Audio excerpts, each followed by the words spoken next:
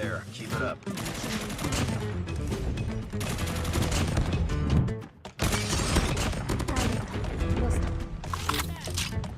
Hunter-killer drone deployed.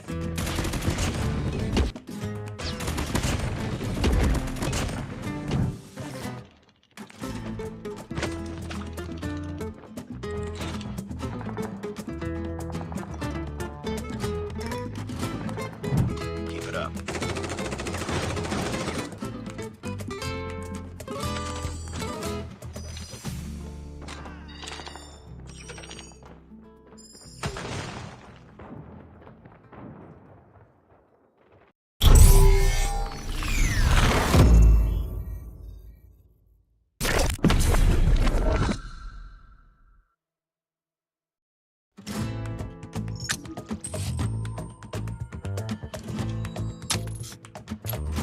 We've taken the lead.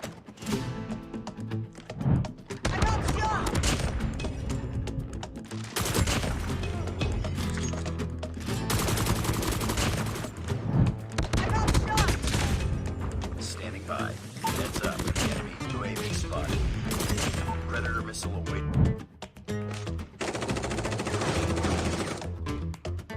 Heads up. Enemy UAV spotted.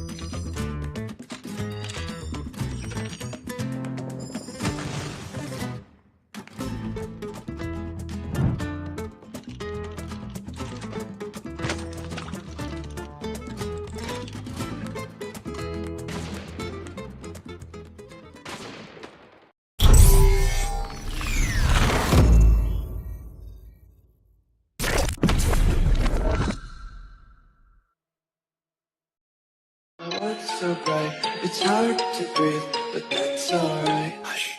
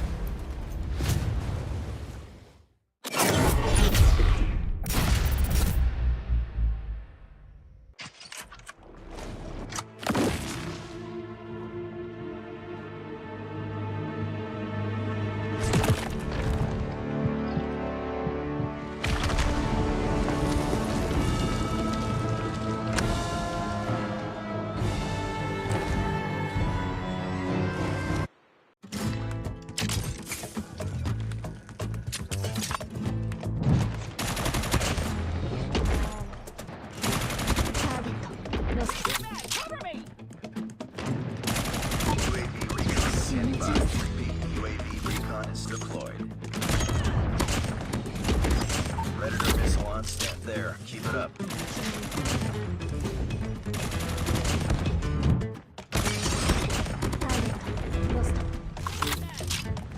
Hunter killer drone deployed.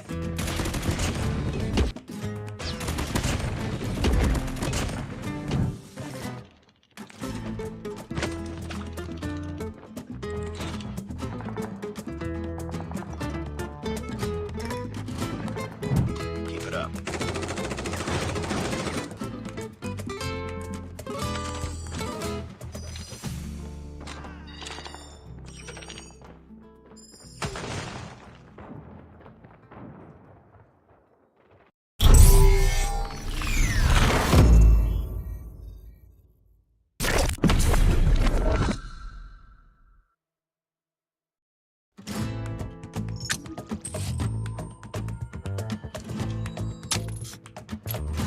We've taken the lead.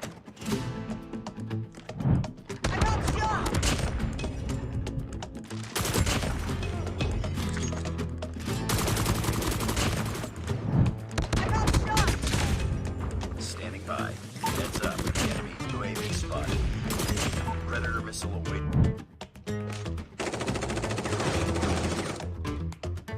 Heads up. Enemy UAV spotted.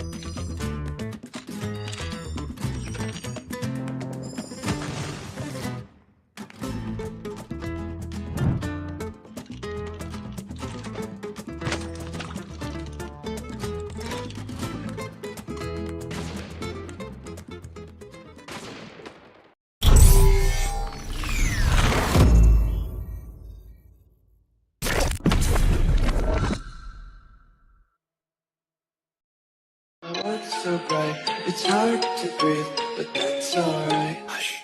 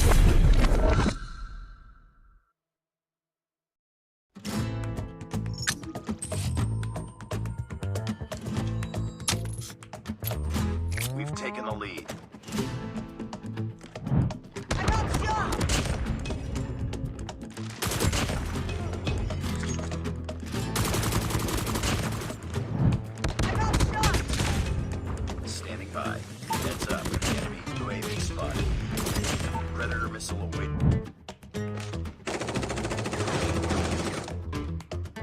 Heads up. Enemy UAV spotted.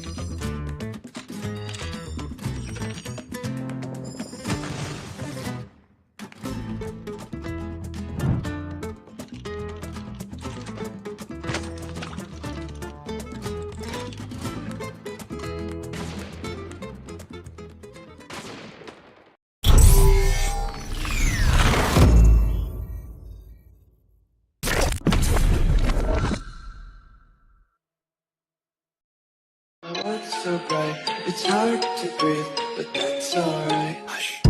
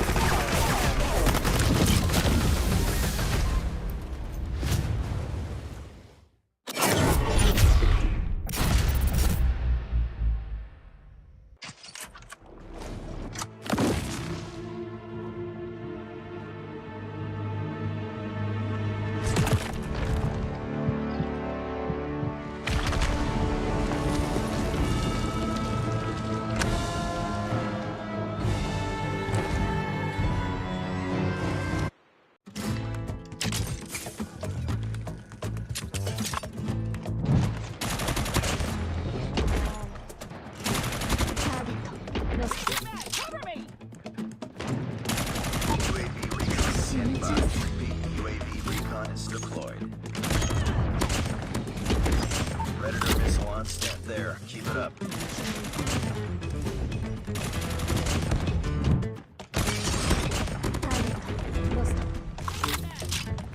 Hunter-killer drone deployed.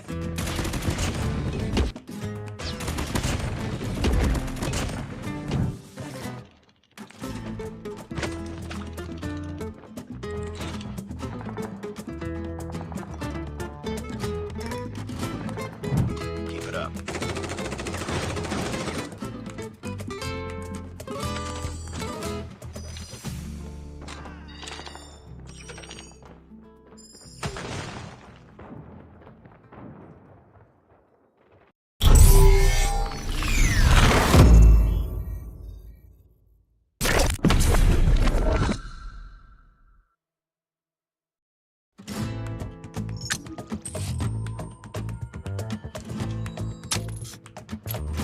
We've taken the lead.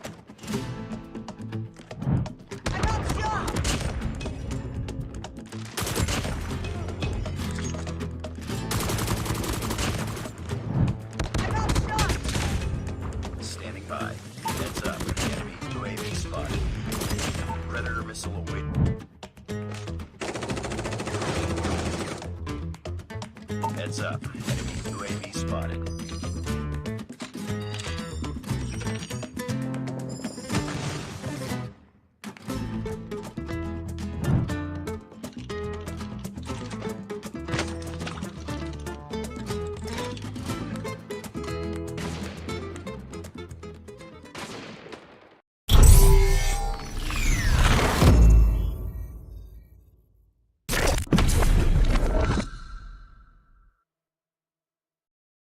What's so bright? It's hard to breathe, but that's alright. Hush.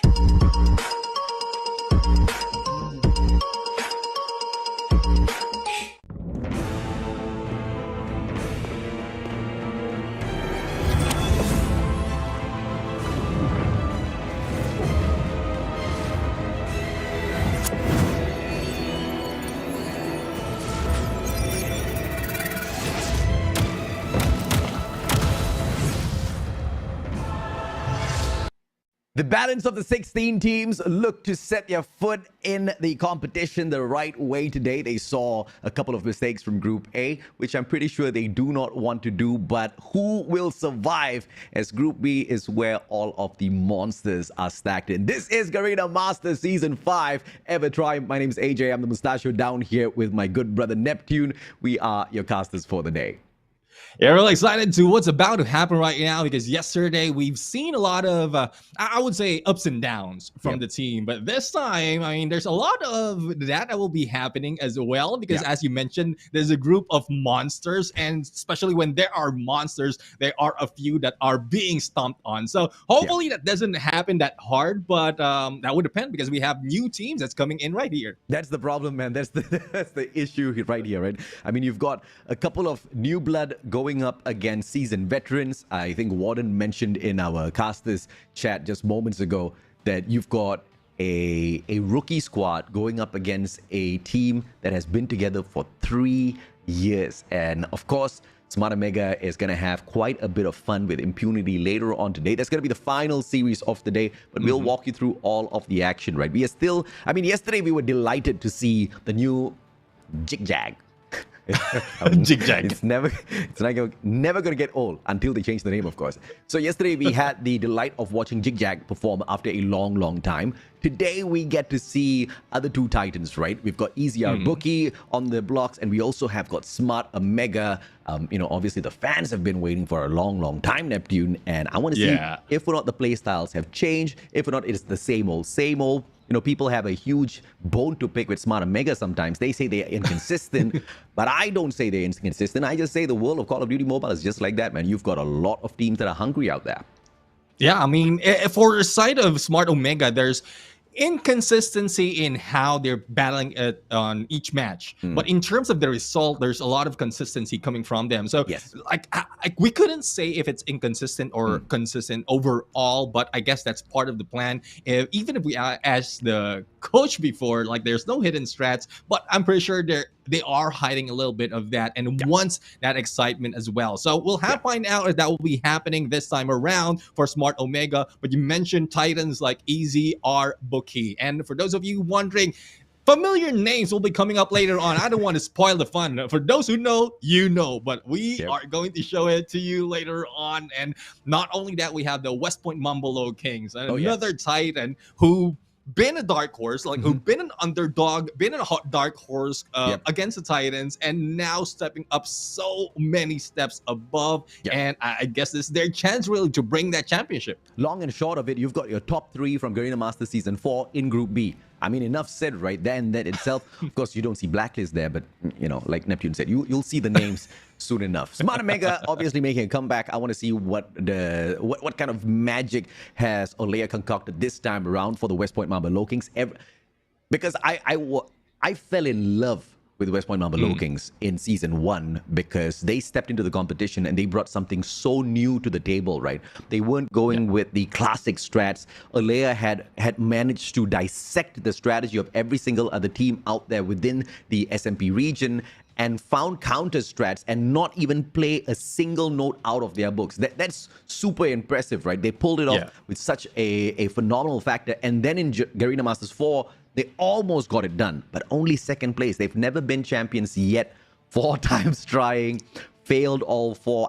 Okay, I wouldn't call it a failure. They've been improving consistently, but they just haven't broken the ceiling. Maybe Season 5 is the time. Yeah, this might be the time for them, the chance for them to really bring it on. But let's check out what's going to happen for today. I'm pretty sure you've seen this yesterday. If you're just jumping in for this is day number 2 of Garena Masters 5. We have 16 teams, as AJ mentioned earlier. And onto the playoffs, we will be getting 8. So the top 2 from each group, that will be, well, I couldn't say top 2 from each group. That will be top 4 from each group, because we only have 2 groups in our list, and that is who's going to battle it on for that championship. Yeah, it's insane, man. I mean, you've only got 2 groups, but having the top 4 be able to make it on through for Group B, it becomes extremely predictable, right? Mainly because you've got 4 teams with a lot of experience, and then you've got the other 4 which, you know, have got growing pains, some more than the rest. So Group B is pretty much predictable in that fashion. Group A, we kind of saw yesterday. We've got a couple of outstanding teams, and then the rest of them, it's an absolute toss as to who's going to be able to find their way towards the playoffs. So that's what's keeping the competition a tad bit exciting.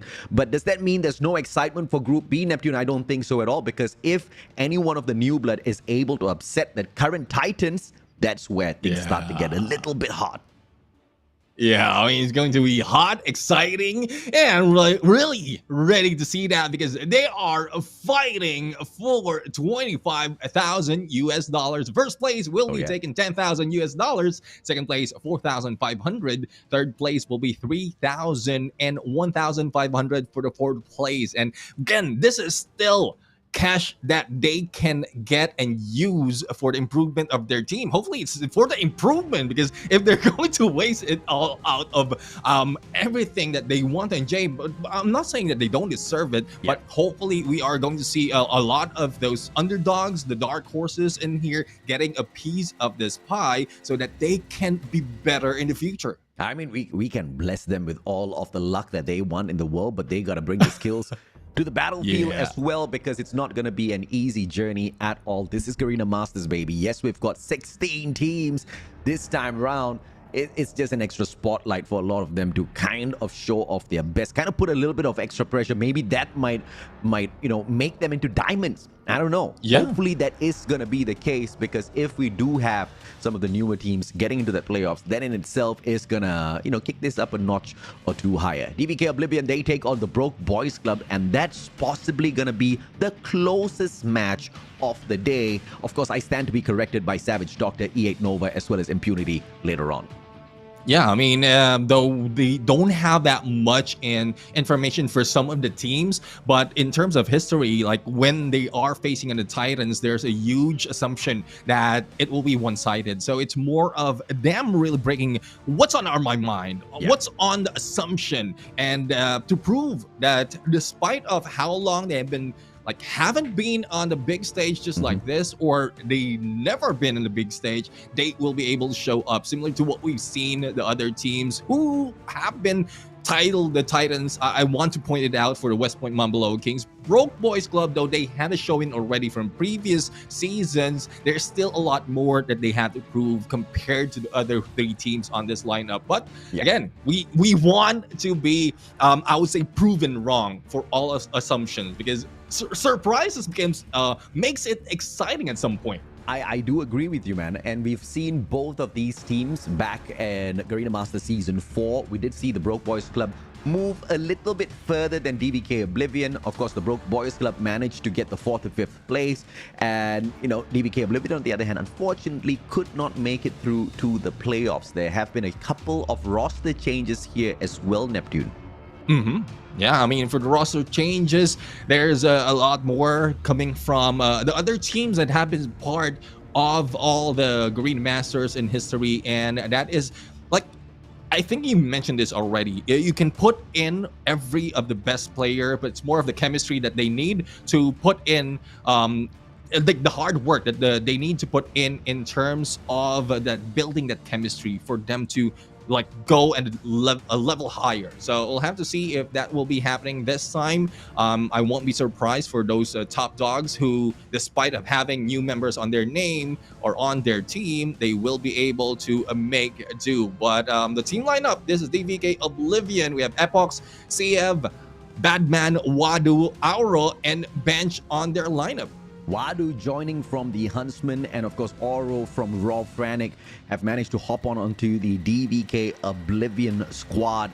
I think Wadu is a gifted player. I think he was not really achieving his true potential within the Huntsman banner, but under the DVK Oblivion banner, on the other hand, I'm expecting a lot from him. That's a tad bit of extra pressure there, but I do believe Wadu is going to be a huge difference maker. Batman is also one of the names that I'm expecting to really show up, because this boy has got something. He's got the desire to be great. He's not at the top, you know, at the highest level of Call of Duty Mobile that he can play at just yet. This is still a talent that is being developed. But if Batman can use this competition to really prove what he is worth out there on the battlefield, I think there's a lot of good awaiting DVK Oblivion. This is a team that might just squeeze through into the playoffs and shock everyone.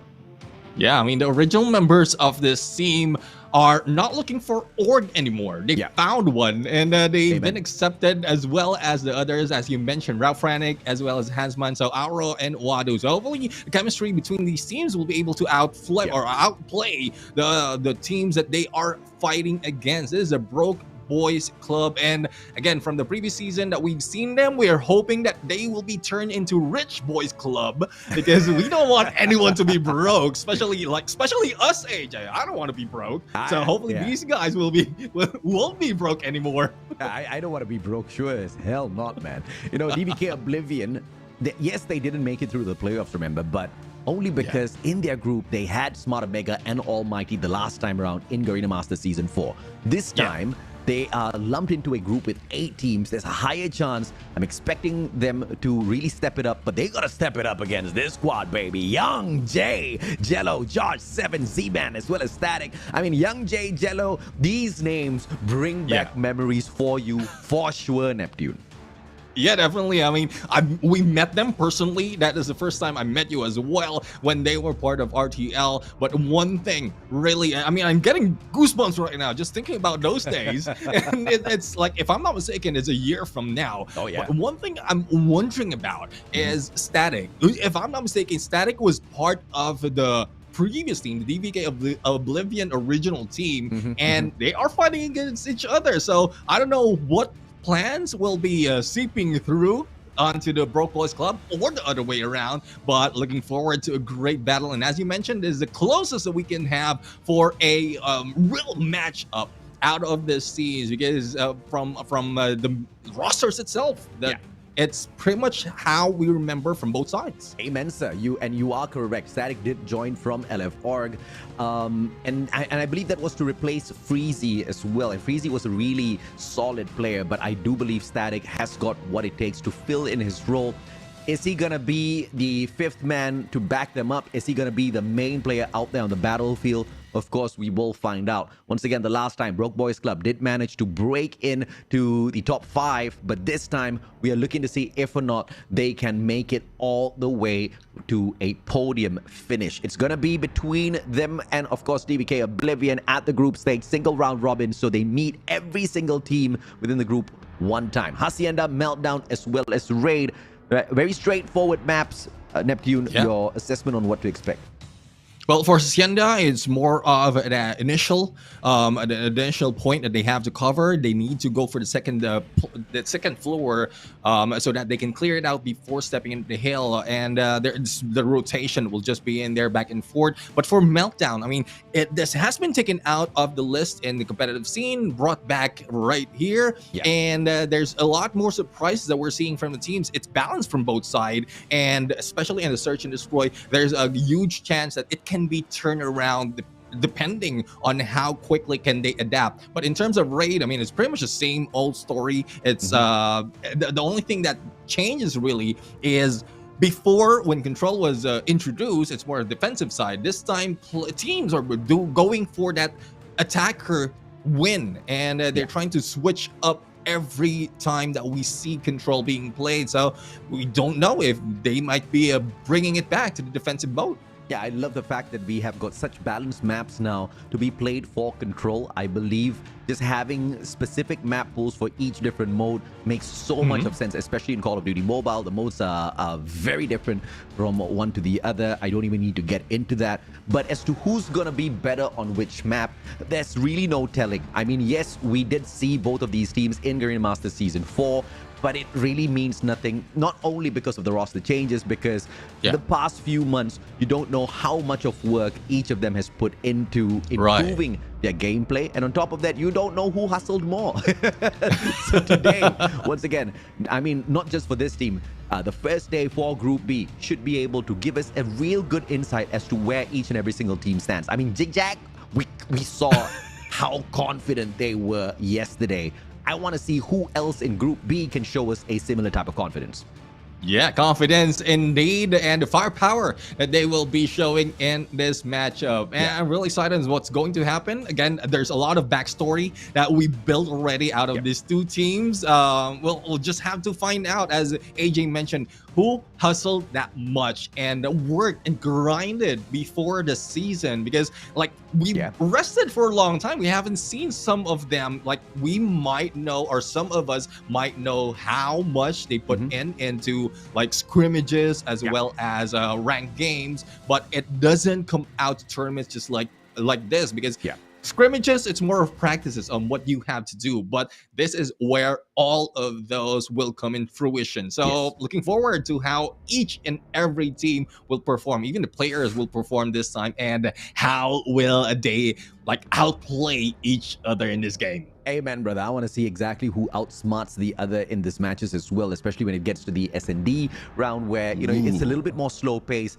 For Hardpoint, it's all going to be about the gun skills, the mechanical capability to really, you know, command the space around them for each and every single hill. It's not a super complicated map. We've seen this run 1,000,001 times already. What's most important is going to be those rotations, especially for that anchor.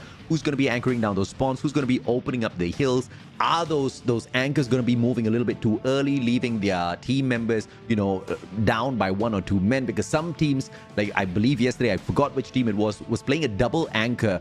And I kind of like that. At the same time, it's a very risky maneuver if you're playing against a better or a more well-oiled machine as an opponent. For example, if they are taken on Jig-Jag or whatsoever. Because if you are going to have 3 guys to defend the remaining few points on that hill, you're probably going to lose those scraps, right? And whether or not those scraps do make a difference depends on how close the match is. So many calculations. That's why you need a good coach, man.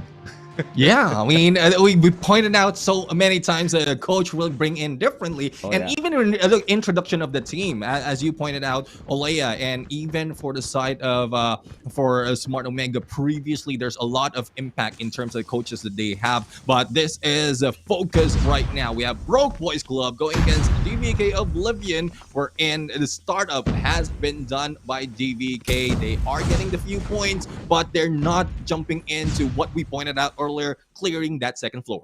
And the guy that I wanted to highlight earlier on, Batman, he's the one with the first blood in the game, and he hasn't gone down just yet. Just trying to find a great position for the squad overall. And DVK Oblivion is doing fantastic well because of that. Z-Man finally shuts down Batman, but the hill, as it gets ripped away, there is still time for DVK to find yet another break, to go in here for the contest. First hill, you want to scrap off as many as you can, but you also want to make sure that you are spawning off of the left side of the map, so you stand a good chance for P2 as well later.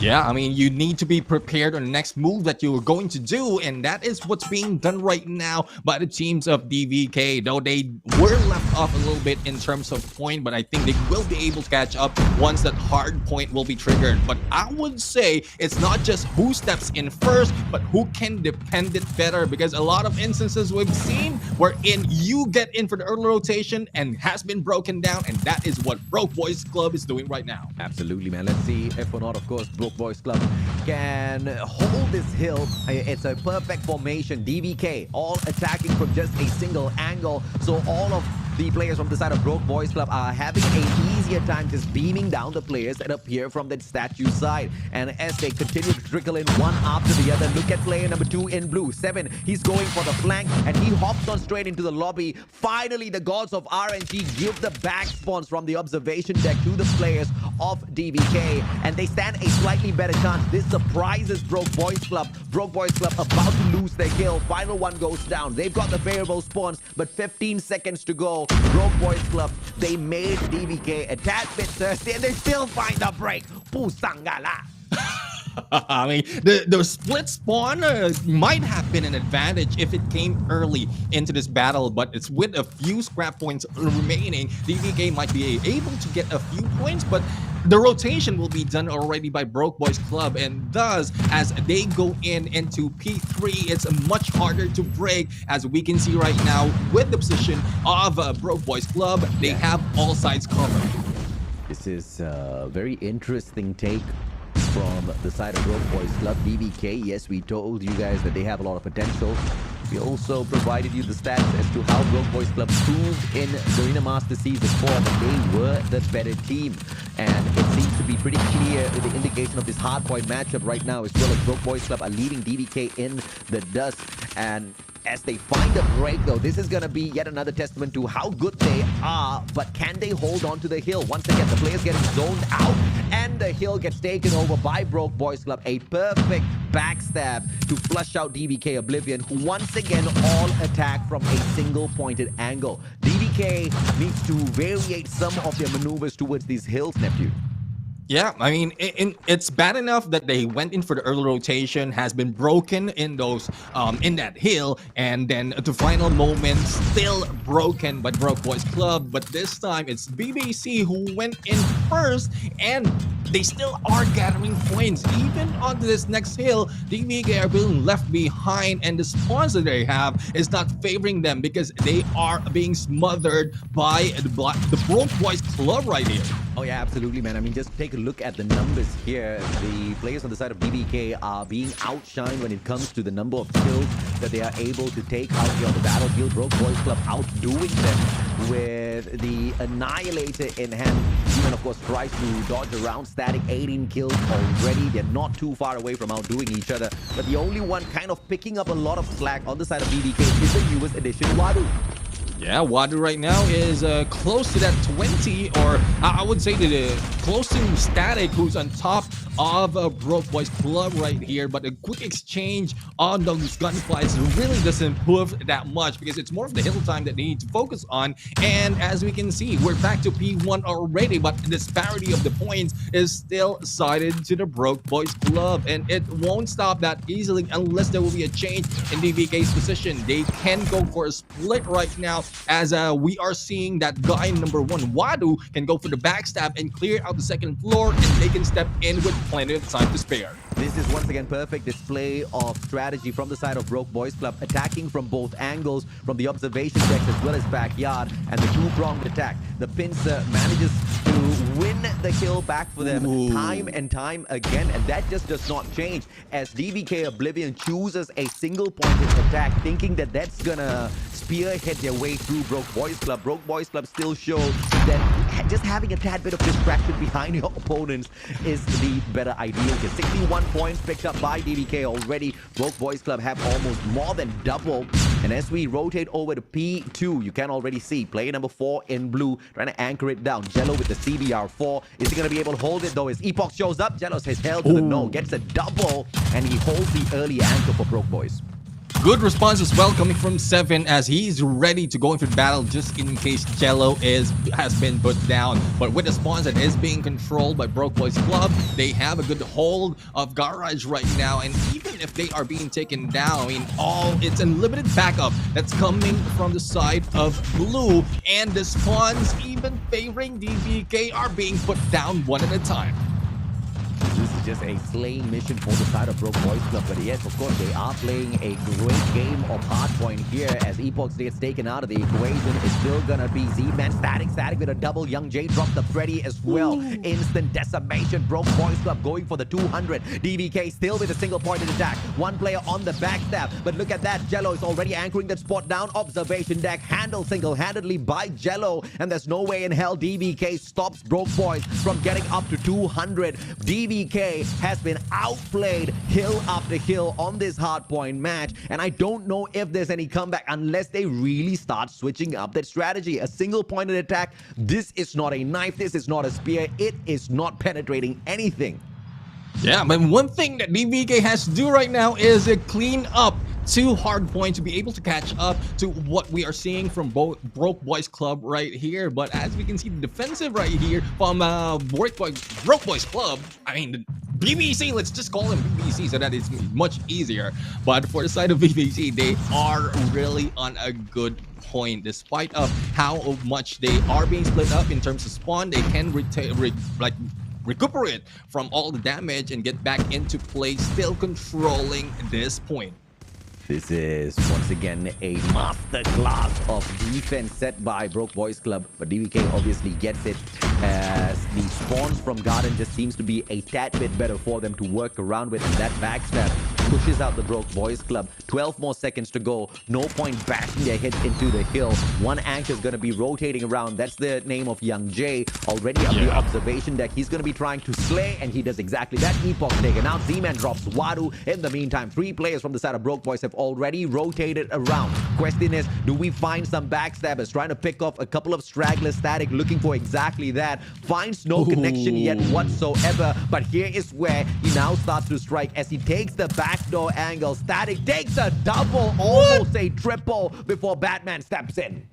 Static has Seven has been a distraction in that approach that Broke Boys has done. I mean, he has been in there hanging back into the point, finding the perfect opportunity until backup has been done. And with this, only 5 points remaining for them. It's all and done with, but there is still a catch-up being done, but I don't think there's so much that DVK can do, because just in 1 second, it is done and dusted. It is done and dusted, Neptune, and there was such a difference in terms of strategy played out there on the battlefield, and there was no adjustments made whatsoever by DVK Oblivion. They were allowing themselves to be swept left to right by the waves of the ocean, and they weren't really trying to swim anywhere. You know, they just allowed the waves to dictate what's their movement going to be, where are they going to attack from, and to put that into perspective, they were depending on the spawns. The spawn of the game leads them towards the right side of the map, they attack from the right. The spawn flips over to the left side of the map, they attack from the left. Yeah, that's not going to work against the Broke Boys Club, who are anticipating the attack from all angles and usually get gifted the fact that DVK only attacks from one side. Yeah, I mean, that's one thing that teams need to be at some point be able to adapt. But DVK was reactive at that point compared to the Broke Boys, wherein they anticipated all the approach that can be done, even in split spawns. They understand how they can cover or relieve the rest of the map so that they can push DVK into one side, one corner, and then just clean it out as they go in for each heal. So that's the score right now is 250 to 103, but I would say this is a lot better from what we've seen yesterday. For some of the games that we've seen yesterday, at least they reached 100 mark. And dude, I anticipated this to be the closest match, but unless DVK Oblivion shows us something, we're going to have 4 back-to-back series where it's just going to be super one-sided. Hopefully that's not going to be the case here. I want to have a little bit of fun on the casting desk, kind of going back and forth, but I did expect a little bit of variation from the side of attack. But you can kind of put that onto first day jitters, or first game jitters, first day jitters, whatever you want to say for DVK Oblivion, because they could not give their best there. But hopefully, as we slow the pace down, as we jump on into Meltdown, this is going to be something and a place where DVK Oblivion kind of changes their fate a bit within the series. Yeah, I mean, most of the teams that we've seen so far has been doing well in Search and Destroy. Because, I guess in the ranked modes, that's where they usually play. They practice on their communication. How can they go for a full rotation? And in terms of the respawn mode, I mean, it's just I would say reset most of the time on how they can control the spawns as well as each heal. So SND, a lot of teams has practiced so much in this. Even you, AJ, I believe you love Search and Destroy so much that you practice the sniper. So you're one of the best snipers right now, if not the best. So I guess this is where we're going to see some of the teams like DVK pump it up, because if they can go for that initial frag using the snipes and the scopes, they might be able to turn things around for them. I mean, dude, you're just stating facts now that are well known, man. I am the best sniper in the world. I mean, who do you think trained Whoopi? Yeah, you're like the dad trained the son. I mean, I want to be surprised. I mean, you even did a 1v1 with all the weaponries, and I know when you are not winning, it's just looked out of the other players. So I know I know your potential in all of this. That's what I love it when you go in a fight just like this, in shoutcasting just like this. You know what you're doing. Amen, brother. I love you, man. Dude, but when you look at the matchup earlier, DVK Oblivion, it's not like they weren't. Okay, gunfights wise, yes, they were losing more of them as opposed to Broke Boys, who were very, very skilled when it came to the engagements. But I do believe that it could have been a closer match. I don't know if the results could have been tweaked in terms of who wins the match, if they had kind of attacked from different angles, try to control the spawns a little bit, because Hardpoint it's all about that. It's spawn management. Right. And, you cannot play at a level like this if you're not managing the spawns. You can't be swept to the left or right and allow the gods of RNG to dictate where you're going to be attacking from. Sometimes that luck that you mentioned kind of, brought them forward a tad bit, but it wasn't really helping them gain control of that game. And if they allow that exact same scenario in this SND matchup, there's going to be a little hope. But I'm hoping and praying that DVK takes note of that and switches things up here for this next game mode. Yeah, because this next game mode might change a pace, but later on, what they thought in Hardpoint will be useful in control. But as we go in for the start of the game, the attackers right now is Broke Boys, as the defense will be put in by DVK. Let's see who's going to start it off in terms of that first blood. Everybody loves playing Meltdown, and it seems to be a very popular pick here. It's a very balanced map for SND. You do get to play the rock, paper, scissors here, especially when you're on the attacking side.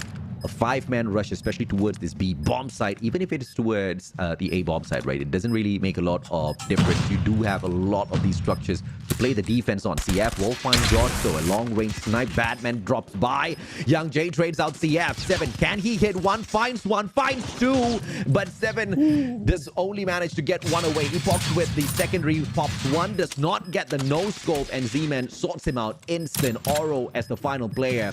DVK Oblivion manages that scuffle, and they survive through a defusal. Yeah, they won't be lost in Oblivion anymore. They have that initial point against Broke Boys, and I guess like facts are true. A lot of teams have been focusing on search and destroy, and that is where they're turning things around, especially with how they approach that lit plant. And I guess with this, they need to just maintain the composure they have, wait for what's going to happen, especially they are on the defender side. And once that happens, this is where the tactics of DVK of being reactive really is showing up, because it's more of how the attack is proving or showing right now where they're moving, and it will depend on how they can push through, but there's not so much of pushing through, AJ. It's a slower pace that DVK is taking this time around, but Broke Boys are speeding through them, leaving Oro, the guy who did manage to get the diffusal earlier, and now they just want to torture his life. CBR4 in hand, going up against 5 players. The bomb doesn't really have a lot of time left here, even if he nah, he's not even gonna get it one. Young J, quick scopes, gets that round back for Broke Boys. Yeah, and this is what we're talking about. Broke Boys was able to adapt that time because of what happened in initial point. And as we saw earlier, there's a lot more into the players that they are remaining after they went and picked DVK one at a time. So quick rotation alpha is being done right here by Broke Boys, so that they will be a little bit, there can be a little bit of switch up. Let's see if their result will be the same from the previous match. It's a slower push coming through this time around, and Broke Boys are not changing anything about this whatsoever. Look at Z-Man just chilling. He's just planting the bomb. He's not too worried about anything at all. CF is the final remaining player. 3 guys to take down, but Z-Man finds him easily from the back. Yeah, I mean, at this point, DVK really needs a different plan of defensive approach, of probably covering so much of angle, wherein they need not to be close against Broke Boys, because that's where they are being picked off. I mean, even if on the long range, the snipes is being pulled by Broke Boys, they can still defend themselves, because the first blood doesn't dictate who's going to win. Big plan coming through from Z-Man. Broke Boys not wasting any time whatsoever. CF trying to find a shot from the corners here as he hangs back at the generator owl. Finds nothing. Batman can step on 4th as Oro gets shut down. 7. Big swing around. CF goes down. Batman's going to bite the dust as well. 7 showing up, but it looks like there's either a lack of communication or guy just wasn't wearing his headphones. Yeah, it looks like it, because communicate from the movement that we've seen earlier, like especially with the backup that can be done from that initial frag, it could have been done in exchange on a trade, but Z-Man ended that for Epox, and I thought that was going to be a clutch, AJ. I mean, it's you're asking for a lot if you want a clutch like that. Epox is the best player at the moment in terms of frags, but it's not really counting because the players on the side of Broke Boys Club are a little too good when it comes to the connections out there. And you know, Young J and Meltdown, yeah, this one goes way back, the ways of war times. Yeah, ways of war, and we were talking about that. We literally shouted our lungs off. So let's see if they're going to fire at each other as how we shouted back then, because right now the defensive is not looking that well. They're a little bit spread out right now, and they need to cover at least a few points so that one can push through, but they are just auditioning against Broke Boys at this point. 1v2 situation, AJ. 1v2. Wadu finds one. Z-Man skillfully backs away, but Wadu just managed to get that headshot static right across at the CBR4 in his hands. Can't do much. There's another one right across Broke Boys. 4-1, just like that.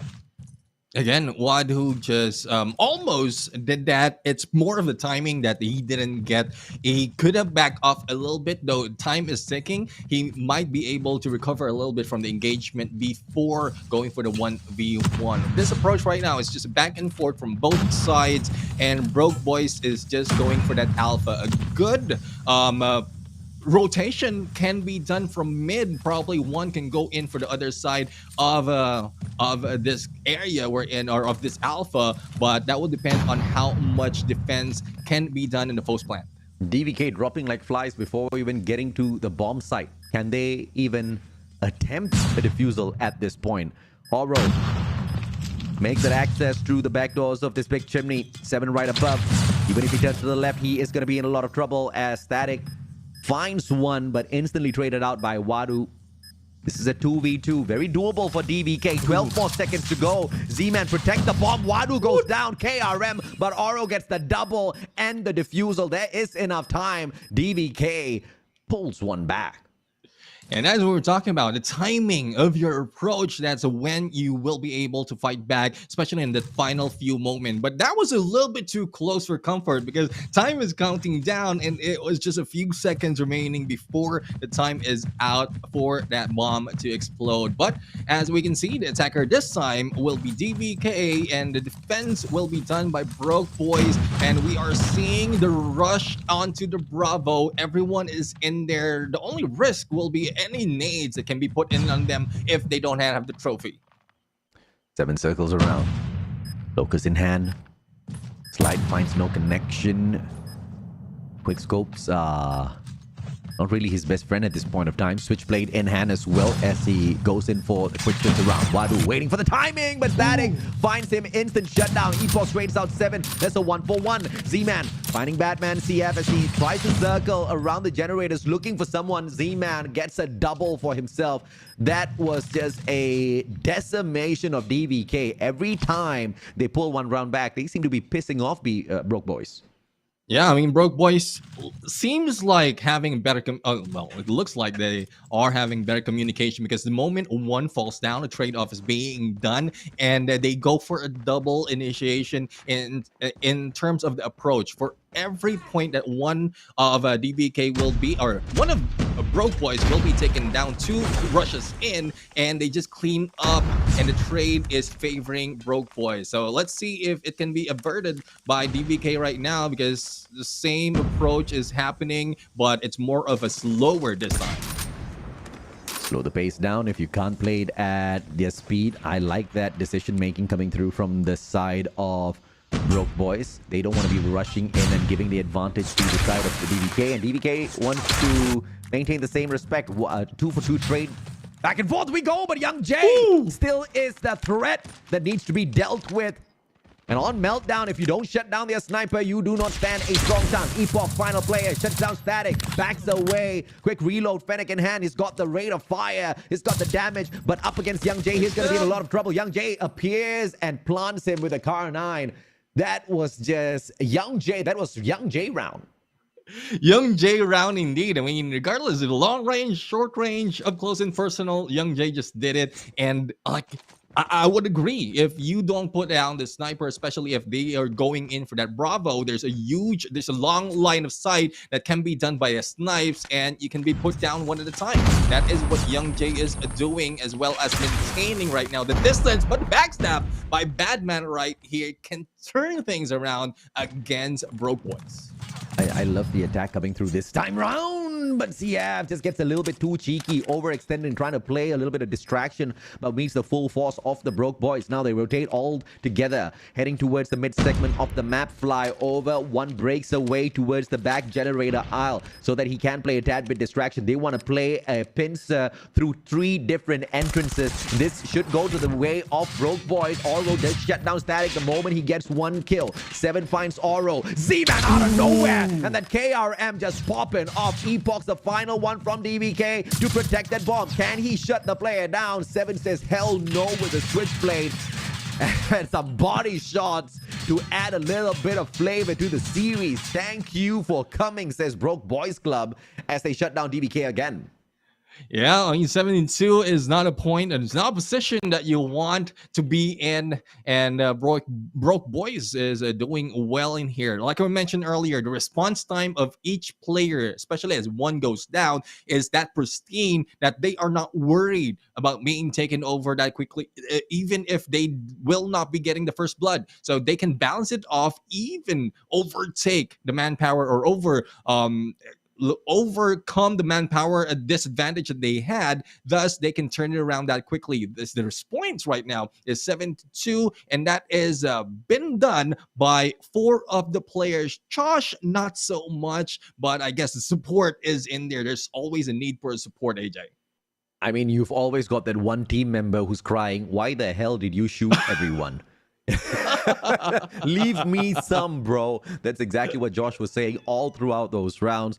But it didn't seem like Z-Man or Seven wanted to give him, a break. They all wanted to hunt down the MVP title, and Z-Man truly deserves it. But it was a team effort nonetheless. I think the strategy was pretty evident on the side of Broke Boys, not just from this S&D, not through all those rounds, but also from Hardpoint. I think it has been a very tight game that Broke Boys have been playing thus far through the 2 modes. DVK Oblivion did try, but there just seems to be a lack of cohesiveness when it comes to their execution of strategy. In fact, I think their strategy needs a little bit more work, and we can't really fault them. Like, even we have not been seeing the Broke Boys Club in performance as of late, so perhaps they just didn't know what to expect. Hopefully later down the competition, or maybe in game number 3, things do turn around, but I don't know if I'm asking for too much though. Well, we'll have to find out, because we pointed out a lot already. Not quite sure if they're listening, but if we saw that, like, probably members of their clan, of their team, or probably their coach, if they have one, will be able to point out that they need to communicate, because that's what we saw earlier. The lack of communication against Broke Boys, wherein we saw how perfect they can go for the timing. If one rushes in, the other one comes in for the other side. Thus, the trade-off can be overtaken by Broke Boys. So even in raid, even in control, that is still important, because we're dealing with number of lives being lost as well as spawns. So if you don't communicate, find out where each of the opponents are popping off or spawning or probably rotating in the moment that you fall down, then you will not be able to turn things around. Yeah, I can't argue with that at all, right? And, but here's once again a mode that requires DVK to fix 2 of their fundamental flaws. Number 1, it's going to be strategizing, moving together as a squad. And it becomes all the more important when you're playing control, because if you're on the attacking side, you gotta keep switching it up. You gotta keep your opponents guessing. If not, you're gonna be attacking A or B. And if they execute the same thing on Hardpoint, they're all gonna attack together, which is a plus point when it comes to control.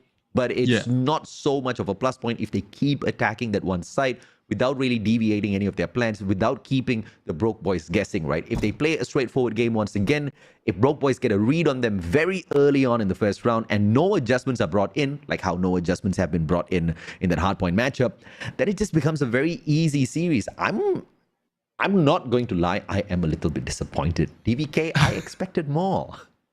Yeah, I mean, we were looking at a fair battle between these 2 teams, and from Hardpoint to Search and Destroy, when we thought that will be the turnaround of things. But again, what we are looking at in control is a combination of the first 2 modes. So if that is a result of first 2 modes, adjustment, and a huge adjustment needs to be done.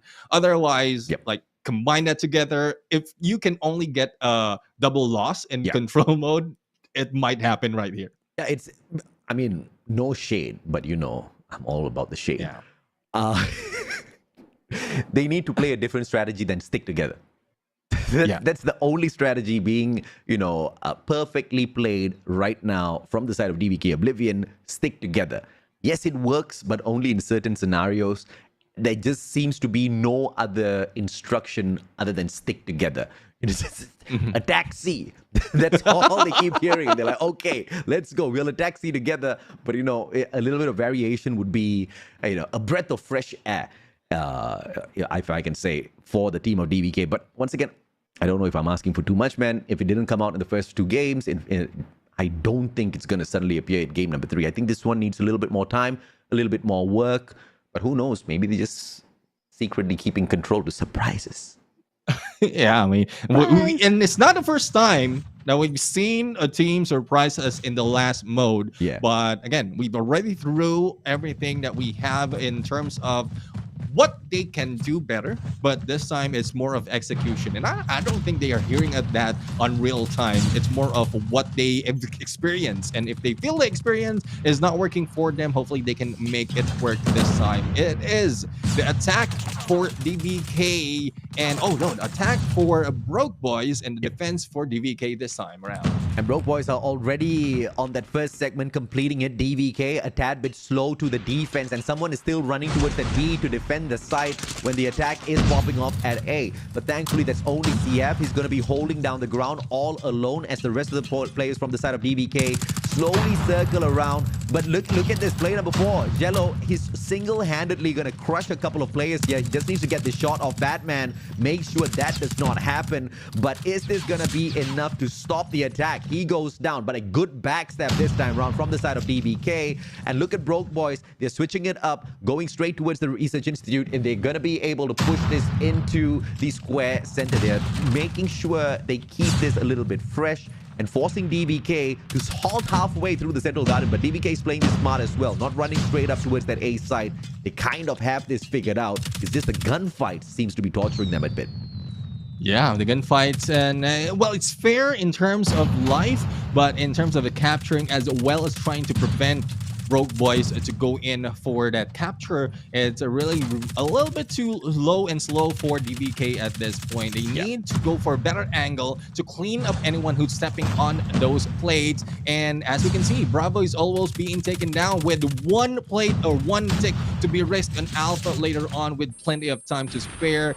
Broke Boys might have this on the bag, but it's a good thing that the cleanup once again happened in the final moment for the side of DVK. I don't know if that's a good thing or not, G, and I'll tell you exactly why, right? Because I think the pace of response coming through from the players on the side of DVK, especially Epox, there is just a little doubtful. He was trying to get the frags from the mid segment of the map, not really rushing for the assistance on that A control point, and that the B control point, and that resulted in 2 segments being lost. They could have used him a little bit better. I understand where DVK is coming from, but the execution of their plans thus far is kind of falling flat. They get the wrong read. They have to let go of that A control point, and they're now all sticking their guns towards B. 1 minute, 13 seconds to go. A lot of time for Broke Boys to play around with. They've got 2 lives as advantage. And as long as they stick together now, they should be able to sort this out. Yeah, I mean, this is where those instances really is needed, that they need to stick together. But if they are being spread out right here against Broke Boys and being taken down, lives will be lost like flies in here. And even without a capture, they might be overridden or overtaken by the teams of Broke Boys. But with a final tick to be taken, there's no need to wait because the point has already been gathered by Broke Boys. And for this moment, they split up, and well, I guess it should be otherwise. Once again, very well played rounds here from the side of Broke Boys Club, and they prove that even in control, DVK doesn't really have what it takes to dismantle some of their strategies. Young Jay gonna be on a solo defense in this small little sniper's nest here, and this is a really smart plan coming through from Broke Boys, leaving just one defender on A, everybody else stacking on B, and if it fails, you can see the instant rotation. They're trying to flank around, also potentially setting up a spawn trap here. Play number 3 in yellow. Static is going to go in here to make sure nobody attacks that square center. He meets one, he goes down. Information gets relayed. Player number 4 in yellow with the claw down mid. You can see 7 rotating over as well. That is communication. Broke Boys Club are communicating with each other, and they're controlling the map. DVK is being outplayed mainly because of this. Yeah, I mean, I love how Jella is sewing through from Alpha to Bravo to break the spawn a little bit closer, and probably to trigger that stop one trap. Now, the split push is being done by Broke Boys right now, again, to initiate that spawn trap, and no one from DVK is pushing through. It's just all angles covered, but this time around, they'll be able to step in onto the Bravo, but is there enough time for them? Because they've lost a lot of time as well as a lot of lives in here, and it's just a matter of what we were talking about, that Broke Boys will be able to win. But you look at how Broke Boys are just circling around now. They've got them encapsulated inside of the square center. 17 seconds to go. They stop the clock from being paused. Okay, they continue the clock, I have to say. And they continue slaying out the players as well, overextending. And that's going to allow Oro to once again hit the pause on the clock. But a good concuss comes halfway through. A double concuss pauses Oro in his spot. He takes the pro to avoid the shot. Smart play from Oro, but 7 finally deals with the trouble. 6 seconds. The pause is there, and that's about it. That wraps up game number 2. Valiant effort, DVK, but Broke Boys had them once again outplayed, not just with strategy, but with clear communication, sending the players not held to skelter, but to very precise locations to defend the map. Yeah, I mean, I would say that is, compared to the first one, that's a better game for DVK right here. They responded well, but they were lost in terms of the approach as they go in for that Bravo, and they've lost all their lives. So they need to slow down a little bit, as well as go in for separate approach in Alpha Bravo, as Broke Boys is now rushing in. First stick already been taken, but with all the utilities being pulled out, AJ, I don't think this is looking good for DVK. Yeah, at this point, Broke Boys just want to finish this off quick and move on with the day, probably have some dinner. A couple of the boys, I believe, have got dates later on today, so they want this chop, man. DVK is not making the day any bit more difficult for the side of Broke Boys. Look at the speed. They speed run through this. They've got more than 2 minutes now for this A control point. They swing around. They've got 6 lives in terms of an advantage. Epox hits a double on top of everything else. Z-Man trades back 1. The numbers still on the side of Broke Boys. They have got the numbers thin. Look at this strategy pause. They're waiting just in specific angles down on both flanks as well as mid, calling the 2 backup players down mid to control the mid segment of the map. Central Garden in hand. Now they've got a 2-pronged attack. But DVK, for the first time, is playing a solid defense on control. Yeah, they box out Alpha. They go in for 2 approaches on the bottom as well as on the right of our map, and that is where they got of the approach of Broke Boys. But for how long? Because we're seeing a little bit pile up right now, and Central Gardens as well as their approach coming from the Bravo side. And as we see, Central Gardens right now, they are preparing something. This is Broke Boys planning something, but Aura just stopped them for doing that. Oh, yeah, absolutely, man. Oro with the 4 on the spree so far. Make that 5. Oro's on fire. Can he get the 6th one as well? He's got 1 final charge, and he does not connect, but it doesn't matter because he has already done enough damage. DVK have already managed to bring the numbers close enough. Extra minute did not do Broke Boys any bit of advantage at all. They circle around. Young J with a huge responsibility. He's doing ring around the rosy with CF. Young J and CF.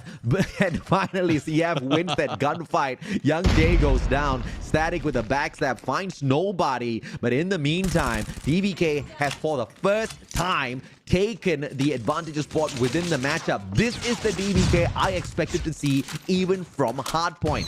Can we see them at the very least pull this control away?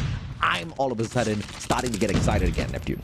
Yeah, I mean, it brings different excitement, especially when a team is trying to fight back. But you saw the response of Broke Boys. They gathered together on bottom of that Alpha, and they are slowly making their way, but it has been cut by DVK, and with 4 lives remaining, also 10 seconds remaining, DVK is looking for a comeback at this point. Hopefully they can also pull this out later on when they are on the attack, but capture is being done. It has been averted, and it's only left to 1. There goes the point, and it's now a 1v2, AJ. That's what I'm talking about. DVK Oblivion has it in them. It is just whoever who was calling the strats earlier on just needs to smarten up a tad bit. And this is the kind of flow that we want to see DVK in. I mean, when they really put their hearts and minds to it, they can take it away from Broke Boys Club, and it has fully been a strategy issue thus far between the two. Perhaps a tad bit of confidence that's being affected as here as well. But DVK now, they are on the attack and a slow push towards that B control point. You can see player number 3 in yellow, Static, not overexerting himself, not going in for some wild shots, waiting for that backup first, and they're attacking from 3 different angles. They clear out central garden first, and now a 2-pronged attack from the side of Pillars, inside of Gallery, but Epoch and Batman, they step it up. DVK is finally alive in the competition. 7 almost going for the backstab in there as they go for that Bravo. It's a good thing Batman is just waiting for them. And speaking of Batman, going in for a double as well as they capture that Bravo. Now, it's more of the approach of Alpha right now. Will they be buying time? Will they be going for the lives? That is the question. That is the question that needs to be answered by DVK to balance it off on a 2-on-2. But the split that is being done by DVK costing all lives in this process. Yeah, that's absolutely fine, man. I think this, for me, in my books, is a win already for DVK. So much of improvements finally being shown here at control.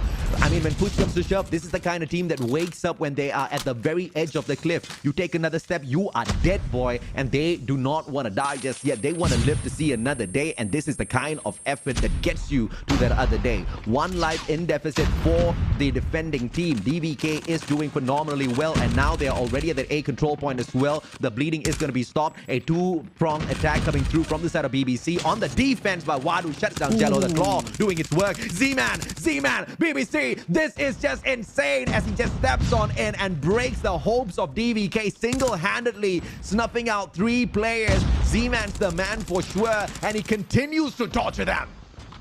Yeah, that's the one thing. I mean, it could have been a great push if not Siev going for the overextension and just snowballed on the deterioration of the lives of DVK. But we'll have to find out. There's still plenty of time for them. And Alpha is being recaptured right now. Smokes to cover up their approach. And Z-Man is still hanging on onto this area in Jello right now. Going for a triple, not looking good for DVK as they are dying down lives. And as well as the spawns the spawn trap can be triggered by Broke Boys. This might be it, AJ, with 4 lives remaining. This will be a 3-1. Absolutely. Z-Man, of course, has to commit suicide as he tries to take down the final player. And the moment DVK slowly started opening their eyes, waking up, Broke Boys thought, wait a minute, if we don't smart enough, they're going to catch up. They're probably going to rip one away from us. They still want that perfect victory of the 3-0, and Broke Boys are stepping it up in their own accord. But Epoch in a 1v5 fight, and the players on the side of Broke Boys, they don't care. They're going to run down the clock. 5 more seconds for Epoch, not just to slay the player in front of him, but to stop the clock. But he's not going to be that good. Static going in for the punch, and he gets exactly that. Broke Boys decimate DVK Oblivion, but they show the signs of life, Neptune.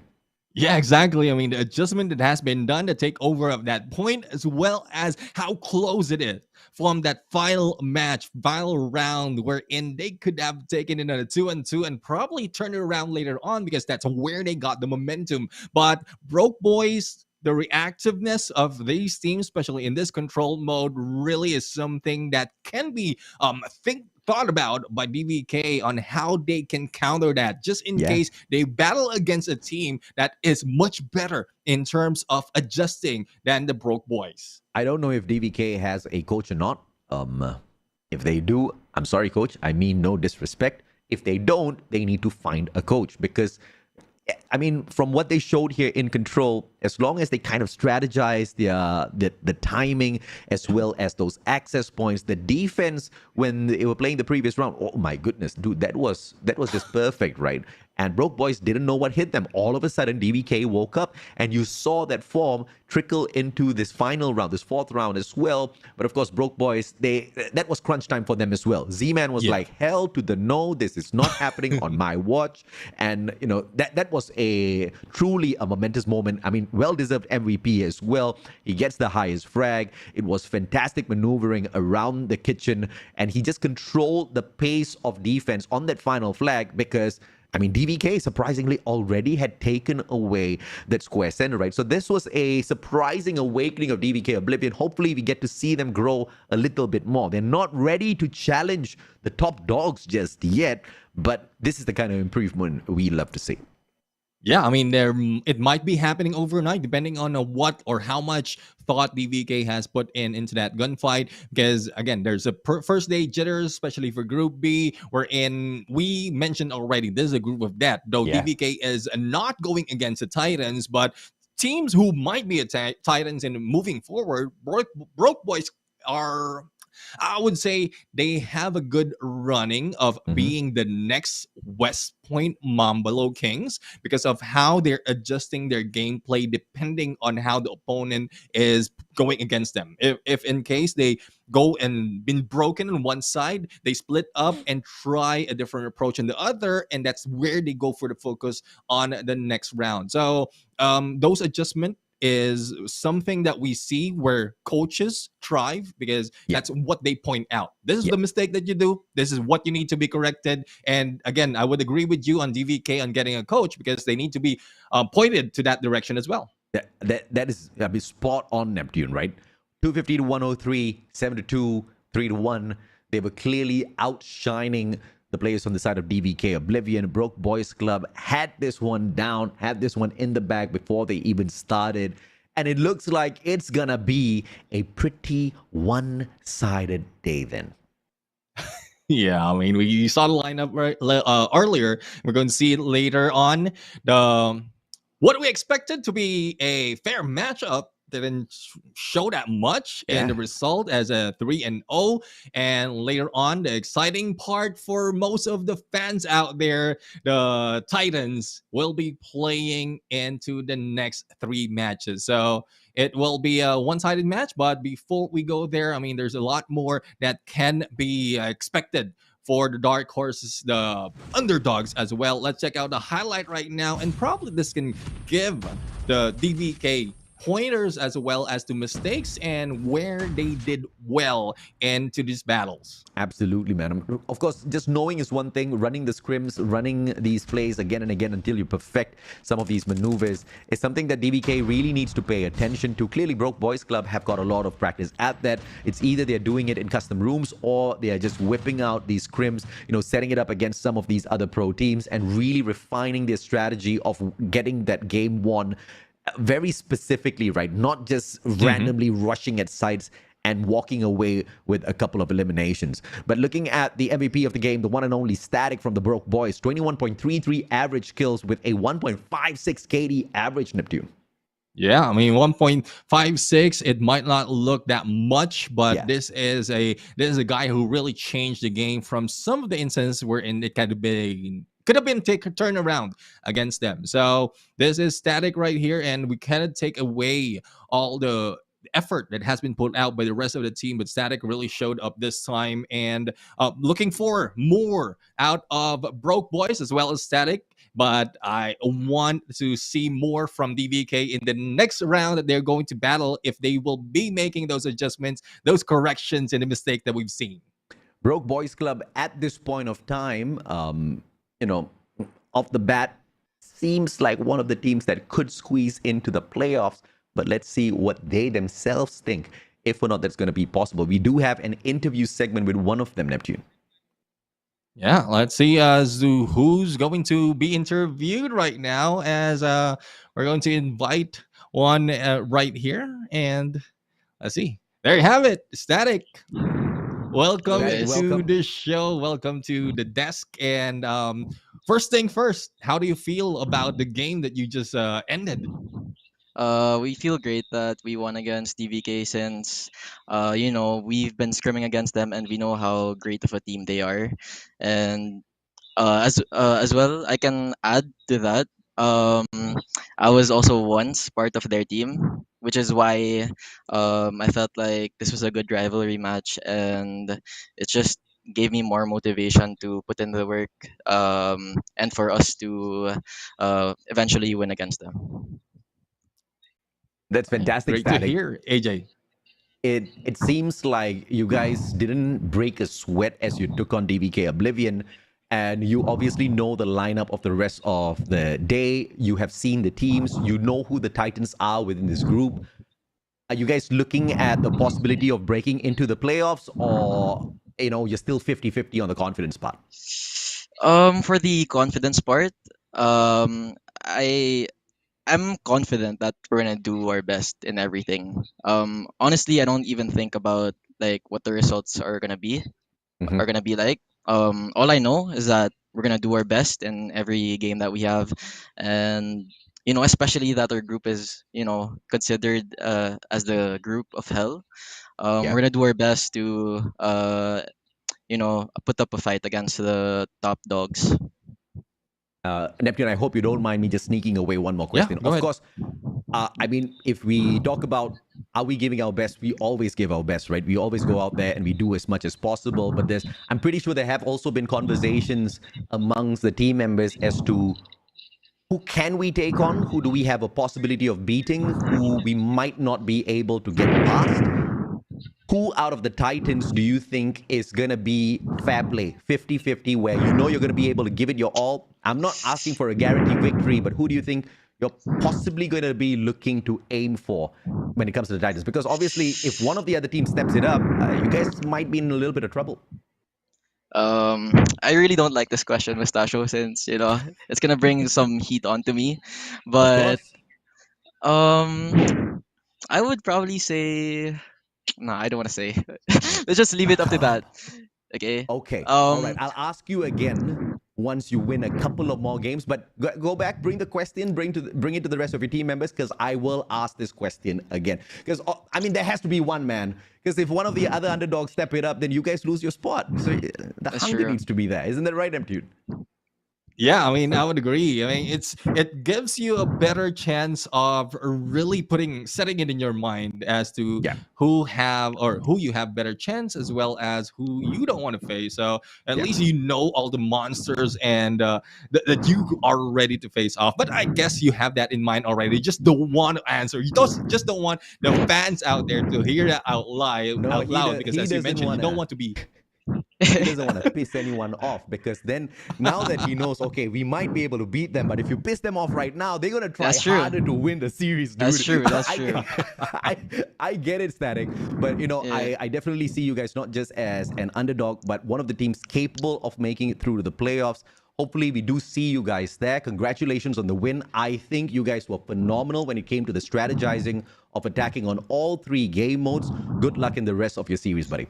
Again, I just want to add, Yeah. I have a lot of respect for DVK. Although there were some body shots that was Mm. not from me, I respect each and every single one of them. All right. Love it. Thank you very much, Static. Thank you Noted. for clarifying as well. Thank you, guys. Now we're not gonna thank you, buddy. Now, Neptune, we're not gonna take those body shots too seriously as well, because obviously we Yeah. we have had a couple of that. 3 questions. I think we have asked the 3 questions, and yes, they have removed Static from the stream as well. Thank you very much, production. What I was about to say, Neptune, was the fact that Yeah. the Static guy is a super humble one, isn't he?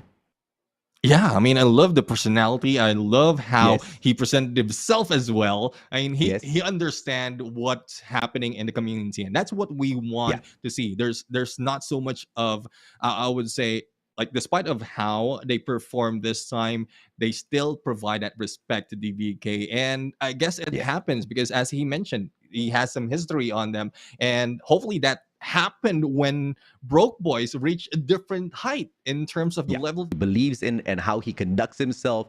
I think, the Broke Boys overall, when they first appeared on the scene, when we saw them for the first time, we pretty much thought, okay, here's another bunch of trolls, just like Team Spender. But these guys are more than just the trolls, right? I think they're above that. I think they're beyond that. I think apart from their name, nothing is trollish about the squad at all. They are a bunch of guys who are really determined to take this up to the top. And that is clearly shown from the improvement that we've seen from GM4 up until now, Neptune. Yeah, exactly. I mean, despite of the like what assumptions we have previously, what they showed, and also it will contribute to what growth, maturity will be shown moving Yes. forward, because they could have started off as a troll. Like we saw how, like, the actual name that they had before, as well as when they change. And I would say out of that first Yeah. move, when they changed the name out of respect of everyone, they already are growing and they can grow a lot more. I definitely believe in. But of course, all of those statements does not put DVK Oblivion down in the dumps. Clearly, I am a tad bit disappointed that they did not show up stronger, but I really like the fact that there was a huge improvement in that control matchup, because that gives me hope once again. And the assessment of how this was going to be a close match, should have kind of lived up to that assumption and that was an example of how it could have been living up to that, right? I think a couple of wrong shot calls were made within the Hardpoint as well as SND matchup multiple times. I think Hardpoint more than SND overall, because you've got Young Jay on the side of Broke Boys, and the guy he's truly annoying to deal with when it comes to these SNDs. I mean, he hits out of nowhere. He's actually one of the best snipers that the Philippines has to offer. Yeah, I mean, I would agree. But, well, it is what it is. And again, looking forward to improvements from not just DVK, but also from both teams. Because as we mentioned, there's a lot more that they need to reach before they really show up as a Titan in this game. But anyways, that is just the first match of this day. A lot more will be happening. Me and AJ will be back in a bit, so don't go away.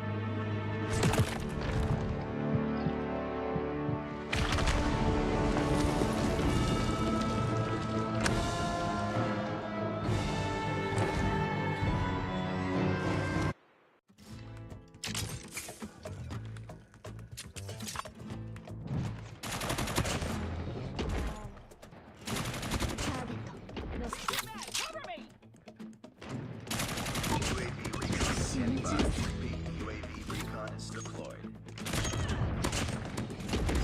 Predator missile on stand there. Keep it up.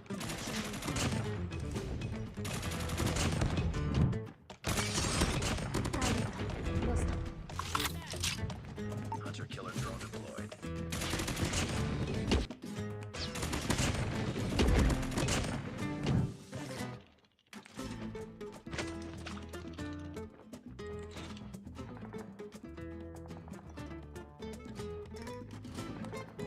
Keep it up.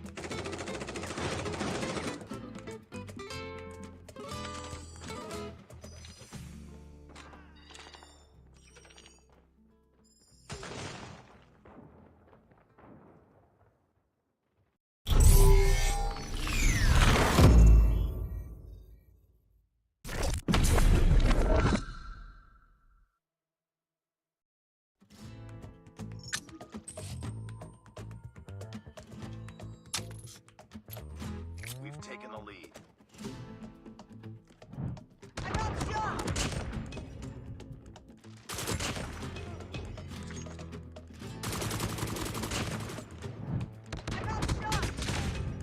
Standing by. Heads up. Enemy UAV spotted. Predator missile awaiting.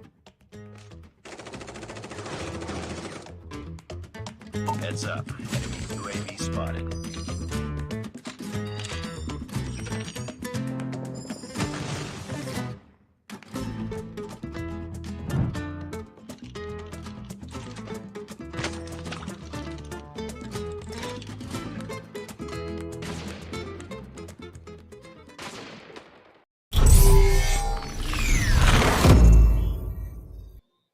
Ladies and gentlemen, welcome back to the show, and this is still Garena Masters Season 5 Ever Triumph. I am Neptune the Gem Garcia. Together with me is the one and only Mustachio AJ. We just ended the first series, and we are jumping in onto the next. Again, another Titan will be jumping on this battle, and they will fight against a team who still needs to make a name for themselves, AJ. Oh, yeah, absolutely, man. And the other one, the Titan that you're talking about, West Point Mamba LOWKINGS, I think they have already proven time and time again that they are a Titan not just because they have made it into the top 4, but they are a titan because they can also face off against teams like Almighty, Smart Omega, EZR Booky, and still give them a good run for their money. And the opponents that they take on in this upcoming series is Savage Doctors. Savage is, of course, the organization that seems to have picked up the Doctors as well as Huntsman from Malaysia. But we know the Doctors. The Doctors are, it's a team that's built of capable players.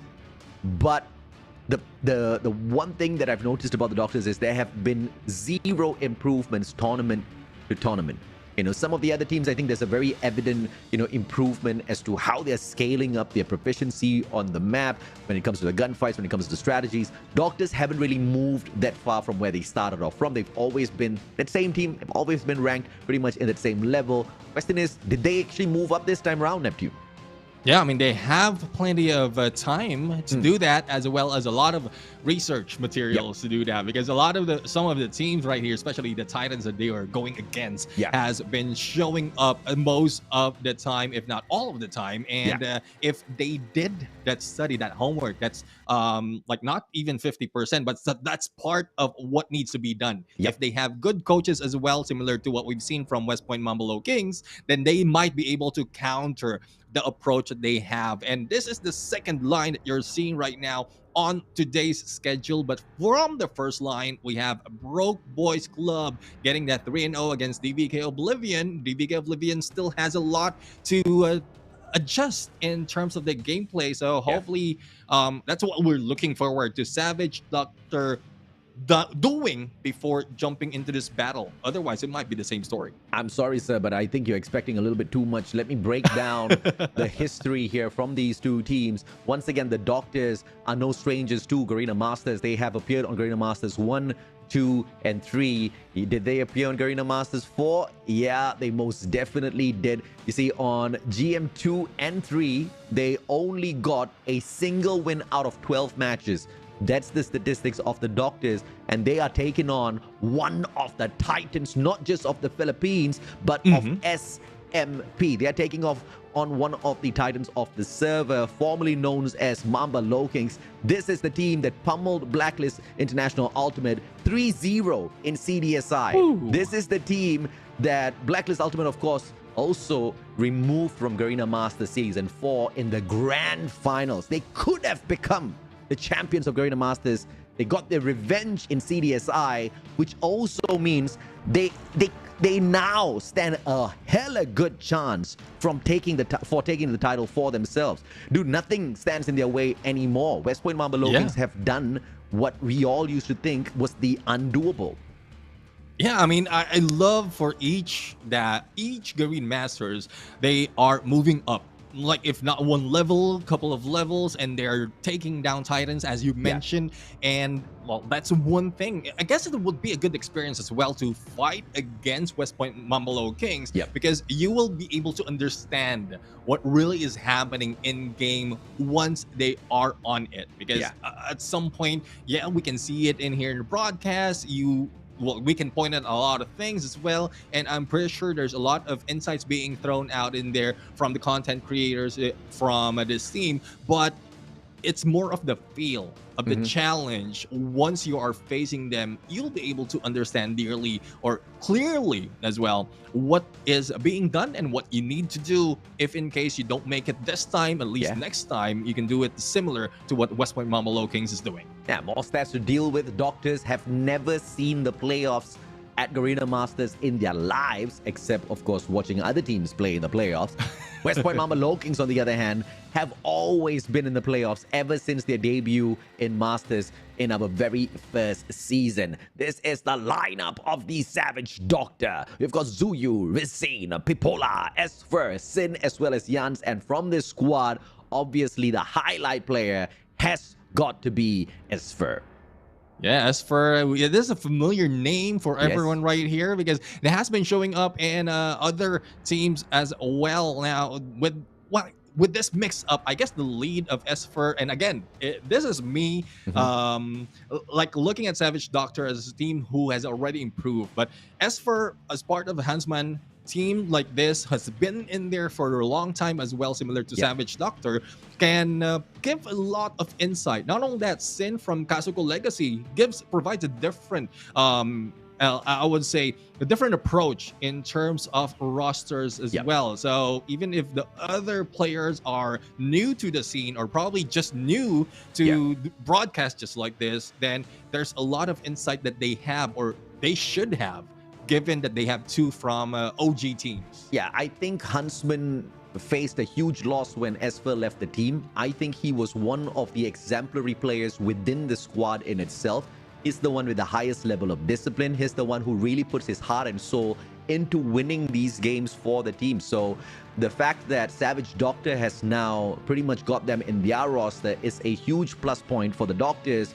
But, you know, I don't know what the rest of these players have got to bring to the table, whether or not that's going to be a burden for Esper in the match later on to pretty much carry. Of course, we've seen Sin before. He's from Kazoku Legacy, joining the roster of Savage Doctor. We've seen his performance in the past. This is hopefully going to be on the same level of Esper, and the both of them are going to be able to really put the damage on out there, because they need everything they can find against these monsters called the West Point Mamba Lowkings, Yobi, PJ, Kalo, Luffy, Susanoo, as well as the one and only best coach in the Philippines right now, Olea.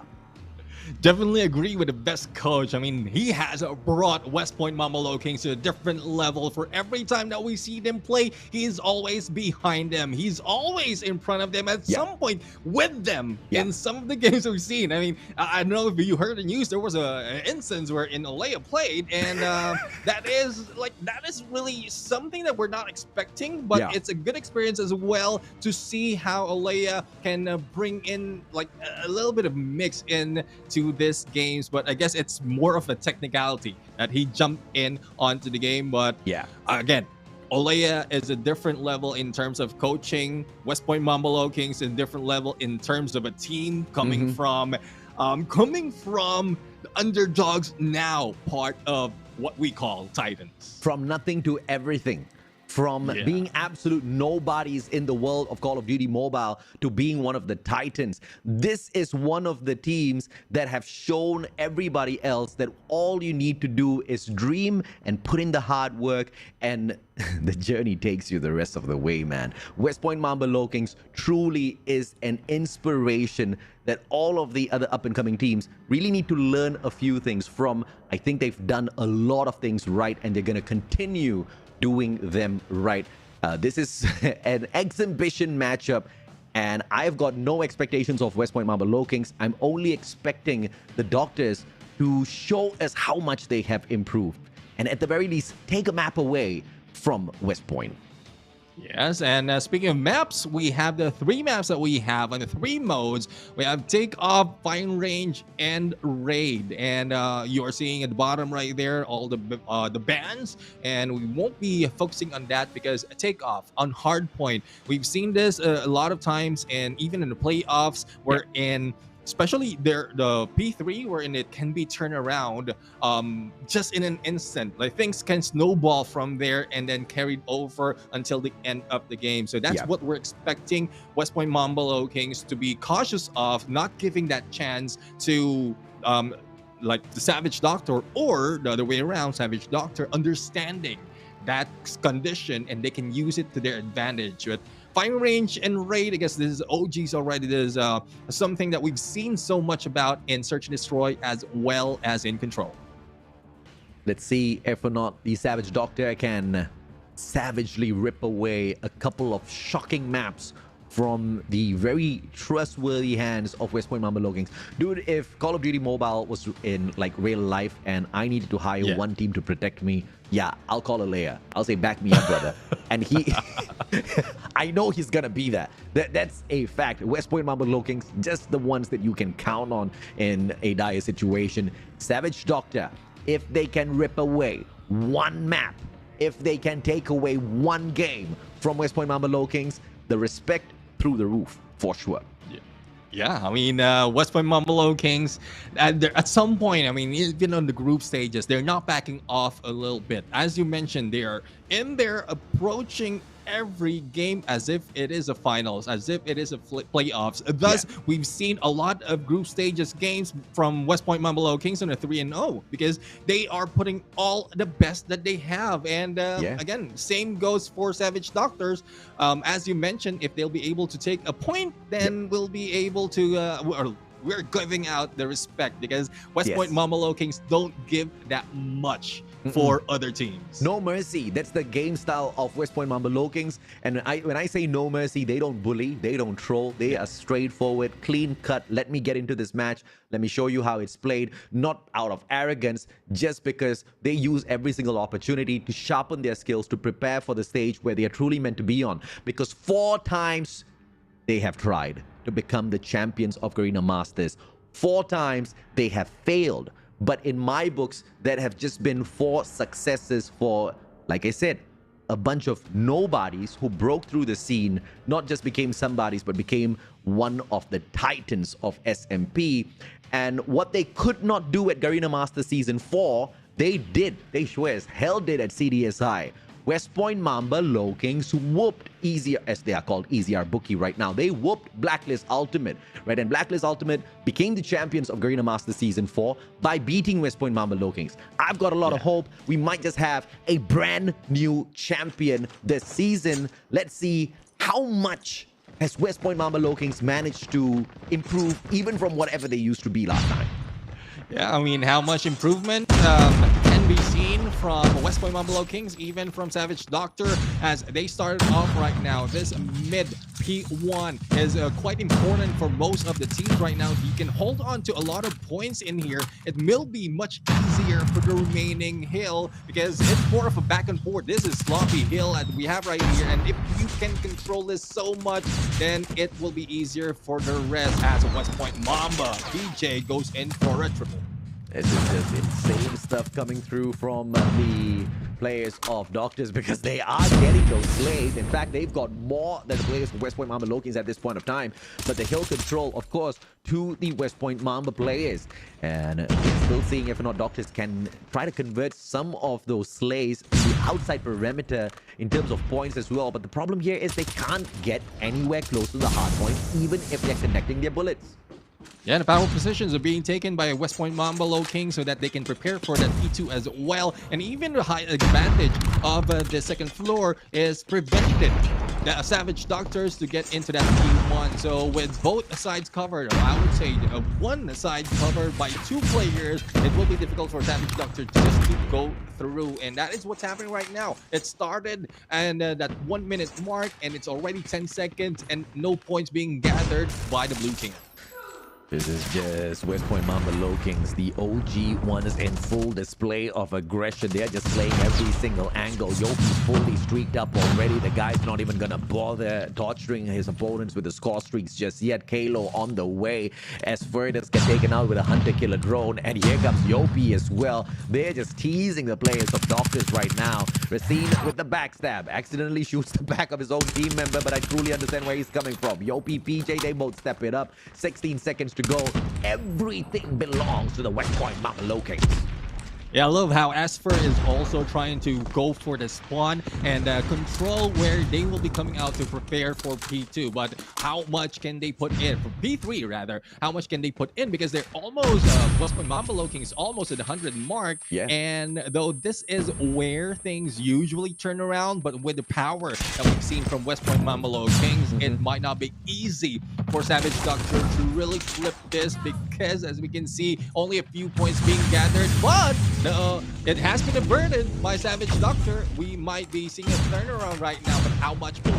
It's a great defense coming through from the Savage Doctor, but instantly, as West Point Mamba Lowkings gets the back spawn off of Gas Tank, they execute a surgical strike, pushing 4 men into the hill all at the same time. Chaos ensues. West Point wins the hill, and now there's just no contest from Doctors once again. They're waiting for the numbers. They can't rush on in one by one like you just saw on screen because they just get annihilated. But by the time they collect the numbers, the clock is gonna run down. Doctors need to move on to P4, but it's the West Point Mamba Lowkings that are on the early rotation as they continue to hold onto the hill as well. Playing 2 birds with just 1 stone. This is just West Point Mamba Lowkings at its best.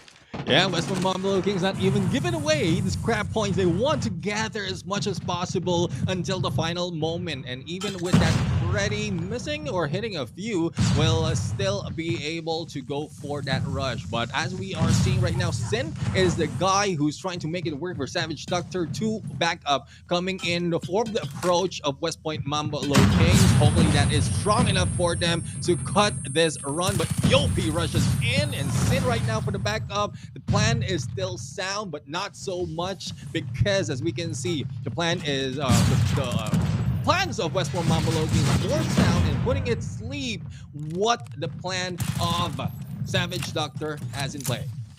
This is just back and forth in terms of how many players can I annihilate. The players on the side of West Point trying to compete with each other, and obviously PJ outdoing the rest. He continues to slay. This guy is a monumental structure within the whole organization of West Point Mambo Kings, and it just seems like he's got no contest within this matchup. 33 to 159 already, and that's going to be a 160 by the end of this. On the reset of these hard points, the Doctors are being outclassed. Yeah, I love the respect that they have as well in this P1, because they didn't step in the moment that it opens up. They want to wait for the rest of the teams to spawn and prepare for this battle. Thus, PJ was able to take down 2 with all utilities that they have, and it's only one guy who has a hold, but fortunate for them, full squad of Savage Doctor goes in for the rush. Good enough that they have one Yopi into this mix, that's trying to avert this capture of this P1. But it's just back and forth right now for the final few moments in this hill, and no one has taken the grab of all the points that can be taken. Yeah, I can't blame the Doctors for not being able to pull that off. The aggression from the side of West Point Mambo Kings is just a little bit too hard to deal with. 16 seconds to go. The hill has been stolen away. One player moves on in to find the annihilation. It's got to be in the name of Yopi. Backstab coming through from Yuzu as well. Managed to trade out Susano to continue holding on to the scrap points, but Luffy shows up yet again, and the torture does not end. West Point Mambo Kings close to the 200-point mark. The advantage is spawned for this P2, courtesy on the side of the Doctors, but nobody's holding down that anchor for the spawn. West Point Mambo Kings move on in for a straightforward approach. Yopi with the claw. Up top, the hill has been broken. West Point continues the torture.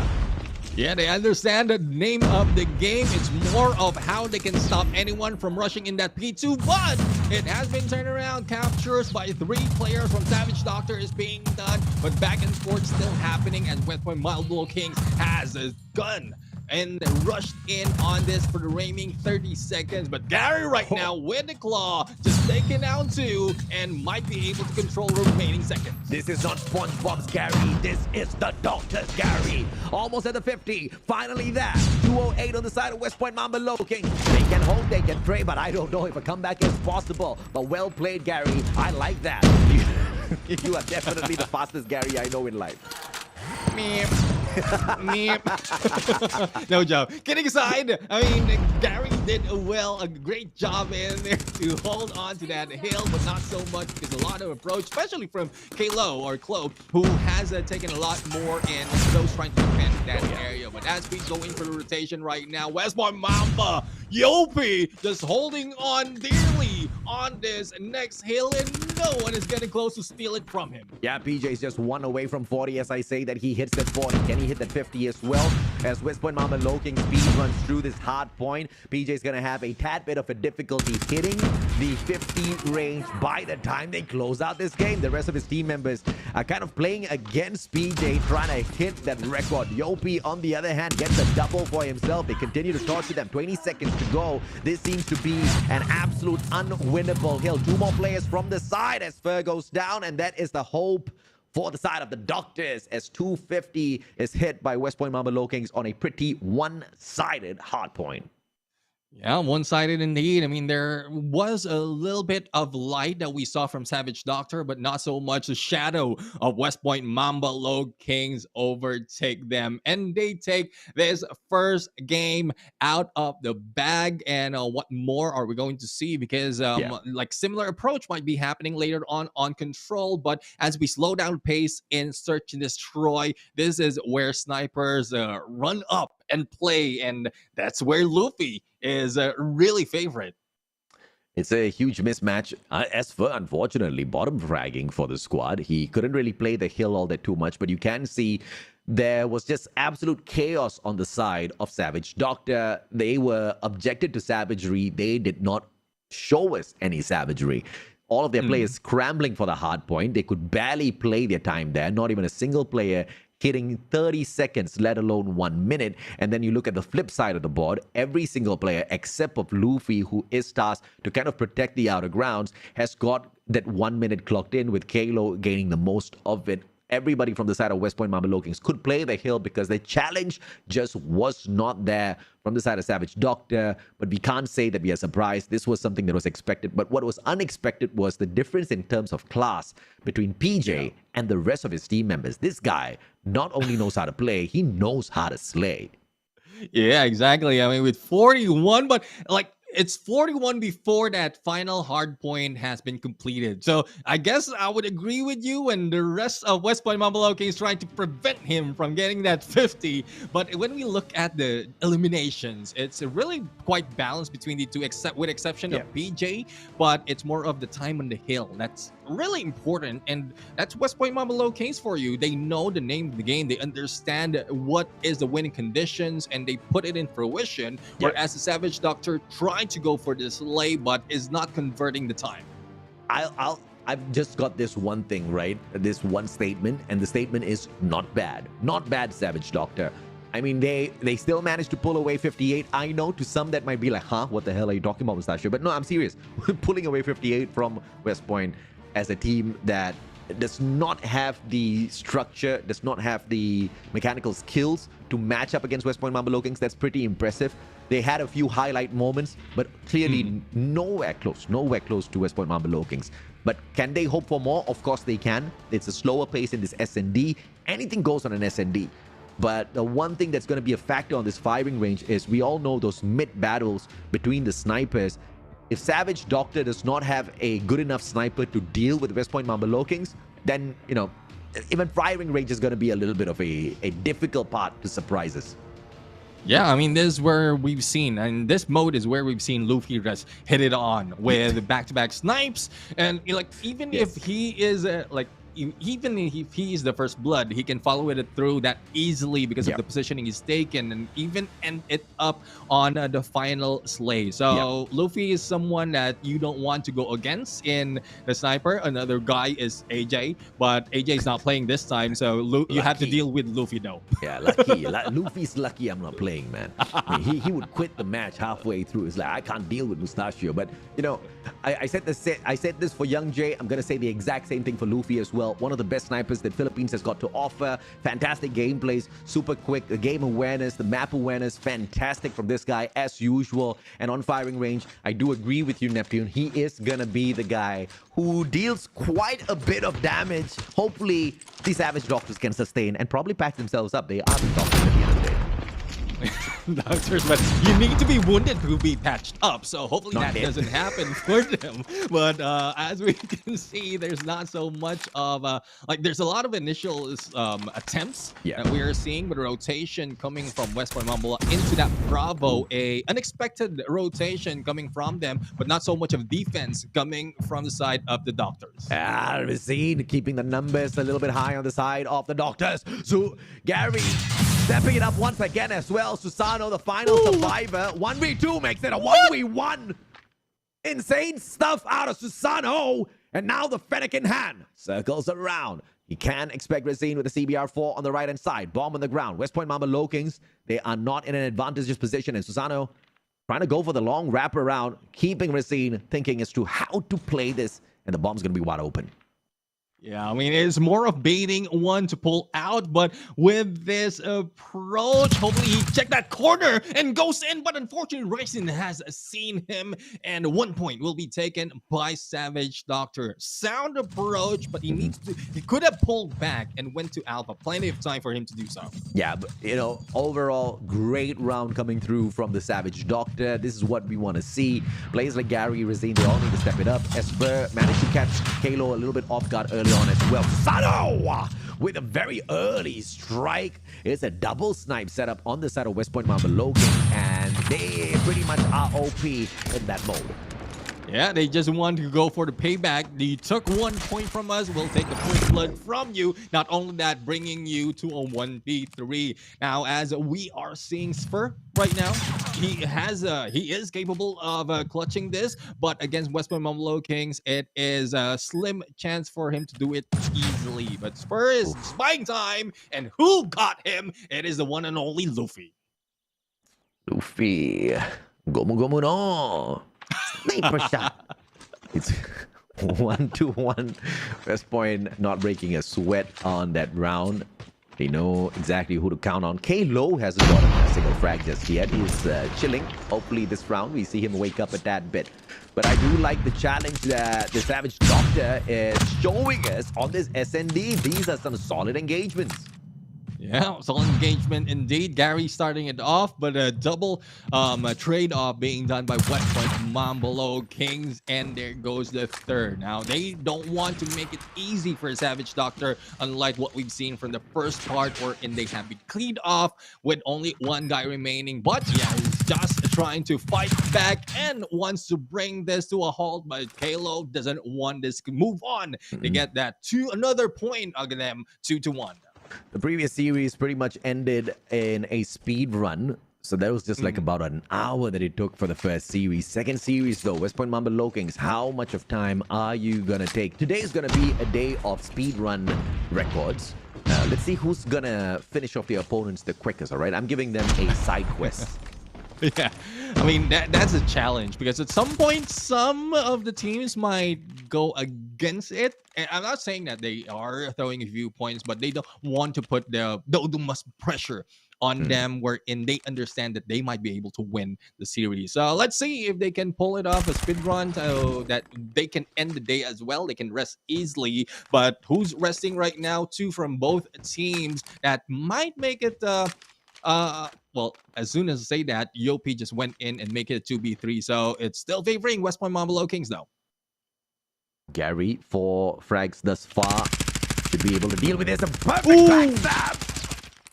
And Gary should be able to down the other one as well. He put in just enough damage so that his partner Jans could strike the player down. But now in a 1v2, Gary with a quick reposition and in a timely manner as well. If he had gone down Branch Road, he would have met those 2 players now.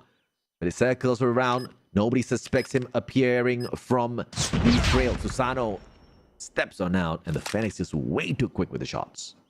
Yeah, a little bit too quick for him to survive that. It's 1v3 right now. And, well, with the help of Gary, Savage Doctor is bringing a little bit of light and into them taking a few more points. But West Point Mamba, we know how well they adjust, especially as there's a lot of things that need to be corrected for some of the instances. PJ needs to correct that positioning that they have because Rising has seen him through that approach. But 4v5 is something that West Point Mamba doesn't want to be in, especially with Rising already going in for a double. Rising can be the guy who can turn it around with the help of Esper. Shout out to TRZ Era. Everybody's keeping the YouTube chat pretty lively in here today. Not a lot of toxicity. You gotta love these people for that. Welcome, guys. Hope you guys are enjoying the broadcast. Don't forget to hit that like, share the broadcast out as well. Bring more of your friends in. It's gonna be a day of record setting. Let's see who gets the speed run completed. Okay, Neptune, you gotta bring in the stats for me, man. Hopefully, Callie. There's no hopefully. I know Callie's watching. Hopefully, Callie can share with us some of the stats as to how long that first series actually took. Yeah, hopefully we can get a little bit of insight of first series, but again, it's not that quick because we saw a little bit of fight back coming from DVK, especially in the control mode. So if in case that will be a different story this time, then we might see a faster game in that in this next series or in this second series. But as we can see, Gary trying very, very hard to survive this. The rest of the team is not doing so. It's a 1v2 situation where in the previous round was a similar scenario. So yeah, hopefully we'll see a different approach from him, but not really hope Luffy is still in there. Gary's pretty much the game changer for the side of the Doctor. He's just not getting the backup he deserves. In a 1v2, Luffy just way too quick. As Susano runs away with the distraction, Luffy takes advantage, making this a 4-1. I wouldn't say this is a no-show from the Doctors. Gary is showing up, Razine is showing up, but they just need a little bit more. Esper seems to be a little bit off his usual gameplay. If he steps it up, I still don't know if it's going to be enough, but at least there'll be a tough fight. Yeah, I mean, it'll be a tougher fight. And the Doctor's in, is just on a lunch break probably. And let's see if they'll be able to get back into play. Rising, who did a double earlier in the snipe, has been taken down. It's a 4v5 situation this time. As we can see, the spread and West Point Low-Kings didn't even bother to take the bomb on them. They just want to go for this late and clean and also do this a little bit quicker compared to the previous one. And Jans has been taken down. Only one remaining. Sin needs to be taken out for you to be refreshed as well as cleansed. Yeah, Sin just didn't know what to do there, man. He got stuck in a tough spot. No matter where he runs, he's just going to get nailed down to the ground. And at the end, he gave in 5-1. 2 more points from ending this SND, ending the misery for the Savage Doctors. The brand really needs to rethink the decision of calling themselves Savage. I see no savagery here. Yeah, I mean, well, I don't know what will be rebranded unless it's already on their name, and it's just unfortunate that it's not showing. But again, I would agree because like you might call the meek sheep, and your brand would be otherwise like Buster Pocket, and your branding is a sheep. So I don't know where that came from, but I know where this is going because it's already a 6-1, and it might be quicker from what we've seen earlier on a Search and Destroy. Match point, baby. This is West Point Low-Kings, not at their best. In fact, they're actually taking this in a pretty chilled stance. But Susano has been outplaying everybody else on the side of West Point.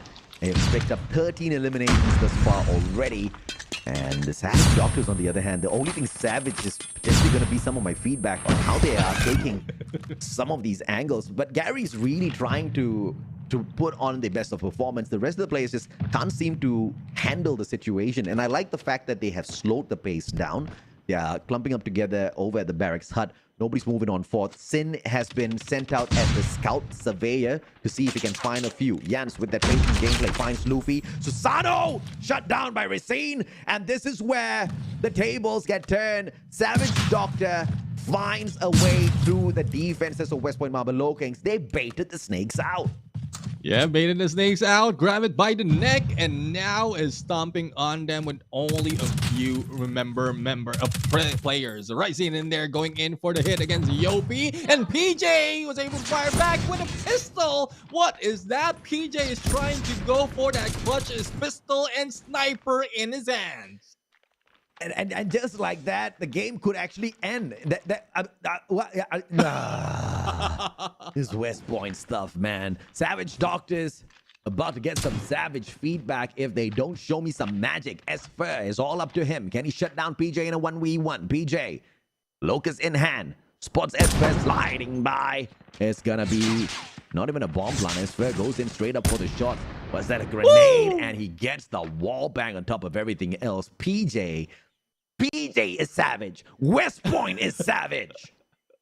PJ is doing PJ things. I mean, he's shown that earlier already in a previous matchup, and this time once again 7-1 is the point. West Point Low-Kings has taken this a little bit too quicker against the Savage Doctors, or probably it's safer to call them just the Doctors, but they are still in here to go in a fight for the one last round. This is Control. We're in, well, we might have already seen a preview of the result. Thank you very much, Callie. He has broken it down. It took 42 minutes from the start of Game 1 till Game 3's post-breakdown. That means the matches happened even faster than 42 minutes. That was how Savage Series number 1 was.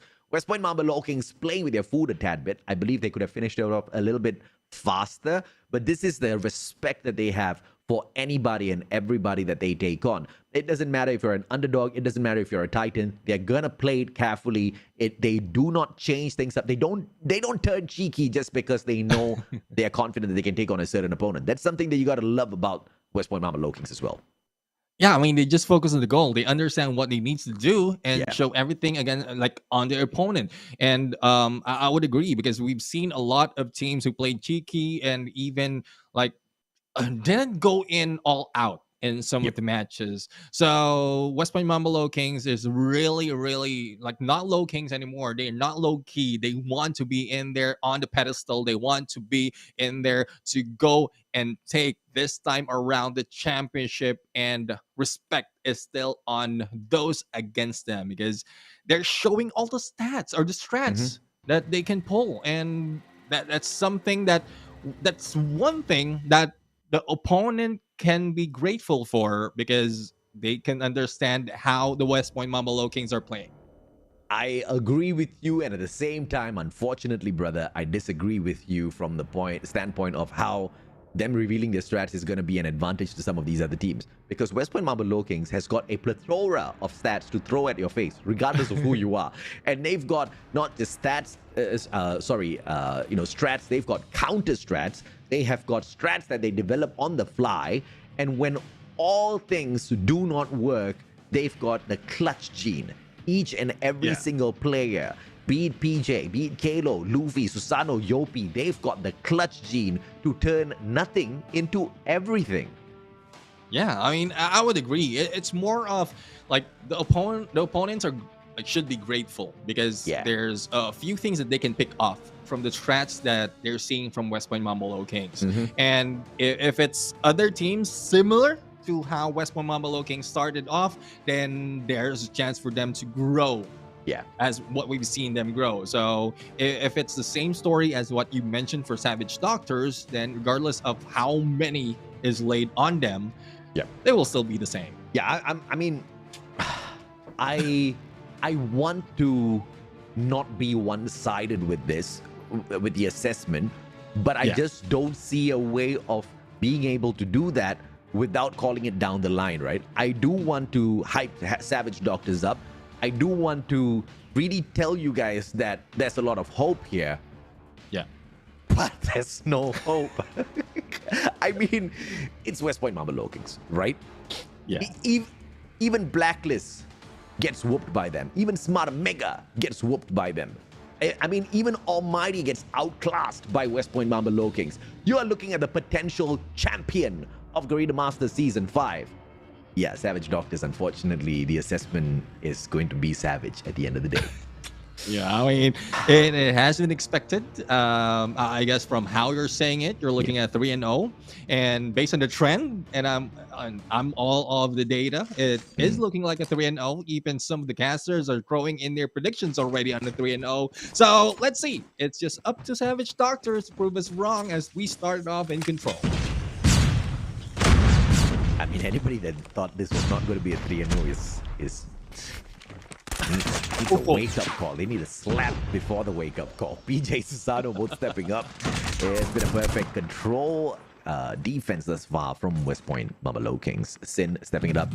Prizine got a couple of shots as well, but just tickling. There's B control point and a very quick defensive push for West Point Mamba Low Kings, pushing the players on the side of Savage Doctor all the way back into their spawns. And I like this. Doctors are switching it up. They're moving in for swimming pool this time, attacking that A control point. Yep, they are switching it up this time, but how much more will they be able to go? And for this attack, it is West Point Mamba Low Kings who've already traded off that alpha against that, or that Bravo against that alpha. Yeah. And all they have to do right now is just clean up alpha and head off to what is remaining of Bravo. But we've seen this done so many times. It's more of baiting them to take one and funneling them to one area, as well as Bravo is almost being completely run out. Yeah. And though it's a 2 life deficit, though, it's something that West Point Mamba Low Kings might be able to risk with. This is such a beautiful take coming through from the Savage Doctor. They played the decoy at the swimming pool. They sent in 3 attackers, and the decoy made a little bit of noise first at that A control point before the ambush was set on B. They also had a player controlling Central Garden as well, so any of those players that do rotate over from A to B will get slain. Savage Doctor is playing the smart strats finally, and they look like they could just surgically remove West Point Mamba Low Kings from the table here on the 3rd game. I guess the bait tactic is being done in different ways right here. by Savage Doctor. We saw that earlier in the gallery as well, where N1 has baited him out, and Nesper was able to go for the takedown against Luffy on that Kron. But Susano says otherwise, wants to clean up and probably trigger a spawn trap. And that Alpha cage that they are putting out, one might be able to push through, but where's the backup coming from? It's a good attempt coming through from the Doctors, but now a 2-life deficit. 40 seconds to go. They need to pause the clock. They are flanking around from the left, trying to take control of the central garden first, and this is gonna be the perfect positioning. Jan backs away at the final second. Could have gone in for the shutdown, but PJ will punish him for second guessing that maneuver. And PJ now with the advantage. Doctors with 2 more lives. They attack from 2 different angles. They can't play for trades. Gary as well as Sin, they need to stick together here and make sure they get the best. But Kalo shuts down Gary. Susano says bye-bye. Thank you for trying. Yeah, I mean, one thing I would say is there could have been a chance in there for Savage Doctor to take the lead in terms of lives, especially with that stair gameplay that we saw. The moment that, like, one of the West Point Mamba has been spotted, the ones with the trigger, I forgot who it is, just pulled back, and the same goes for the one backing him up. So if just in case they trade places, they will be able to take one guy down and they can go and rotate towards that money room and probably rush through that Alpha. Olea is in the YouTube chat. He says PJ is the new sniper of West Point. Ooh, no, he's not. There's no way he is. PJ is just a clown who's hella good at Call of Duty Mobile. Guy knows to use any gun out there. Yeah, I mean, he can be a sniper, he can be a rusher, whatever. Oh, yeah. I mean, I guess that's PJ thing. Yeah, We've greatest seen flex. that already. Yeah, greatest flex. And a lot of players out there is doing the same thing. It's only PJ, though he's I would say PJ has done it a little bit late, but he's doing it a little bit better compared to the others. Oh yeah, absolutely, man. I mean, no doubt whatsoever. PJ, in fact, I think he's just hanging back because his fingers are tired. I think he overexerted himself in that hardpoint matchup. Susano stepped up in the second game. There's a high potential that Susano walks away with the MVP here as well. Let's see if PJ catches up. He could just be, like you said, warming up those fingers.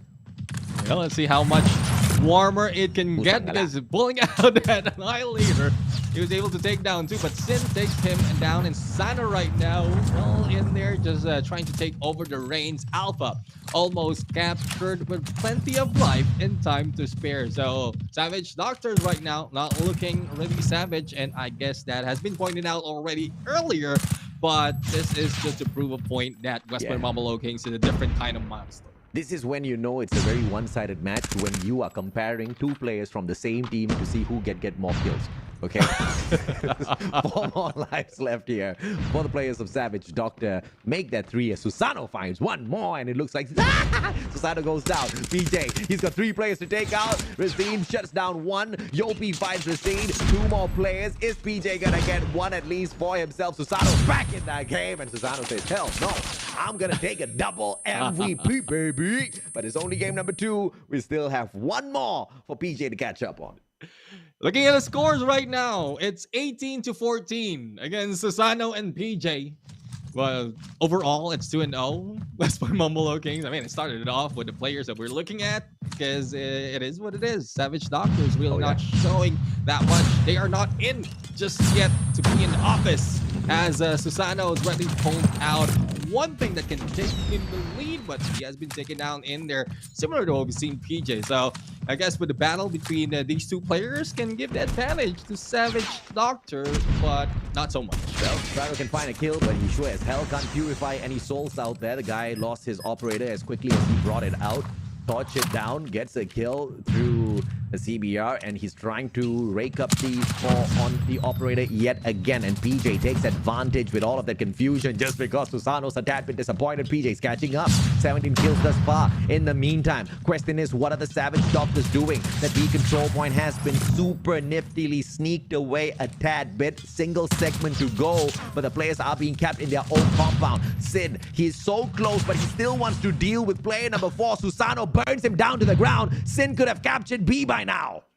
how quickly it is as Susano could pull up the purifier for him to take that lead and again in the battle against PJ. But Spur right now is hanging back in bedrooms waiting for anyone to rush in, but time is of the essence. Bravo is not fully captured for the side of Savage Doctor, and West Point Mamalo King is not giving up that much time, but successfully they did 3 lives deficit, make that 4. But Luffy right now doing Luffy things and wants to get into the game of PJ and Susano. Yeah, 4 life differential between PJ and Susano as Luffy catches up, equalizing the PJ. Yopi doubles up on the attack as well, and Yopi is gonna be left behind because here comes Kalo out of nowhere. 18 kills there already. Everybody's now going for PJ's MVP title. Susano's like, it never belonged to you, it belongs to me. 3 more lives left here for the Savage Doctors as the players on the side of West Point Mamba Lowkings battle each other to find who's gonna be the final MVP of the match. And I think it has been decided. None other than the one and only Susano. 23 kills. Can he get 24, 25 though? I mean, he's pushing on in.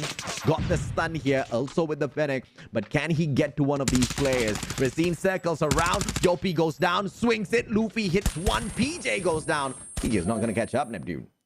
Yeah, denied of that MVP role. Still, Susano is in there, 23, if I'm not mistaken, and to that point. And well, West Point Mamalo Kings, as expected, 3-0. Savage Doctor really needs to sit down because they need a lot of learnings to see in battles just like this. But West Point Mamalo Kings, I mean, it's just a battle between themselves this time. Oh yeah, amen, sir. I mean, Savage Doctors just got savagely beaten. They need a doctor. They need to call the ambulance right now. In fact, if they can, maybe they just want to put that bandage on each other. 23 slays coming through from Susano. He is the MVP for this matchup. And that's a double MVP, potentially making him the match MVP as well. Savage Doctors, on the other hand, we do see a little bit of an improvement coming through from Esfer. Gary, as usual, keeps the frags up alongside Sin. So you see, you know, same stuff out of the Savage Doctors. And of course, this exact same out of West Point Mamba Lowkings, except that they injected a little bit of extra fun in there. Yeah, I mean, indeed. But I would be happy to see more of Gary in the future because we've already seen Sin and Nesfer. And Gary from like Hardpoint, I would say from Search and Destroy, really showed up in there. And if in case these 3 guys improve like overall their performance and they can pull in the rest of the guys like Jans and Ryzen, we've seen a lot of great performance from Ryzen as well. It might not be enough time for them to make it by the end of Garena Masters Season 5, but it's a good running for them slowly but surely. There's no doubt whatsoever that we are going to see the best from West Point Mamba Lowkings. As always, they give us nothing but the best. The improvements from the side of Savage Doctor was expected in that S&D. We saw a little bit of that. We saw the rise of Gary. We saw Sin really stepping up to the plate as well to take a couple of those hits. But Savage Doctor just could not get the job done. They started off control very, very well, though. Yeah. I mean, they started off with a good rotation. They understand where to cut off the approach of West Point Mamba. But with the switching side, I guess it threw off their momentum, though. And at some point, that's something that we don't see that much for West Point Mamba Lowkings. They know if when they're the attackers or probably defenders, what approach needs to be done. And regardless of where they're placed, they know that they have the momentum overall. Thus, the 3-0 that we're seeing right now. It is most definitely a faster game than the first series. The first series took a total of 42. I believe the second one only took at most half an hour to come down to a conclusion. If you look at the scoreline, West Point Mamba Lowkings beat down Savage Doctor 250 to 58, as opposed to Broke Boys getting the 250 over 103. That's a quicker one. 7-1 versus 7-2 that the Broke Boys brought out earlier, and now a 3-0 versus the 3-1 that the Broke Boys won earlier. In every single aspect, series number 2 has been faster, more precise, more concise, and it shows. That is what the Broke Boys have to deal with later on when they take on West Point Mamba Lowkings. Pretty much the best in Garena Master Season 5 right now. Yeah, and we'll have it see if the pattern the pattern has already emerged. The question is, will it continue on with the remaining 2 series? 3-0s all the way. Donuts given out to a lot of teams right now. That is what is being expected. But PJ is the MVP of the game. Well, Susano wasn't able to take it against him to 2.06 on the KDA. This is one thing that really needs to be beat by a lot of players. Yeah, PJ is telling Susano it's not about the kills, it's about how long you survived. KD King, PJ once again pulls it away at 2.06, potentially the 3rd sniper of West Point Mamba Lowkings right in front of you guys. Yeah. I mean, I wouldn't be surprised if at some point they will be pulling out 3 snipers in Search and Destroy. And I mean, like, they will be untouchable, especially with the skills that we've seen so far if they're switching it up. But again, it's something that we'd like to see, but we only see it from teams that are trolling. And West Point Mamba Lowkings pointed out already, they don't troll. They just do their best. And even if they put in a different guy, it's more of part of the, I would say, part of their improvement program. That I have to agree with you, right? I don't think West Point Mamba Lowkings is the kind to troll any teams around. They are a team that's very straightforward, but we've got the MVP himself, the one and only PJ. PJ, what's up, buddy?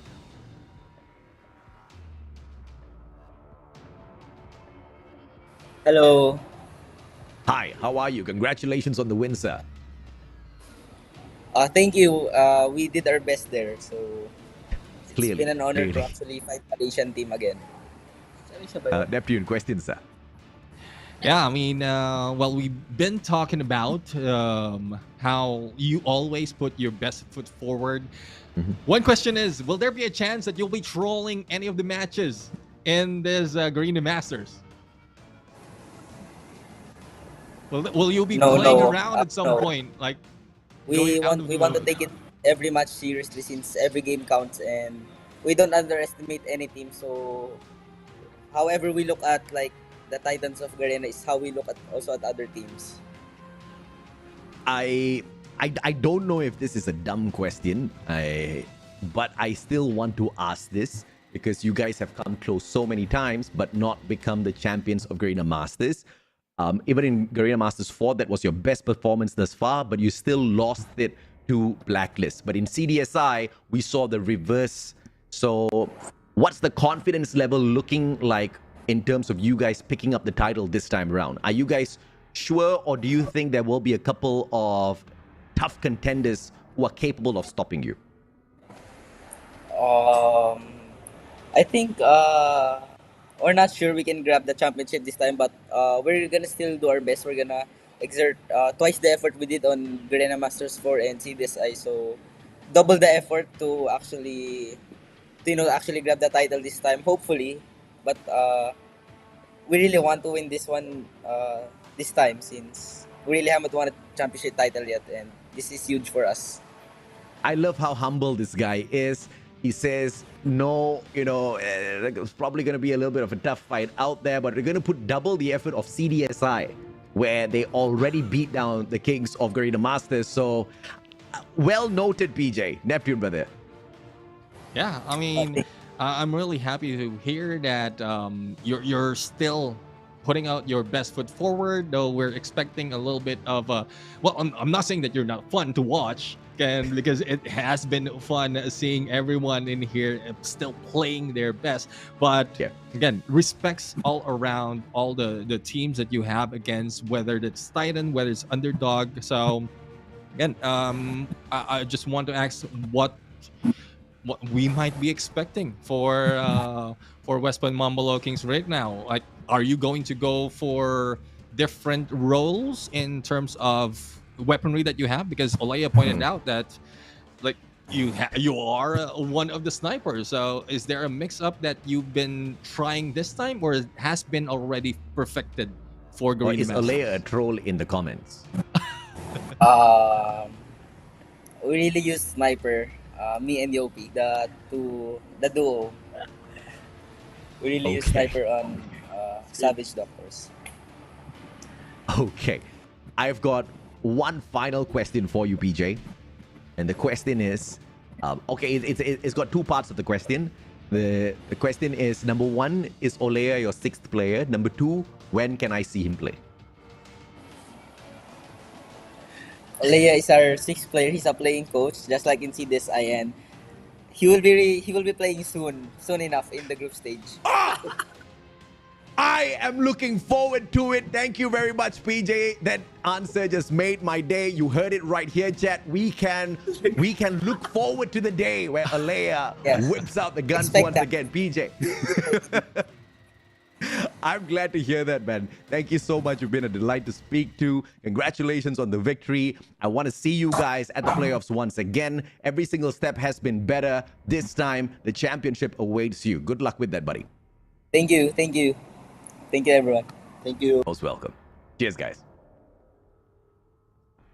I don't know what to say. It's like Christmas. It's like Christmas, and Santa gave me exactly what I want. Alea playing a match out there in the group stages. There's nothing more that I want to see for Group B. Nothing. Yeah, I mean, not even an execution. Well, I don't know.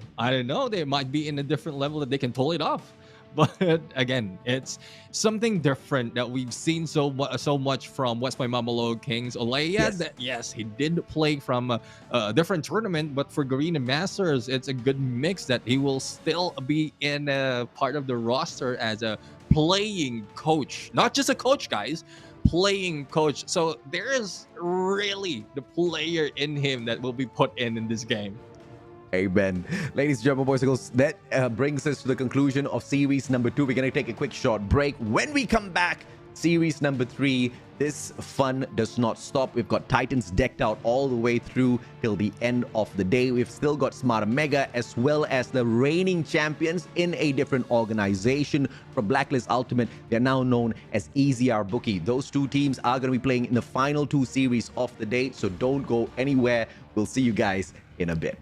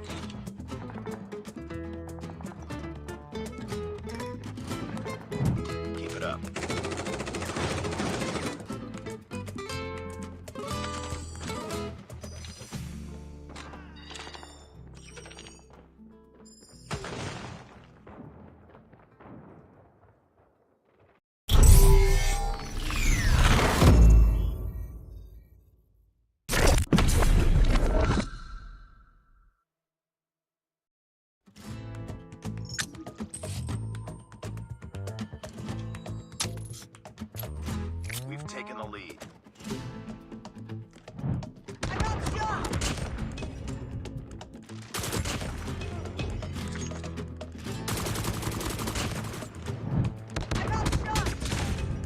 Standing by. Heads up. Enemy UAV spotted. Predator missile awaiting. Welcome back, ladies and gentlemen, boys and girls. This is Garena Masters Season 5 Ever Triumph. My name is AJ. I am the Mustachio down here with my brother Neptune. We are your casters for the day. Halfway through the line, we now have 2 more series left. Sir, who can we have the delight of watching after this? Well, we'll have to find out if there will be anyone jumping in, because so far I think we're waiting for someone who will be jumping in here to talk to us, but hopefully that will be fixed in a bit for our side. I know you might not be having that from your end, but anyways, for this next battle, I mean, this is something that might be something that we know the result of, especially with given the read already on what happened after that first series has ended. Second series already ended as a 3-0, and with the Titans against teams that are lined up right now, then we might be expecting a quicker battle unless they think differently. I do not think anybody thinking differently is going to be changing the scenario much, Neptune, because this next game is going to be E8 Nova taking on an EZR Booky, and EZR Booky was not too happy at CDSI, where West Point Mamba Lowkings pretty much gave them a 1-up, and you know that was something that I don't think they saw coming. This time around, they want to really prove that no, West Point Mamba Lowkings is never going to be champions. We are going to be the back-to-back champions. Different org, no problem, same style, same dominance, but let's see if that actually cuts out.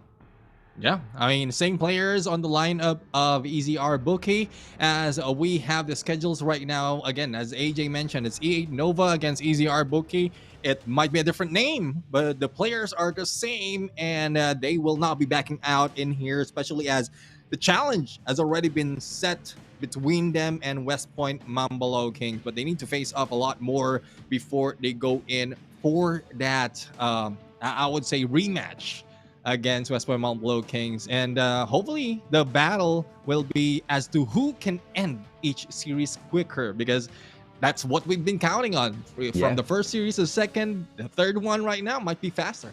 I mean, let's see, of course, if or not we do see them pretty much getting the clutch right, because the last time they did meet at CDSI, yes, of course, West Point did manage to get a 1-up on them.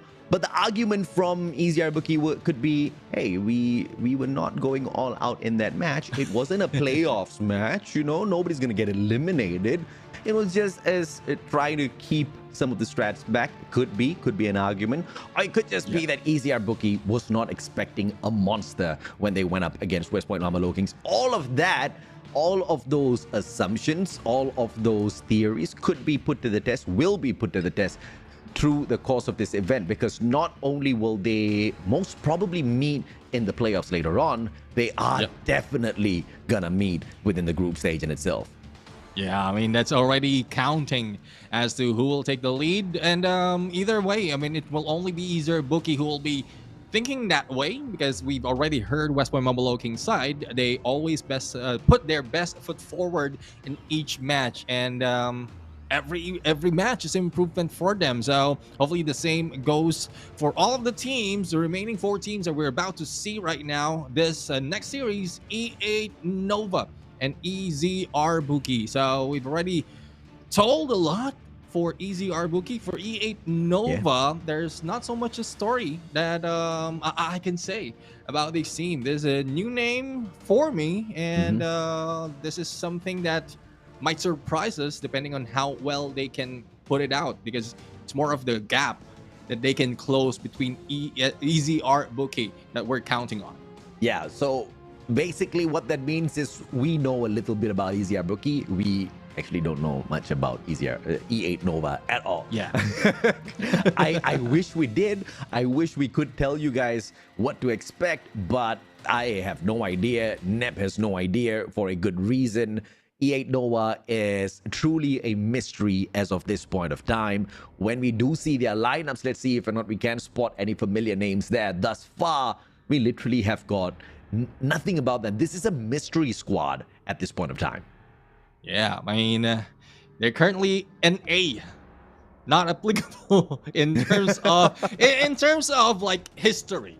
I mean, they're not. We don't have any history. There's no record, and yeah, I mean a little bit of sight of who will be playing, but again, regardless of that, EZR Booky will not give them an easy play or game to play, because again, the battle starts here on how quick a game can be over, and later on when they face against those who they've taken, like they have been taken down. So yeah, and we're just waiting for who the players are, who will be representing E8 Nova. For now, like everyone, even the viewers out there have to wait. So let's take advantage of this for you guys to share the stream, to like and subscribe and follow all the channels that we have this live on, because a lot of things might be happening, or something that unexpected might be happening in a few.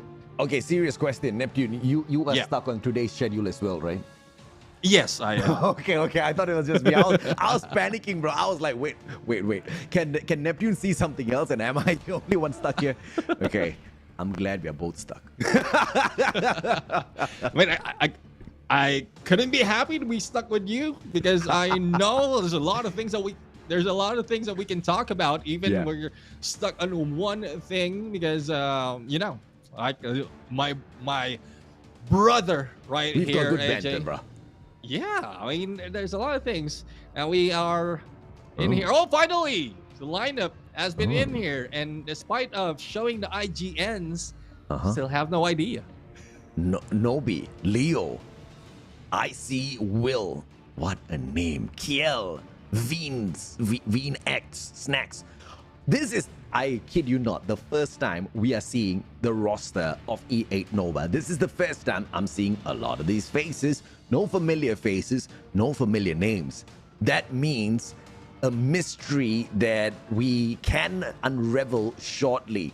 The only problem here is I don't know if they're gonna be able to show us anything they are capable of doing, because they're taking on a ferocious squad, the reigning defending champions. Yeah, I mean, well, they're chill enough though, so they're not worried at all. Hopefully this can change to a rage mode later on once they are in the battle, but for now, I guess, like, it's either they know what's going to happen to them by the end of this day, or they just don't mind and they have something in plan. So again, I'm a hopeful guy, AJ, compared to what we usually talk about, but this is something that we are really looking forward to see, because they're facing, as AJ mentioned, EZR Booky, the reigning champion of Garena Masters. A lot of expectation has been set already for this team, and not so much for E8 Nova, because of the lack of history that we have on them.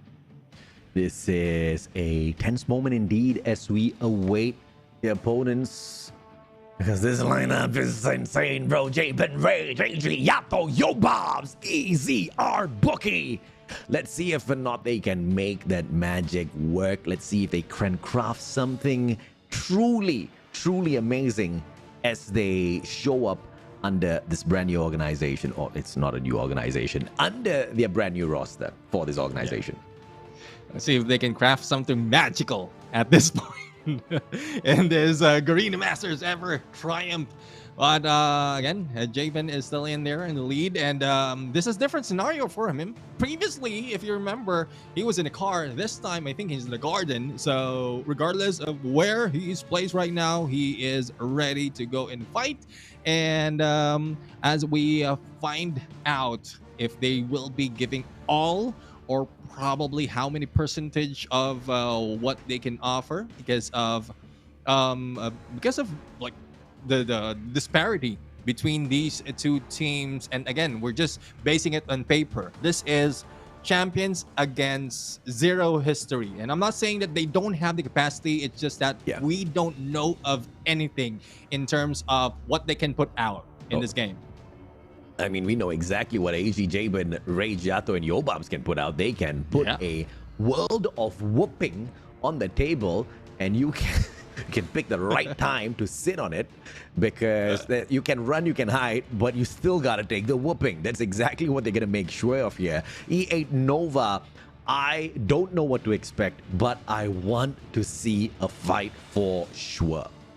Yeah, definitely. I mean, a fight wherein they, like, again, it's more of the gap that they can close against EZR Booky.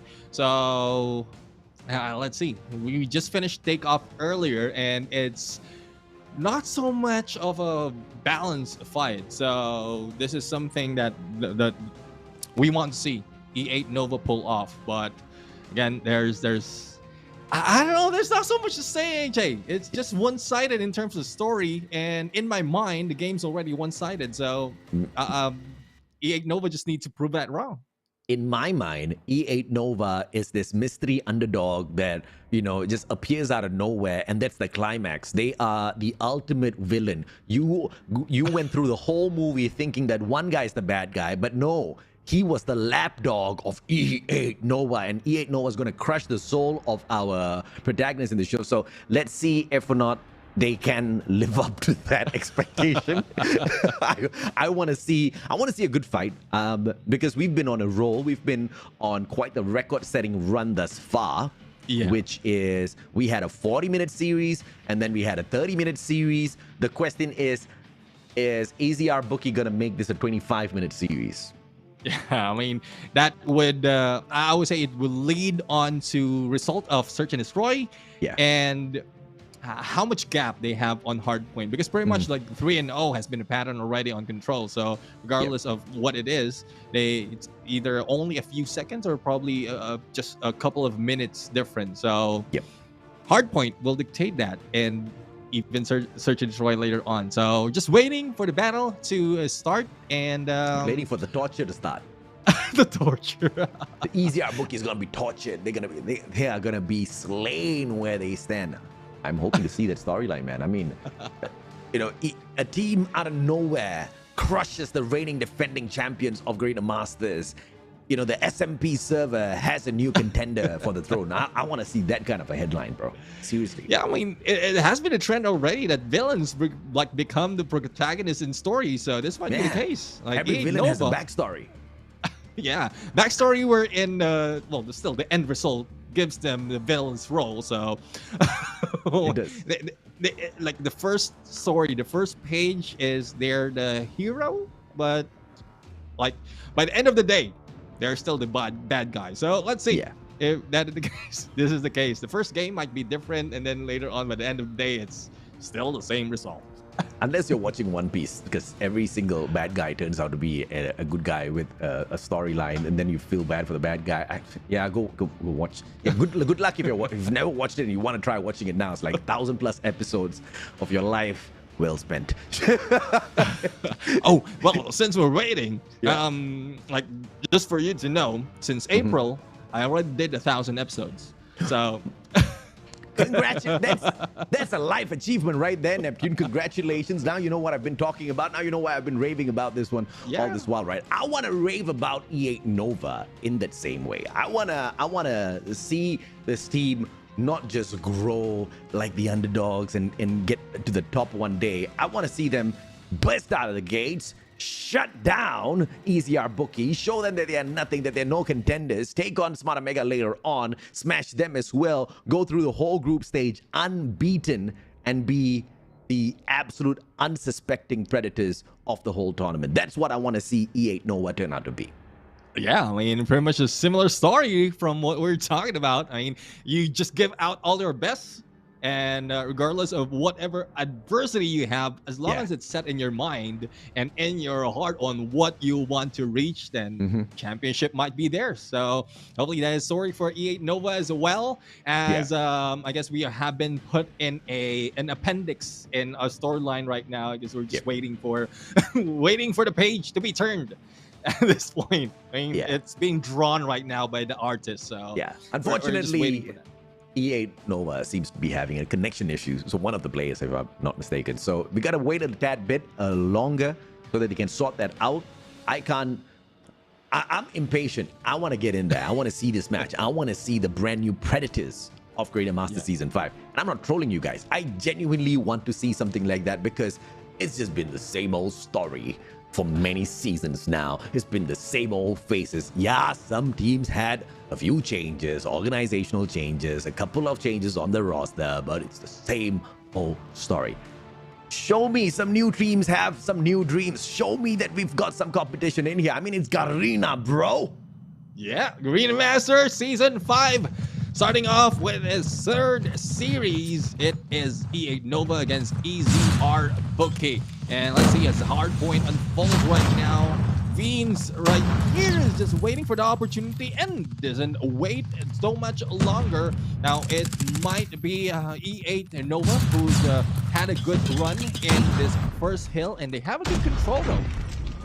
It seems to be a pretty decent hole thus far. The hill gets broken. EZR Booky right in there. EZR took a while, but that's mainly because they were launching 3 players into power positions. Check it out. Look at that mini-map. Player number 2, player number 4, player number 1, all positioning themselves in prime spots to annihilate the players of Nova and then hop on into the hill. But that doesn't really do them or give them a lot of advantages, as EZR Booky still finds that hill ripped right back from their hands. Nova's actually keeping up with the champs.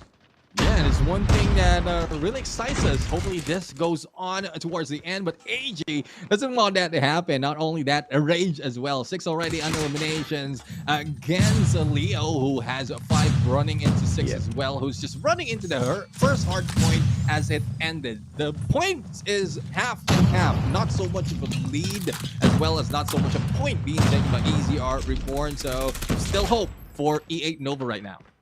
There is indeed hope here if they can keep up the pressure. P1 was super decent from E8 Nova. On P2, they're not going for the anchor spots, shoving the players straight in towards the launch center. They will go down one after the other. Changing course now, playing the split maneuver, sending the players down from mid as well as control room. That's going to be your P4, but nothing seems to be getting past the players of EZR Booky, who slay them where they stand. E8 Nova can't even reach the hill to contest. Yeah, I mean, EZR Booky has laid down a gate against E8 Nova. The spread that they have in here is on half of this P2, like, is just blocking off any approach. Even if one was able to pull through, a lot of 2, to be exact, is just waiting for him to show up and will be taken down. Now, with only 6 seconds remaining, it has been a snowball for EZR Booky right now, and preparations being set by E8 Nova. It's a matter of them defending, otherwise EZR will be able to run them through and probably go for the red. Yeah, EZR Booky started off this match with so much of respect for E8 Nova, and that was proven from their choice of, instead of focusing on gunfights, to just straight up focus on power positions. And after the first hill, they're like, guys, just defend the hill. Yeah, this is unranked match. As I say that, jokes aside, E8 Nova putting up a fantastic fight, but they do not have the payroll spots. They have to attack together, but they need to find those flanks around the mid segment of the map, break down generators, and pull this one back, because it's going to help them not just for P3, but the flow into P4 as well, Neptune. Yeah, I love the spawn control that E8 Nova is doing right now, so that they can spawn a little bit closer to the hill. But despite of Javen being a little bit too far from the rest of the teams of EZR, they are still holding on to this and reaching that 100 spot. Now, on to the next hill right now. Easy rotation for Easy Reborn or EZR Booky, because of what Javen has invested already. So 4 already is taken place. 1 is just roaming around, probably backs up capacity, and that is what Yato is moving right now into the hill. But we have yet to see someone take down Rage, because he's been hanging in there for a very long time. I mean, the guys has been alive for a little bit too long, if you ask me. Jabin gets concussed halfway through, repositions. Nobody shuts him down. Blind shots through the smoke will not be needed as Yato takes position behind the console. Jabin recovers. Both of them have full HP to continue torturing E8 Nova. 130 to just 35. A 100-point lead now for your reigning champions. Yeah, it's one thing that we are really expecting to see from EZR Booky, so that they can box out this hill and then not let anyone get in. And E8 Nova is having so much difficulty trying to rush in. One can step in onto the hill, but no follow-up is happening. And if that happens, though, EZR Booky is ready to fight back. Now, back to P1, 150 to 137. Look at huge gap between these two. And I think it will be larger, especially as the momentum has already been taken by EZR Booky. Huge gap indeed, and of course, as they try their best to break that hill, 37 points is all they can stick to. Back to P1 now, where they initially found pretty much a lot of those points, and the rest of them were just trickling in one at a time from here and there. They find the break yet again, but EZR Booky making quick work of them. It is going to be the gunfights factor that really weigh down E8 Nova here. Yeah, I mean, gunfights right now is more that they can win. It's also the hill time that they need to grab a hold of.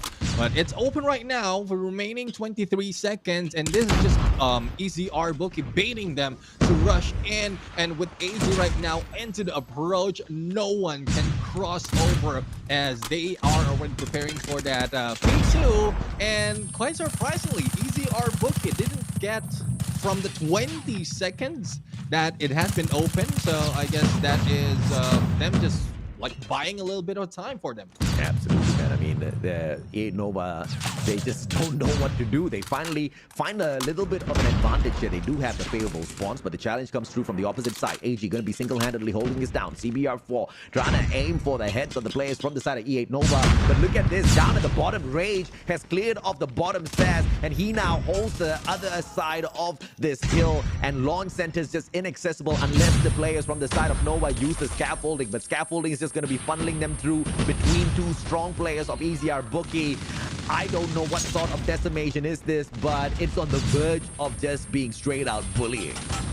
Yeah, and it's one thing Rage also pull out that death machine because a lot of openings can be on him, and there goes Pretty probably taken in two, and like there's not so much of movement can be done by E8 Nova. They've been read, they have been folded as well, and I guess they can be ripped out of the book because this is just not a good run for E8 Nova at this point. Jabin, Yato, Rage, AG, Yobabs, you cannot find a better squad out there. I tell you, this is just them in stage 5 form. They want to get there. This is the Eastern champs that we are talking about, mainly the full roster of the Eastern champs, and it is going to be a potential that we see them raise the championship once again. They might just be the hope, but of course, let's see if or not West Point Mamba LowKings has got anything to say about that. As I complete the sentence, EZR Booky makes quick work of their opponents, welcoming them to the 50-point club. Yeah, 50-point club indeed. From the first series, it's 58, if I'm not mistaken. This time, not even reaching that 50. So Yeah. 42 against 250 EZR Booky right now. And I guess that's what AG has to say. They're going to put them down. Like I said, sir, at the end of the day, it's all about the contest of the fastest series. The record was set at the opening of the day, and then it got beaten for the second series. Yeah, it's going to get beaten again for the third series if this continues. I mean, there was a lot of life. There were a couple of attempts from the side of E8 Nova when the game started, and then it was just EZR Booky all the way. Yep, EZR Booky just proving that they are a team who wants to take the championship once again and defend it against those who wants to grab it. So we've already told the story later on. We are going to see if that is something that they will be putting into stone with the battle, because again, for now, it's just a time as well as a gap in points. Yep. But moving forward, like once they face off each other, like that is where it gets exciting. I'm not saying that it's not exciting right now, because at least we are seeing E8 Nova play, but looking forward to them improve if they can do it in this next map. What is Meltdown and Search and Destroy. Yeah, I'm not very hopeful because of the absolute shutdown, because Neptune, EZR Bookie wasn't playing any serious strategy out there. They were not even going for anchor spawns. They were pretty much just slaying, man. They were just chilled all throughout that matchup. I didn't see them break a sweat through their formation. There was just no panic moments there. E8 Nova didn't challenge them enough in this match, and I don't think I want to expect much from this SND, mainly because of that lack of aggression, unless within the first round itself, they not just get the win, but they get a very, very convincing win. If they can shut down the sniper of EZR Bookie to start things off with, I'm going to build that confidence back up little by little, because that was unfortunately a no-show from E8 Nova. Yeah. I mean, taking down a sniper really brings in a different advantage for you, especially as you've taken out their capacity to go for long range. Yes. And but one thing we've seen so far from the team of EZR Bookie is they don't only have one sniper. Usually goes in for a double sniper setup, so that's very difficult taking two snipers out. And again, still hopeful that they can pull a little, but against the 7-2 that we've seen earlier in the previous series, let's see if it can go any lower, because like speed run again, that's what we're waiting to see in this game. Yeah, unfortunately, I mean, I want to see some MYSG teams, not just beat but decimate a couple of Filipino squads just because the server just needs to be a little bit more alive. I mean, when we look forward to a storyline at the moment from the SMP server, it's mainly built by the Philippine squads, if not almighty. MYSG Malaysia doesn't really play a role in this game anymore, which I want to see change. I want to see more Malaysian players take this seriously, and I speak from experience because I've had that first-hand conversation with some Malaysian players, and the dedication towards the game is not on the level of the players from the side of Jigjag or any of the Filipino squads thus far. I mean, these teams, these guys are actually taking this whole journey seriously. I haven't seen a Malaysian team do that just yet, and I think it's a low-hanging fruit that someone needs to step up and take. We've got a lot of great players, but just not a lot of serious players. Yeah, it's more of what they do in the off season that really dictate how serious they are. So I guess that's one thing that needs to be worked on, and hopefully it's been listened to, because again, it has been proven. We pointed it out already. You pointed out already so many times, and I guess the face-to-face conversation or one-on-one conversation has already been pointed out as well. But who would listen and who would do something about it? Because that's where everything matters. Yes, you can hear, but if you don't listen and do or put action into it, nothing will happen. Yeah, absolutely, man. Of course, it's a severe comparison because they're taking on the defending champions. But strategy-wise, you didn't really see anything shiny from the side of E8 Nova. I'm not saying that they're not going to be capable of winning any series at all. I mean, definitely not. I think E8 Nova is going to be a good match for a couple of teams that is within this grouping, just not EZR Bookie, Yeah. But that being said, I do want to see some serious fights. I want to see EZR Bookie drop a few rounds. That's going to give me the confidence in this team to perhaps just, pour some oil into this engine as well. Let's see if E8 Nova can excite us a tad bit now. Yeah, I mean, one thing that really is exciting is range being taken down, and it's now a 4v5 situation, and there's a little bit of slowdown in each team's approach. No one wants to show up that easily, especially as snipers is still available. Yobabs is in there, and we know how he is, but we'll have to find out if he'll be able to go onto the peak. Heal right now, opportunity, and Yobabs has been taken down. I guess I'm cursing a few of the players right now. The moment I mentioned them, they are going down. But Yato says otherwise. Absolutely, Yato shuts him down. AG finds Novi as well. The hope dwindling down here for E8 Nova. But Veen accepts it right back up for the hope of Malaysia. Veenax with a triple. And he finally shows up. This is the moment where I get a tad bit excited, baby. Chayala Malaysia. Can they continue to do this? Can they shut down the Philippines in this S&D matchup? Can more players step it up just like how Weenex has done? I mean, we can't be hoping and praying for the guy to just continuously slay every single round. It needs to be a team effort here, Neptune. Yeah, it needs to be a team effort, and they can go for the same pattern as we've seen earlier. They took down range, already taken down one of the roamers, and they also took down Yobab. So it's good combination of elimination for them to start it off, but they need to be careful because we know EZR Booky is having a plan of their own to go for a quick rush, but again, I love how it is being cautiously taken by both sides. What can they pull off in this round as AG finds Kiel? A little bit of waste as he did manage to find 2 frags the previous round. So that's a huge blow to E8 Nova instantly. And we turn the tables. No! The 2 fraggers from round 1 down and out. Nobi goes out as well. Leo and Snacks. Are they going to be eaten up as Snacks, or will they turn the tables? Jabin peeks around. The timing's not good as Snacks hits a perfect quick scope onto Jabin. Leo backs away. Lucky to get away from Jabin's scopes. Yeah, that's one thing. I mean, at some point, they slowed it down, but the reaction time is also being slowed. Thus, 2 players has been taken down from E8 Nova. Now, the one takedown is more of something that we are really expecting, but range being taken down as well by Leo. Could have been a good run, but with 1 player remaining, it's going for the EZR.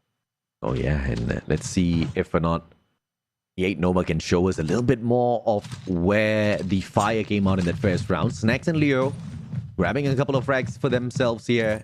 E8 Nova, I mean, I'm believing after that first round. They can't match up with the gunfights.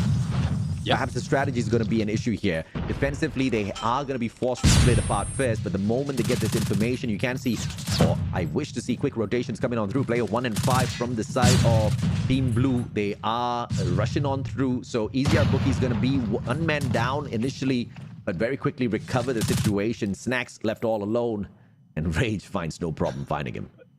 Range, if I'm not mistaken, that was almost an ace from Range right there, or probably just a 3-piece. But again, Range is one guy that you need to take out first, because once you get close and he gets that angle on you, regardless if it's long range or close or face-to-face battle, you are getting damage. So 2-1 score right now. Defenders is still EZR Bookie, but as you can see, 1-4 split coming from E8 Nova. They want to take it slow once again. Yeah. Again, the only suggestion is for their reaction time to be quicker.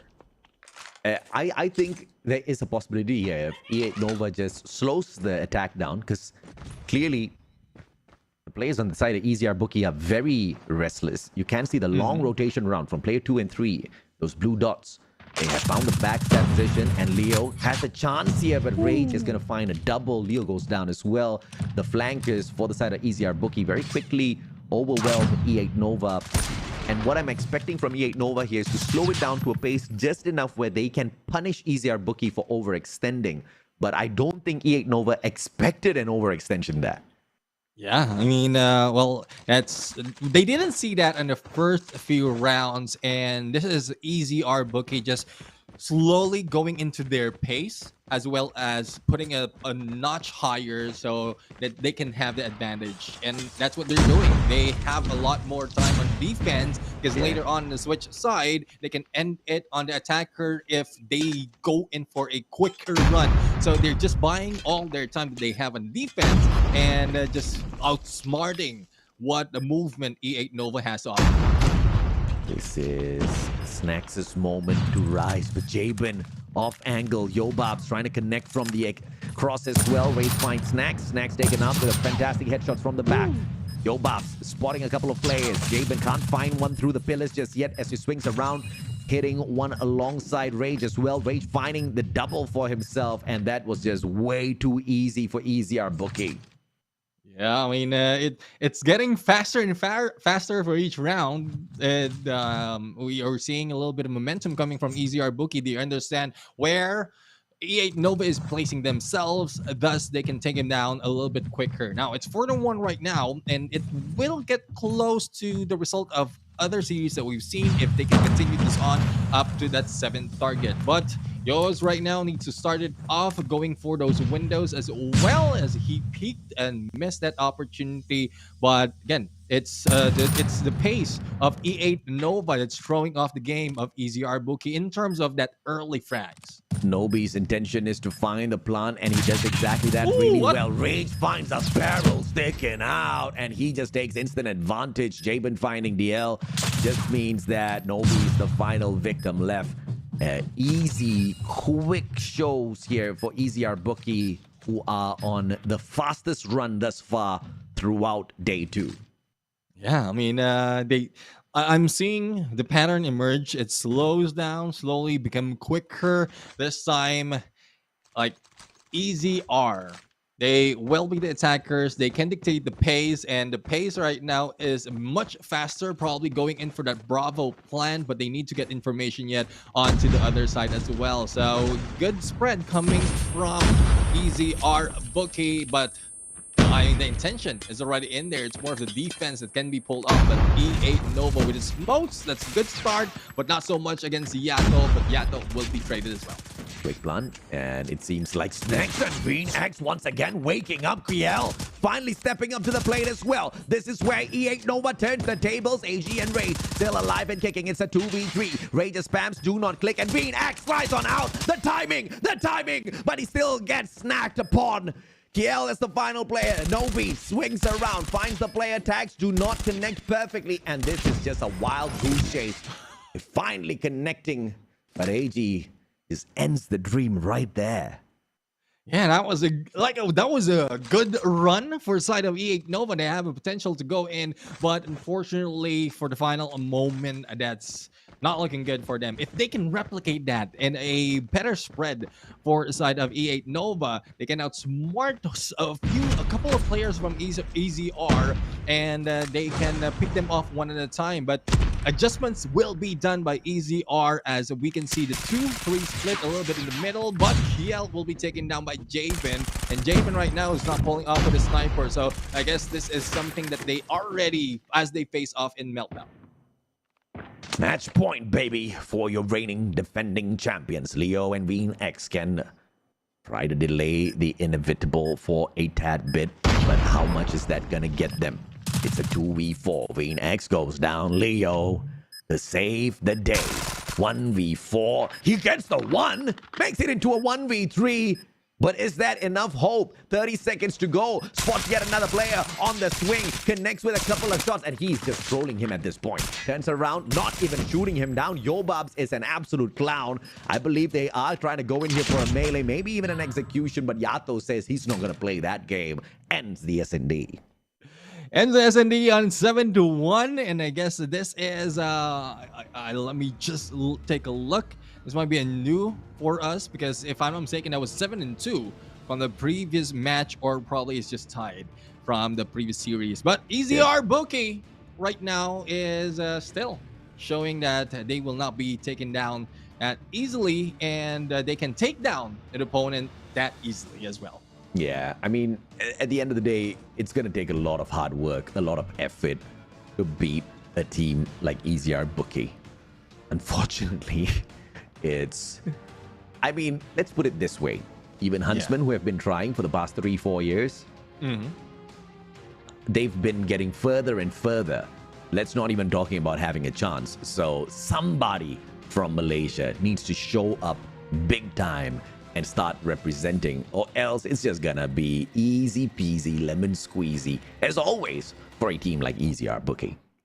Yeah, I mean, I had an assumption before where some of the Filipino players are being put in the mix for Malaysian teams, and I was assuming that some of the practices will be going towards those teams as well. But I guess it it was like it was different. The result was different and didn't show up that much. Thus, we are not seeing that much improvement. Again, similar to AJ, I am looking forward to that as well. Looking forward to a Malaysian team really changes the battle, but well, it is what it is. Yeah. EZR Booky really don't want to give out the throne, and this is just a preview of what we were talking about in terms of their battle against West Point Mamba LowKings. Not only that, against Smart Omega as well. Yeah, I mean, I'm of course not gonna mention names here, but before that, Rage 13 on the K, so he took this match super seriously. Everybody else trying to catch up with him. V-Nex with a 7. Of course, we saw that one fantastic round where he hit the triple, but you know, it just seemed like that wasn't really planned because he couldn't really replicate that sort of a movement in the other rounds, as EZR Booky made it absolutely impossible for them to catch up. But what I was about to get to earlier, Neptune, before we saw the screen, was the fact that I'm not going to mention names, but I did manage to catch up with 1 or 2 Filipino players who have played on Malaysian teams before. And there's just a huge difference in terms of dedication to growing in the game, you know? Yeah. And I don't even need to say anything because I think the dedication that the Filipinos have put into Call of Duty Mobile thus far is clearly evident through their achievements out there. The only team that is the outlier in this whole thing is Almighty, because these boys are busy with work and all. They still find the time. Almighty, oh sorry, I can't call them Almighty. Jigjag is just made up of players of a different breed. You know, they're monsters. They've got day jobs. They have got, you know, a crazy environment in Singapore because, you know, it's tough, man. Okay, living in a first world country, it's got its own problems, and they still manage to get through all of that and be the top contenders. So respect to them. But apart from that, out of MYSG, there's been no other that could really stand the test of time. Yeah, I mean, it's just different approaches for different teams based on where they are. Yeah. I guess it's, I don't know, like I don't want to blame it to like their past, their history or whatever, but it's more of what they look into the future. If this is just a game for them, then it is what it is. They will just be playing it like a game. But if this is something that they are looking forward to really part of their lives, and I'm not just talking about Call of Duty Mobile, I'm talking about esports itself, then they can put in a lot more because again, we had that experience as well. Esports has brought in a lot more too as well. Hopefully the same goes will be seen by these players. I think you hit the nail right on the head there, Neptune, with the assessment, because it's just a matter of, do they believe that this can be something that will take them the long distance? And I think, you know, the factor of the fact that, you know, the esports scene within Malaysia in itself is not as big as the Philippines, that definitely plays a factor. If it was any bigger, if it was a little bit more solid, stable, I guess we could see more dedication. But there's no trust in, you know, whatever effort they're putting in thus far. If you, on the flip side, you look at the Philippines, you've got a very stable esports ecosystem running there. You've got a lot of organizations who are willing to set aside some time as well as budget to help some of these players grow. I mean, you see Smart Omega, one fundamental reason why they've always been able to grow is, you know, getting those investors in to back up really talented players, right? But let's see. Even they have been challenged in recent times, of course. Yeah, I mean, I would agree. And it's, I guess it's the tougher, like the tougher the place is or where you are. I'm not talking about the country or what. It's more of where you are in terms of your position in life that will give you a different perspective. If you're in a place where you're in a rough spot and you want to get out of that, you'll find different ways. And esports might be the way for that. And again, because I know both of our stories, we like I understand where we're coming from. The same goes for me and AJ because we came from rough spot and esports is brought in different for us. So hopefully the same goes for other teams, and not just the Malaysian teams, but all of the teams who wants to jump in competitions just like this. All you have to do is put in a lot of effort, practice, and dedication, and you might be in a different spot. Easier said than done, of course, but it's not impossible, right? I mean, the players out here, they are the proof of the pudding. They are the proof in the pudding. They are the pudding. They are the proof. They are the everything. But of course, let's take a look at Control and see if or not E8 Nova can change a little bit of the storyline here. Maybe a little bit of awakening in this third match, Nephew. Yeah, awakening indeed, but Javen doesn't want to wake them up. They want to put them to sleep as all of the EZR is just going for the initial plays and even rotation right now. E8 Nova is caught off guard. Not so much of a capture being done though, as the defense of EZR Booky is a little bit strong. But finally, a good break has been done. But as they approach this, they are being taken out. Hopefully a good position, power position can be taken by E8 Nova to stop anyone coming from the spawns of the blue. It's been pretty one-sided at this point of time, and I'm glad to see which side that is on. No, actually the logos are flipped, Pusangala. I got faked. I thought E8 was capping it. But unfortunately... Oh no. I think this is gonna be an unfortunate disqualification because there was a legendary utility used, I believe, by E8 Nova. I hope it's not a DQ, but that's a DQable offense.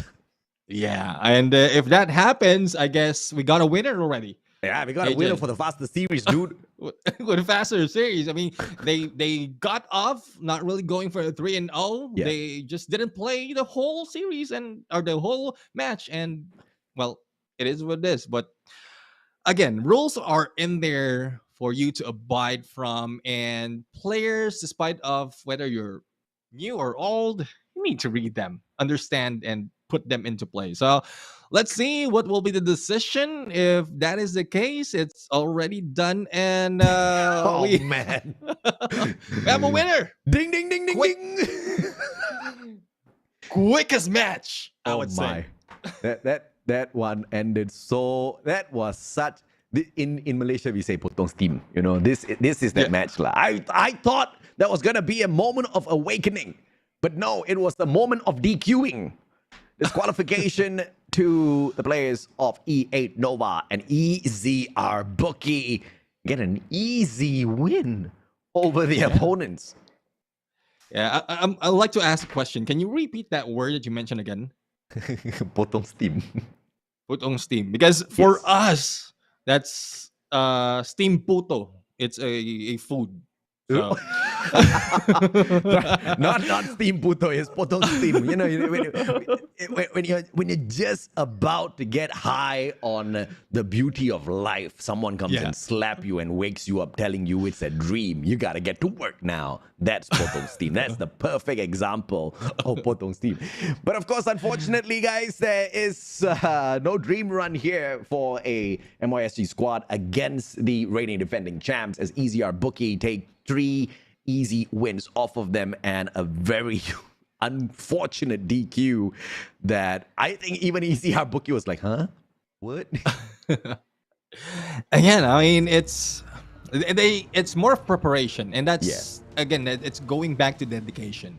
If you're really understanding the game, like you put so much mind into it, and I would say 5 minds in there, they'll be able to spot that on, even from the previous round. If I'm mistaken, that could have been like averted already, but no, they just wanted to play it as it is, so they were DQ'd, and so unfortunate for E8 Nova, and well, fortunate for everyone who wanted a quick match.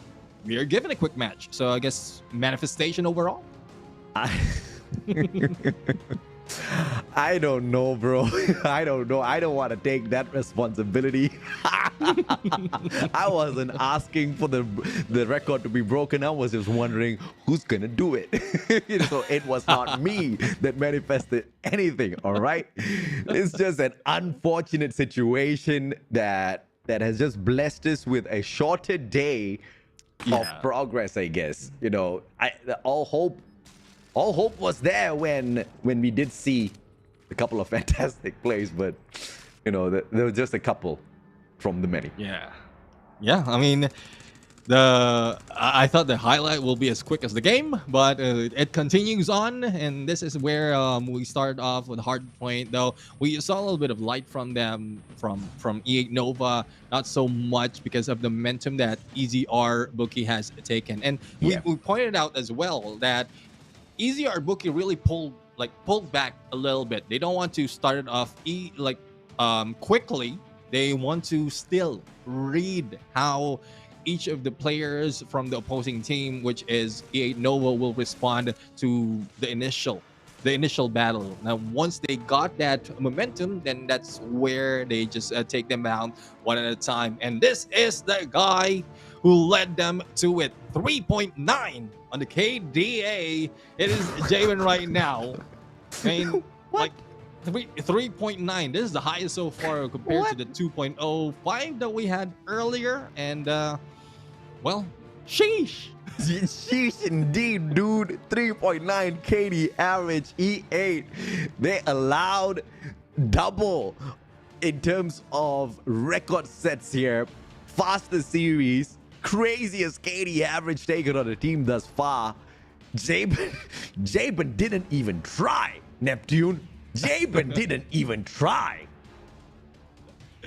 Yeah, I mean, he was just chilling in the garden earlier, but we saw him go into the room. So probably it's getting hot outside. Needed a little bit of AC. But that's the only instance that he sweated, not so much in the game, because he he was outside, not because he is pressured in the game. But yeah, the leadership of Jabin, as well as like there's a lot of things that we can say even from a previous season of Green Masters. This guy really has not only led but improved so much over time. And well, I won't be surprised if there's a lot more that can be offered by EZR Bookie in this game as they prepare for that battle against, again, I can't get away from their battle against West Point Mamba Lowkings.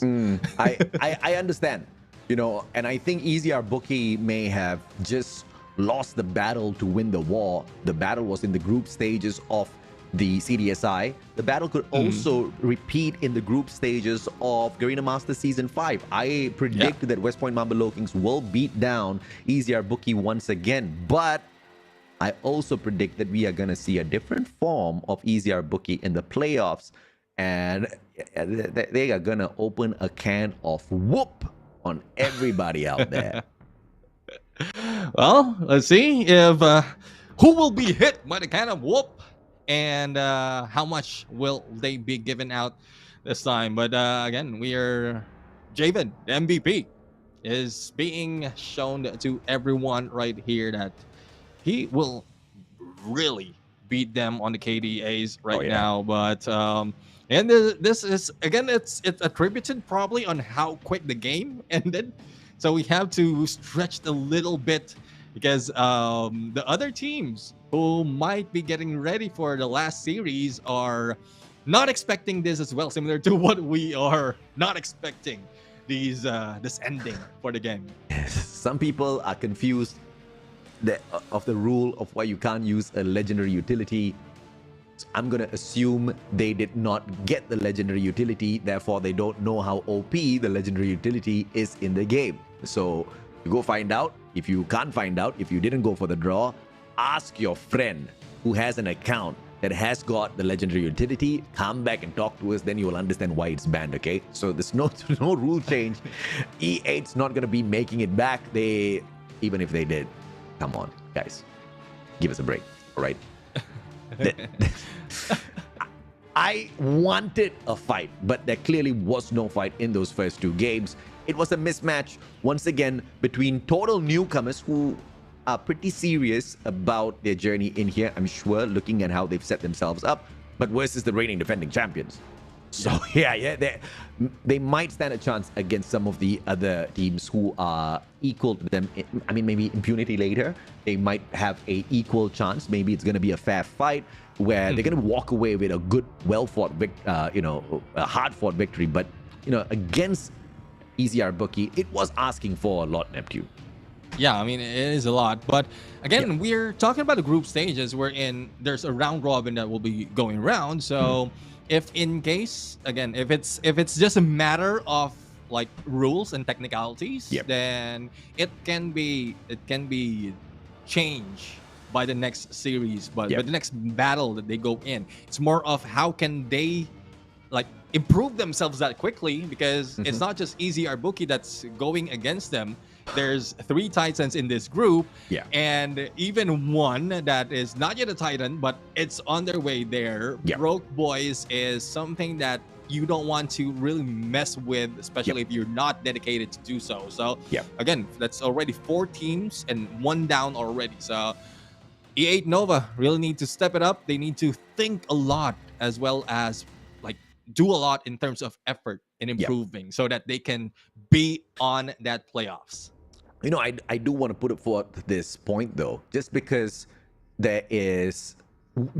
know who's going to be making it through to the playoffs does not render the group stage useless, because you still have a lot of these Titans in Group B who are going to be taking each other on in this single round robin throughout the whole group stage, which is going to be a sight to behold, which is going to be very exciting to tune into for sure. We guarantee you that. And it's going to be, you know, a journey for the underdogs as well, because when you expect everything to go your way, that's exactly when, you know, things break down. And give me a second. That's exactly when things break down and gives you a good opportunity to get your brain shell-shocked, right? We are waiting for moments like that. That's exactly what the group stages offer. We were also waiting for an interview segment, but unfortunately, the boys from EZR Bookie were a little bit too shy. So we're gonna leave them be, take a quick short break. When we come back, we get to see Smart Omega again in action.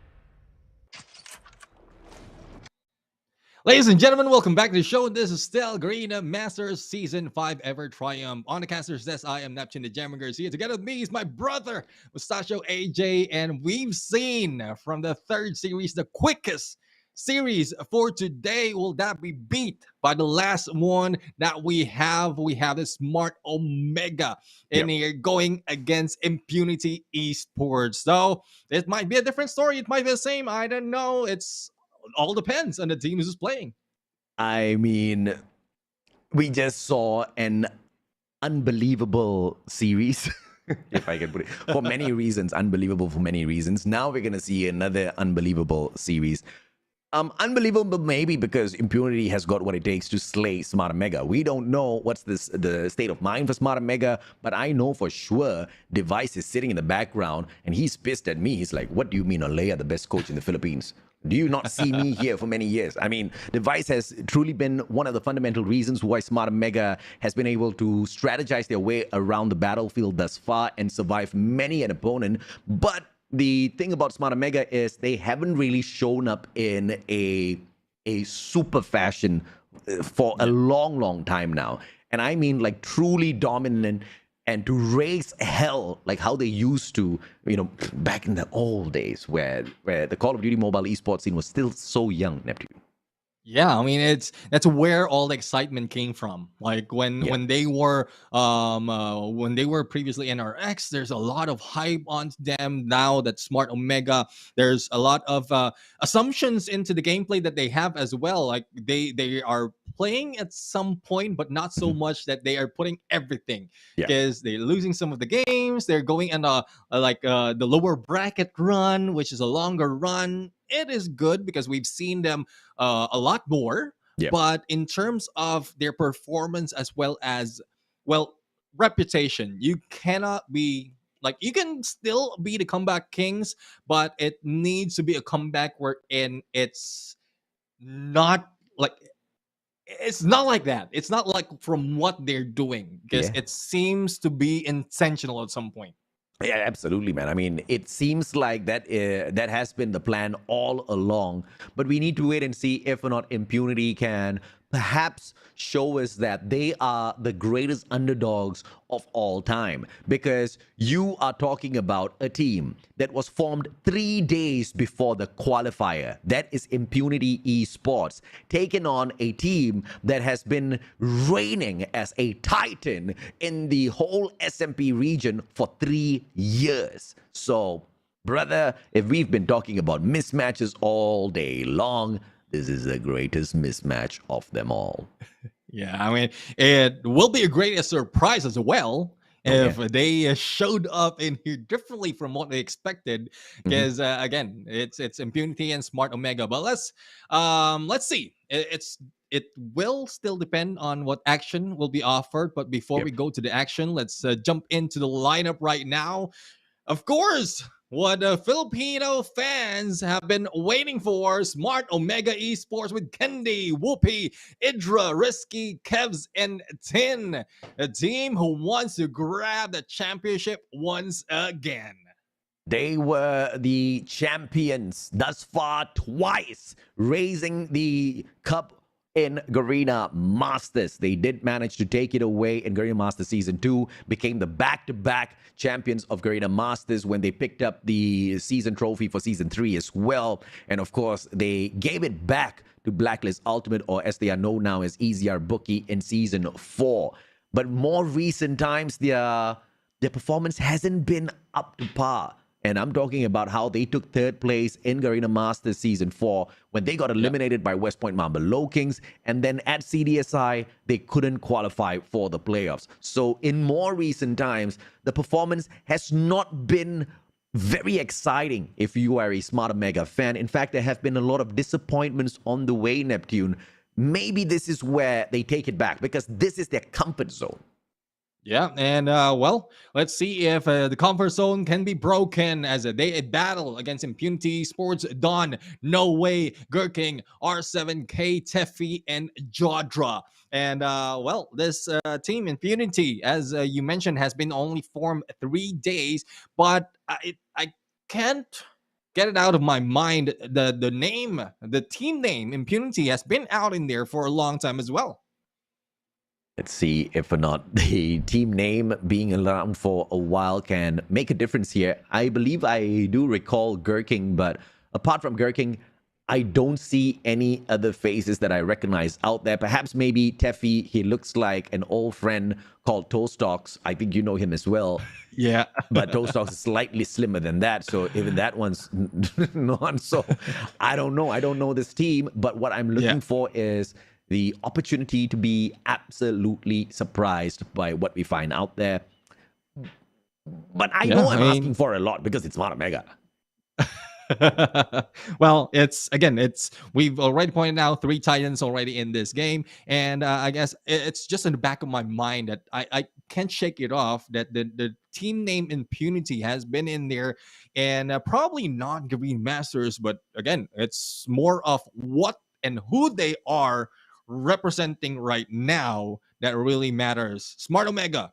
As mentioned earlier, we need to see the consistency out of them for them to take on the championship. Impunity, similar to what we mentioned earlier on E8 Nova, to prove themselves that they have what it takes to get away from the group stage onto the playoffs. But this is where they fight. Maps and modes right now, Hacienda and slums, as well as standoff. So we started off from where we started the whole day, AJ. Hardpoint has Hacienda, followed by slums, first time for today, and standoff right now for control. So there's the story might be the same from what we've seen in Hacienda earlier. It might even be a little bit faster because of how well known Smart OMEGA is. I am deeply disappointed that we don't get to see Arsenal or Apocalypse. It has been a consistent ban for a lot of these teams here. Arsenal sometimes has been left open, but nobody picks it. So, I mean, give me a break. I want to see a hard point on one of those 2 maps. Hopefully, we find that on day 3. But thus far, I think, all straightforward picks. Hacienda, by now, all the teams theoretically know the rotations, but there are not many teams who have mastered the rotation. Smart OMEGA is looking to do exactly that on Hacienda. Impunity is thinking they might stand a good chance facing them there. Slums, once again, very happy this is not in control anymore in SND. It's a very balanced map. I love the fact that the snipers can shine. I love the fact that the CQC players can whip out their SMGs and just absolutely beam down players down mid. Standoff control, it's one of the more balanced ones, but a little bit smaller in terms of map as opposed to Raid or Crossroad Strike. So we get to see a lot of action back to back here. The question is it going to be a one-sided action? That's all up for Impunity to answer. Yeah, Impunity needs to show us if they have what it takes to go against Smart OMEGA, because as mentioned, we have a lot of inputs already. Smart OMEGA, I'm pretty sure for this first day, and a lot of fans has been waiting for a long time, they will be showing up with a lot. And not so much of from what we assume they will be doing, that they will be holding back in this fight. So hopefully that is the case, because that's one thing that fans out there, even us in the casters desk, have been waiting to see that. They just, Smart OMEGA just take on what West Point Mambo Kings has been pulling out, bring their best foot forward every match, and again, the history will not be changed, but it will be reestablished for this team. I know we can expect more from Impunity, mainly because the style of the Singaporeans in the world of Call of Duty Mobile, right? They've got more discipline for sure, and I believe that discipline does bring you places. Let's see how much or how far they can push Smart OMEGA here as we open up at Hacienda. As usual, it's going to be all stacked up on the second floor of Mana. Risky, trying to get a couple of shots in, but the concuss from Impunity just playing the strategy well from the very get-go through those utils, but the gunfights department, they do go ahead to lose as they lose the hill as well. Yeah, Impunity right now just jumped the gun on that P1, and that's one thing that you don't want to happen, because a lot of teams right now, especially for those experienced team in Hacienda, will go and focus on power positions on second floor. That's where they clean up and then take advantage of your respawns as they take the finds, and that's what's showing right now with 23 points already against the 6 that Impunity has, and they have plenty more to spare because they have good position already boxing out that P1. So 16 seconds remaining, and it's not looking like Smart Omega will be letting go, but they did, and they are preparing for that P2. It's tense moment here because Impunity did put out quite a bit of effort, but in P1, as usual, it flicks back and forth. In P2, this is where we truly see if or not Impunity is capable of taking the strategic approaches towards the kill and cracking down the defense of Smart Omega. Smart Omega smartly attacks from 2 angles. The spawn off of Stonewell gives them that backstab ability. Now everybody funnels through the flowers out of that statue spawn, heading into lobby as well, but it's just all-out gunfight supremacy out of the Filipinos. Smart Omega slaying them where they stand the moment they are spotted. I love the angle that has been held by Kevs right there, because with the distractions being done with the rest of Smart Omega, Kevs will not be spotted and he will be able to go for the backstab. Thus, he did so with 30 seconds to spare, not so much of movement in terms of points for Team Impunity, but they will be moving towards them, probably break off what split or what rotation is being done by Smart Omega, but to what extent they only left 3 players, Smart Omega, in here to defend the remaining few seconds, and rotation will be done, or early rotation will be done by Impunity, but they're not expecting the 2 players already on them. Clear map awareness from Impunity. I like seeing this. They're just losing out in the gunfight, and this is a little bit different when we look at the other amateur squads out of Malaysia, because there was a lack of gunfight and a lack of strategy. See the strategy, but just execution-wise, Impunity just can't seem to cut themselves any bit of slack here, because Smart Omega is just going all out on the bot. Tin is gonna manage to pull away a couple of lives from the team, as well as he brings out the gravity vortex. Here comes a Pretty out of nowhere. Tin hits a double, and the torture continues. Impunity cannot find the hard point, and Smart Omega wants to prove a point as well. You think the players of EZR Booky had a dominating run? Let us show you what dominance is. I guess that's what the storyline is like for Smart Omega. Yeah, that's what they're unfolding right now, because regardless of where Impunity is spawning, whether it's front, whether it's back, they have everyone prepared to that angle. With only 13 seconds remaining, Impunity is still in less than 20 points, and 120 to 114. It's not looking good for Impunity in terms of how fast they can recover. They are preparing to go in onto the next hill, but with all the angles and not so much of an opening that can be taken by Impunity, they might be in a disarray once again. I believe I've met Gurking once in a ranked match, and this guy just absolutely whooped me. But yeah, clearly there's a huge difference in terms of playing a ranked match and playing a pro match against a team like Smart Omega, who are your 2-time Garena Master champs. 132 to 19 as Impunity finds the break. This is going to be a solid hole. R7K holding it with the Sparrow. Now he's going to be paused as a tad bit as he swings around to the right. Kevs instantly puts him down, not with a shot, but by the trophy. Smart play from Kevs. Yeah, good understanding of what the damage it has to offer. Sparrow is in there, averted by Smart Omega. Now with a few more seconds, they'll be reaching the 250 mark, and only the remaining 100 needs to be captured by Smart Omega. Impunity, though, they move a little bit, but not so much. I don't think Smart Omega will be giving away 3 points for them, because as you can see, the rotation of Smart Omega, it's more of controlling where Impunity will be coming from, and the moment they show up and step into that P1, they will be put down. Impunity, can they make it past this 30-point mark? Because things are getting a little dire in here, Neptune. The lowest score a losing team has picked up thus far has been 58 points, and I believe that was Savage Doctor against the West Point Mamba Lowkings. This is looking, 42 points. That was E8 Nova against EZR Booky, my apologies. So the bar is set pretty low. Impunity, let's see if or not they can be the best underdog here.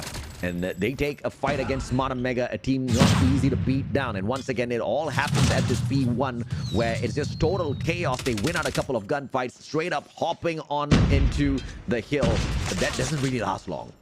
Yeah, it's not lasting long. The hill time really for the side of Impunity is it's being taken away by Smart Omega. And not only that, in terms of elimination, yes, they can put up a fight from 3 players, but comparing to how much elimination has been done by Smart Omega, it's not so much that they can clear an area and take it over. Teffy right now going in a huge angle, but will be taken down as well. Still stuck to 38, but at least they got close to the 42 that we are expecting that they beat against E8 Nova, but they're the 200 mark about to be reached by Smart Omega. Yes, they might not be able to close it this time, and the only question is, will they let the point through Impunity?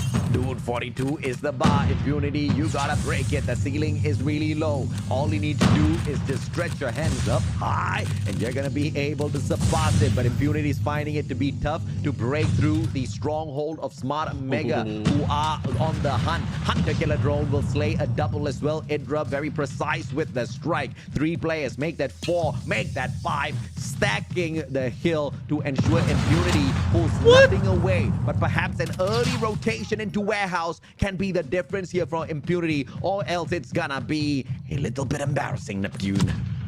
Yeah, Smart Omega, even without getting up close, they are being put in a spawn trap with Kevs in there with a triple using that Freddy.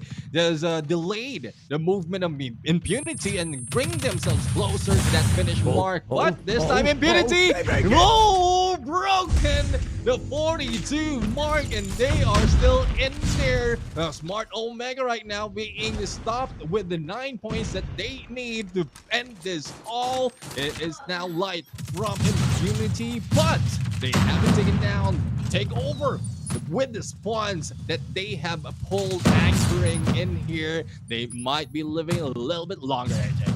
E8 Nova still holds the title of the worst hardpoint squad in performance thus far. Impunity is gonna be smiling a little bit, but just a little bit, because they still got whooped here by Smart Omega. 250 to 51. Impunity had the ideas, but found no proper execution. In fact, they got executed.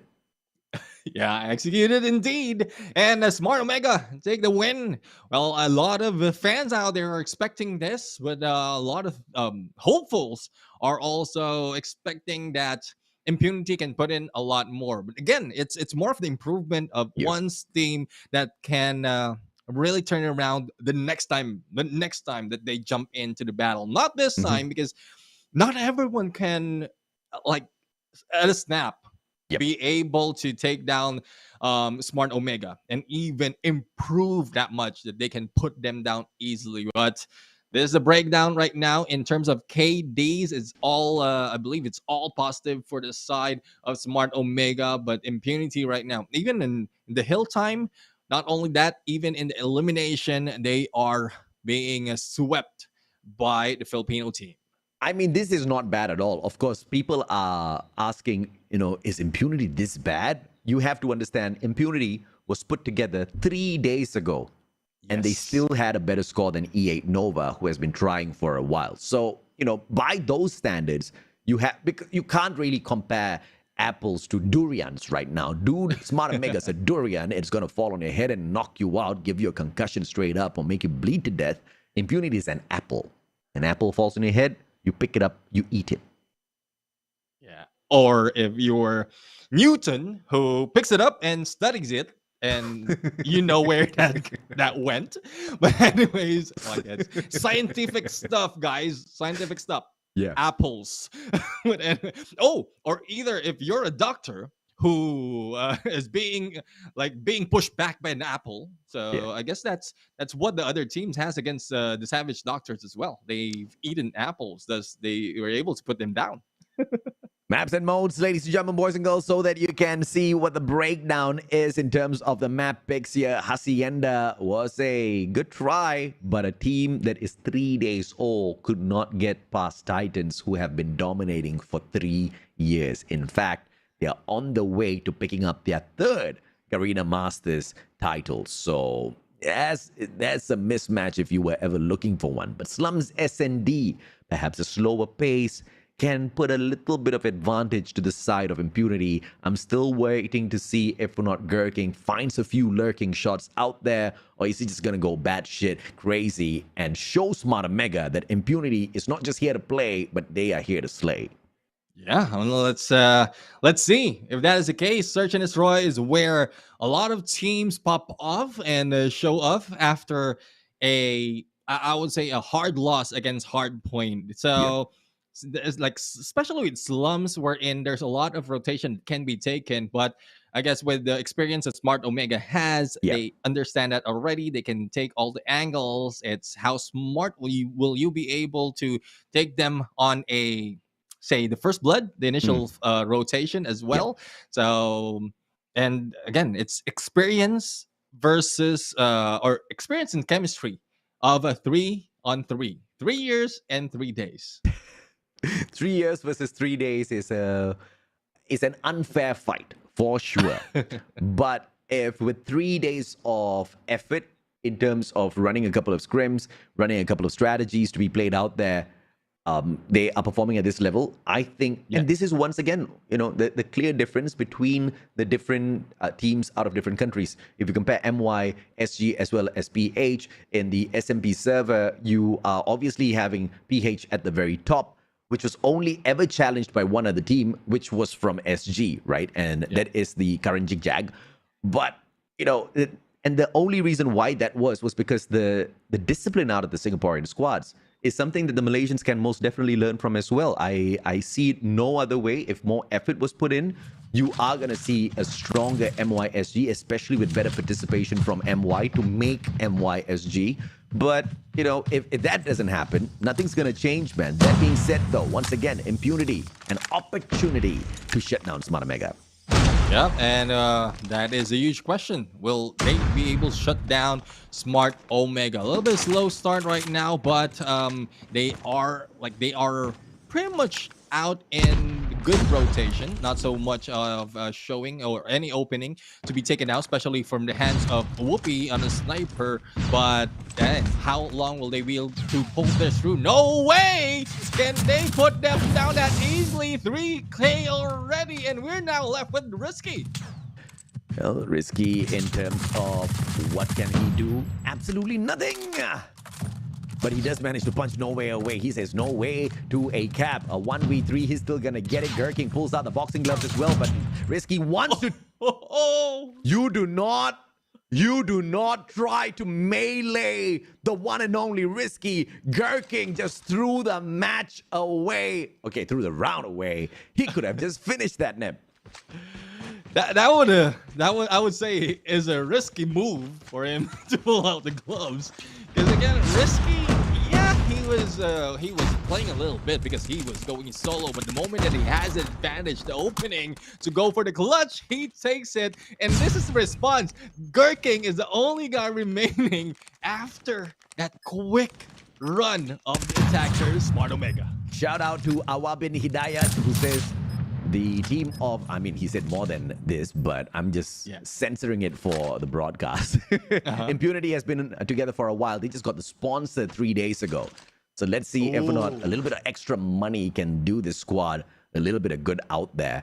Because 2 rounds now, they've been down for the count. Are they down and out for the count? Let's see if or not that is the thing. Impunity, round 3, still on the defense, and they want to stack the B bomb side. One play goes down, but R7K steps it right back up, and Kevs hits a double for himself, taking out R7K in the meantime as well. 2 more players, Gurking as well as Teffy. 1 sniper, Teffy out of the equation, and Gurking, does he troll or does he absolutely flow?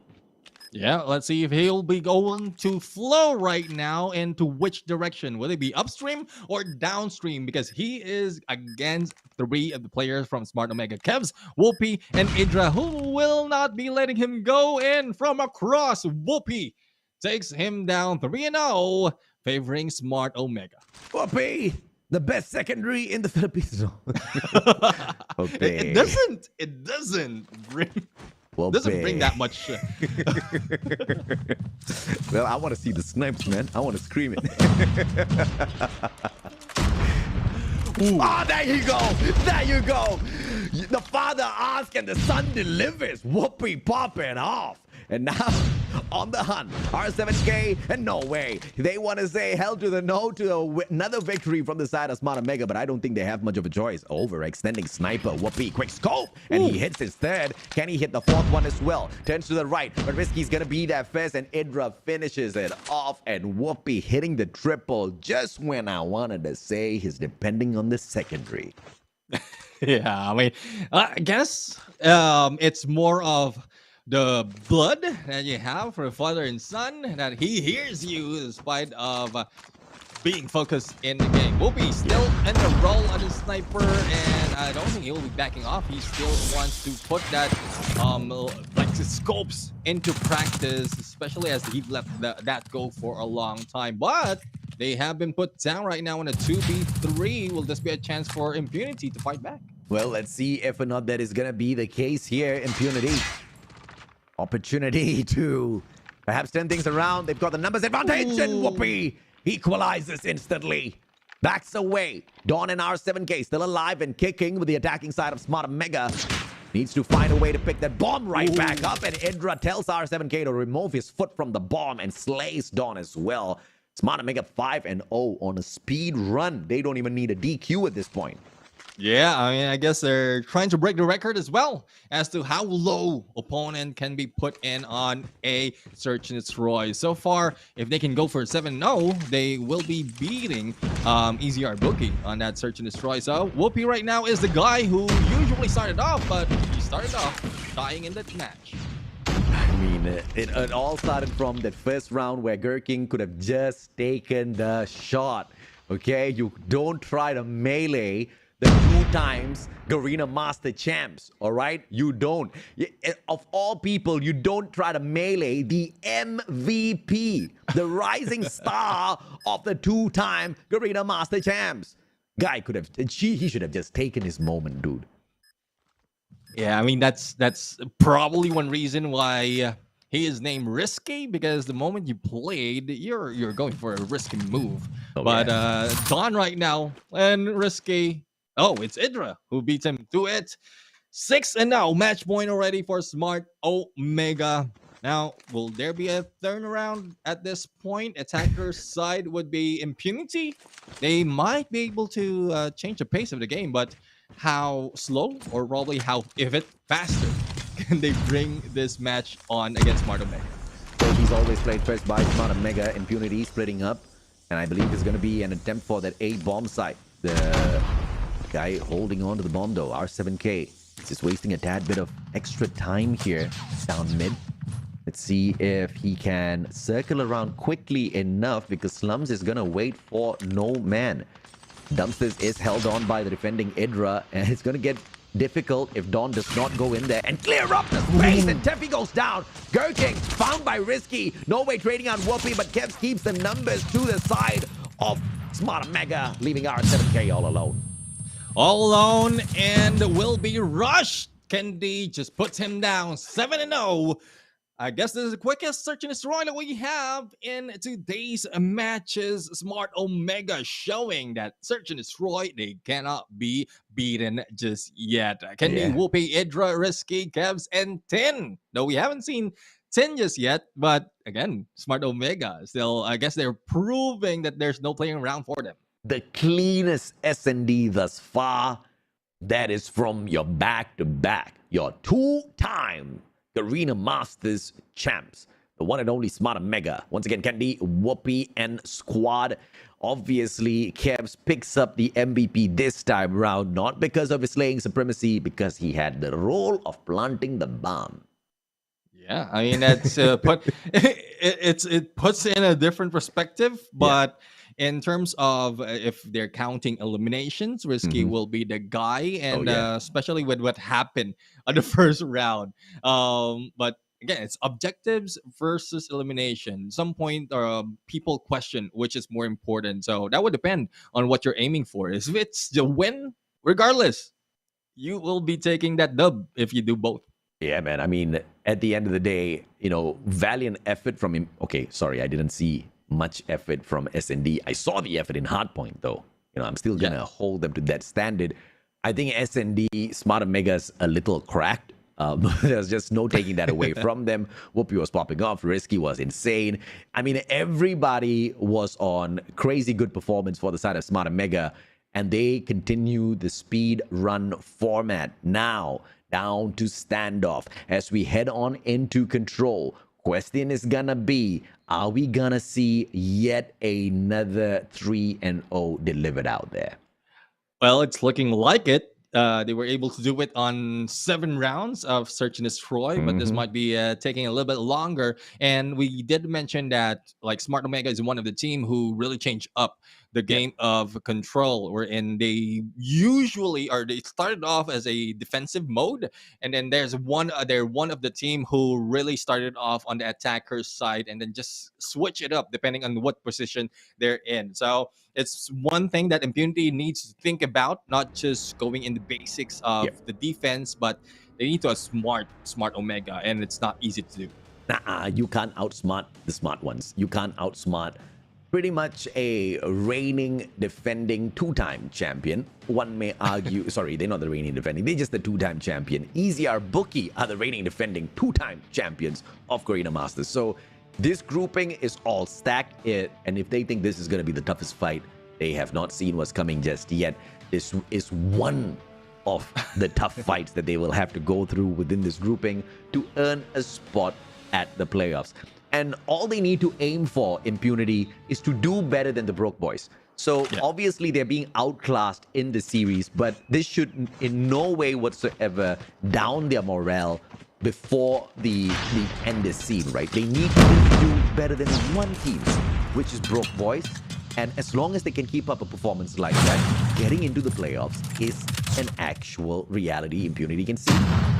Yeah, I mean, I would agree, totally agree with what you mentioned. Broke Boys, the 4th team in terms of, say, ranking it into those going into playoffs. But it's not that evident on this first match of Control, wherein before a point has been reduced from side of Smart Omega, a lot has already been taken against Impunity. And Spawn Trap easily can be triggered, especially on this map. And well, it will depend on how can you get away and go for probably pull off a switch or a swap in terms of that spawn, but without surviving that much, no way might be the key for that success.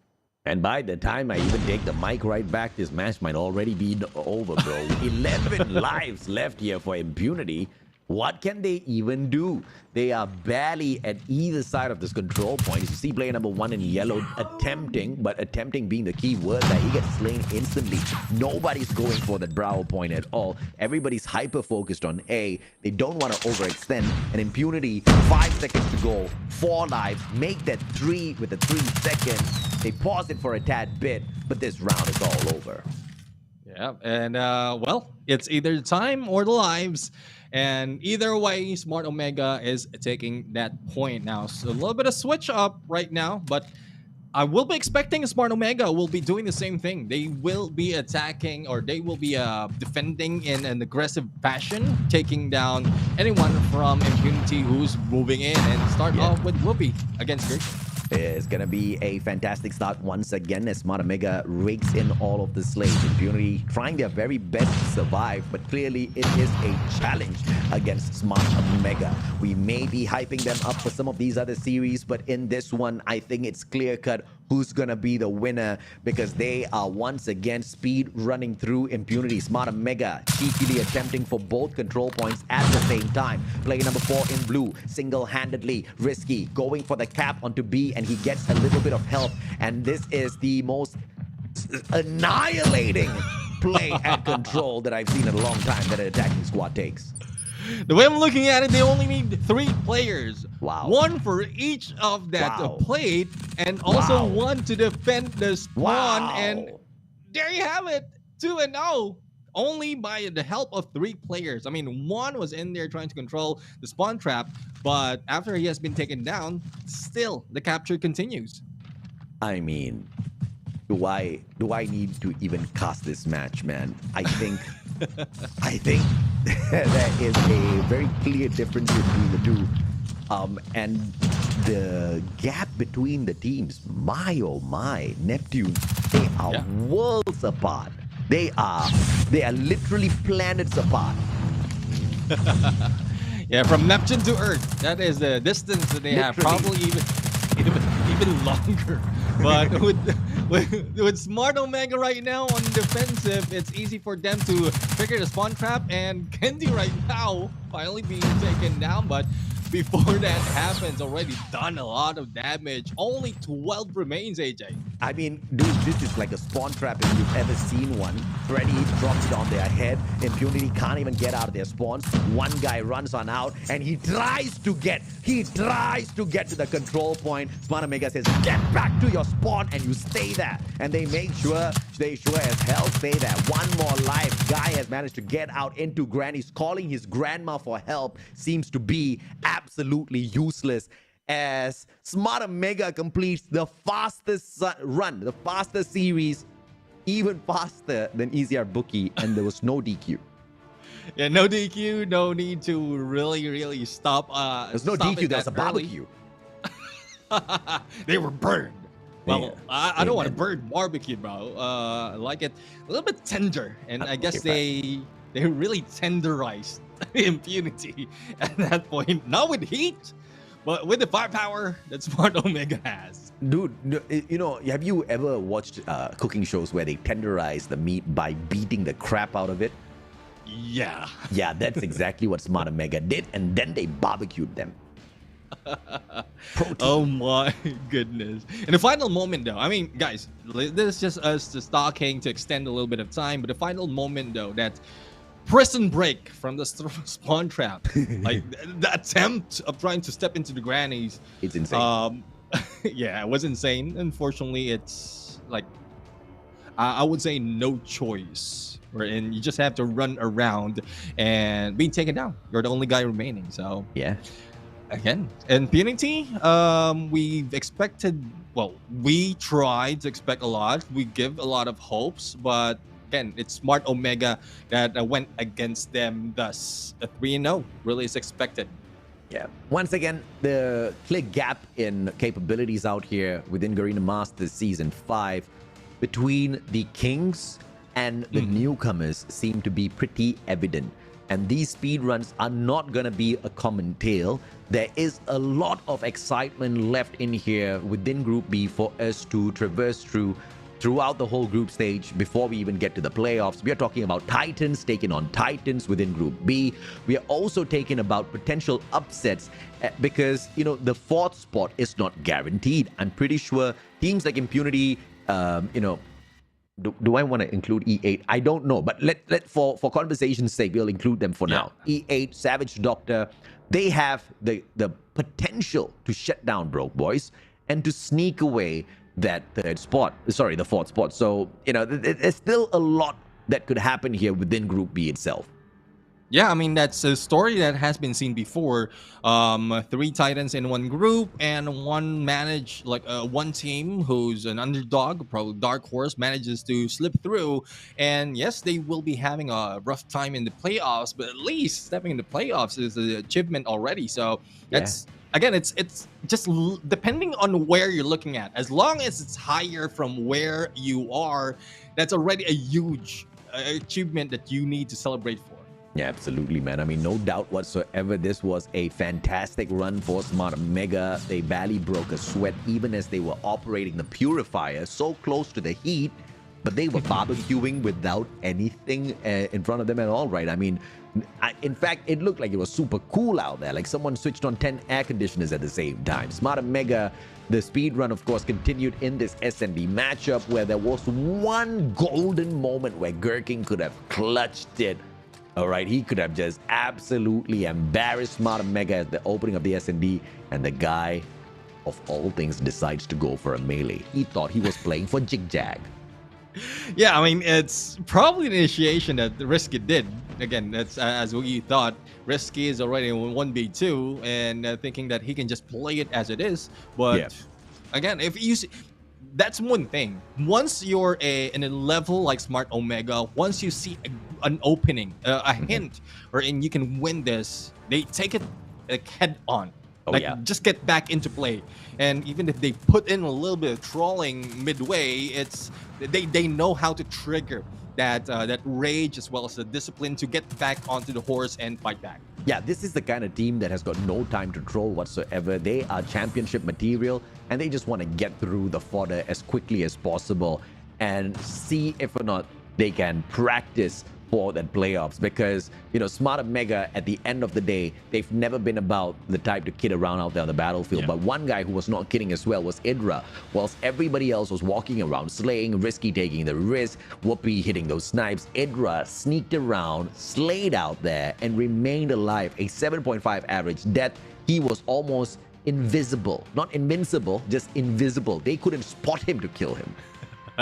Yeah, he knows, like, understands what position to take, understand what angle to take as well to go Yeah. for those eliminations. And that's the 3.53, the second highest KDA that we've seen so far. And well, that ends the fourth series that we have right now. And it's, well, it's really exciting that it unfolded like this, because we are trying to find out really how well the players are, like the Titans are playing, and how the story is going to start right now. But let's unfold a little bit. Let's peel back a little bit of the pages as we invite our guest in the interview, AJ.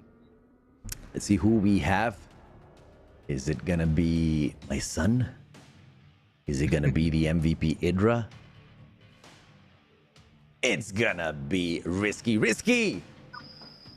Do you think you deserve the MVP title?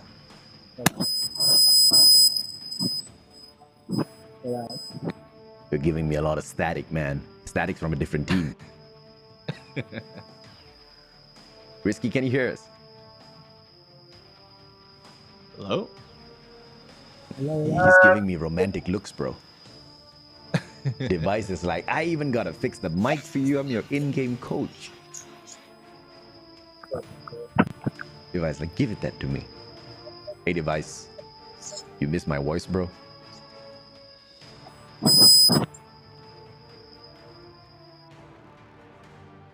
We will make sure we prepare in advance next time, guys. Trust us, okay? We're professionals.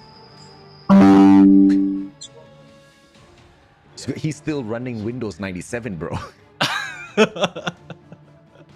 Dude, I mean, I don't know if the viewers out there, or how many of the viewers out there still remembers Windows 97. Titos knows, but oh, I think we can hear them. Yes. Yes, we can hear you now. Can you hear us? Hello, it's us. You can read our lips, Pusangala. We can't even see you. Your camera's gone. Production, we need some help here.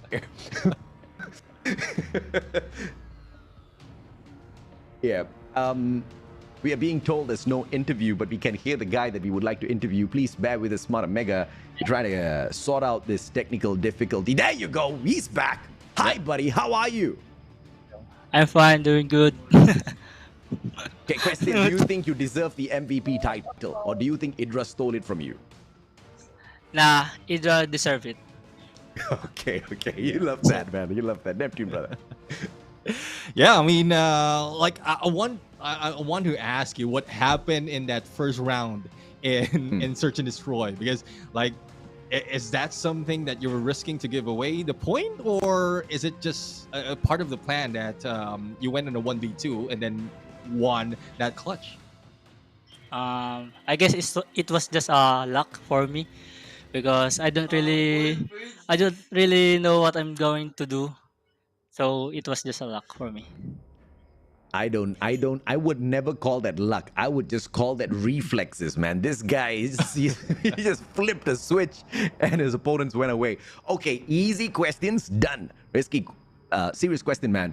CDSI performance, Smart Omega wasn't as what we expected. Is that the Smart Omega that we can expect for Garena Master Season 5? Or can we expect the back-to-back champs? Can we expect the guys who lifted the trophy in Garena Master Season 3? What can we expect out of the squad? I want you to expect more from our gameplay, like team coordination and such as ano ba ba? Hello. Basta It's a secret. yes, secret pa. Pero expect more. Expect more from us. That's the easiest way out, device. It's a secret. Everything's a secret. Then you don't need to interview anyone. Everything's a secret. Okay, fine. Device. Put device Coach. on. Give this to device. Hello? Do you want to device. did you want to How are you, talk to buddy? me? You Yes, took the Ah. easy way out by telling him it's a strat. Now I'm asking the coach himself. I need serious answers, bro. Okay, I need a serious answer Okay. here. You've got a huge fan base awaiting. Of course, we expect you guys to get into the playoffs, but and we have to look at many different factors here. West Point Mamba Lokings, on the rise to the top, and then you've got Jigjag, Yes, definitely. who re-rostered, but they're still super crazy good in their own grouping. And you've got EZR Booky. Who are you expecting to really give you a run for your money as you look for the championship in Season 5? Well,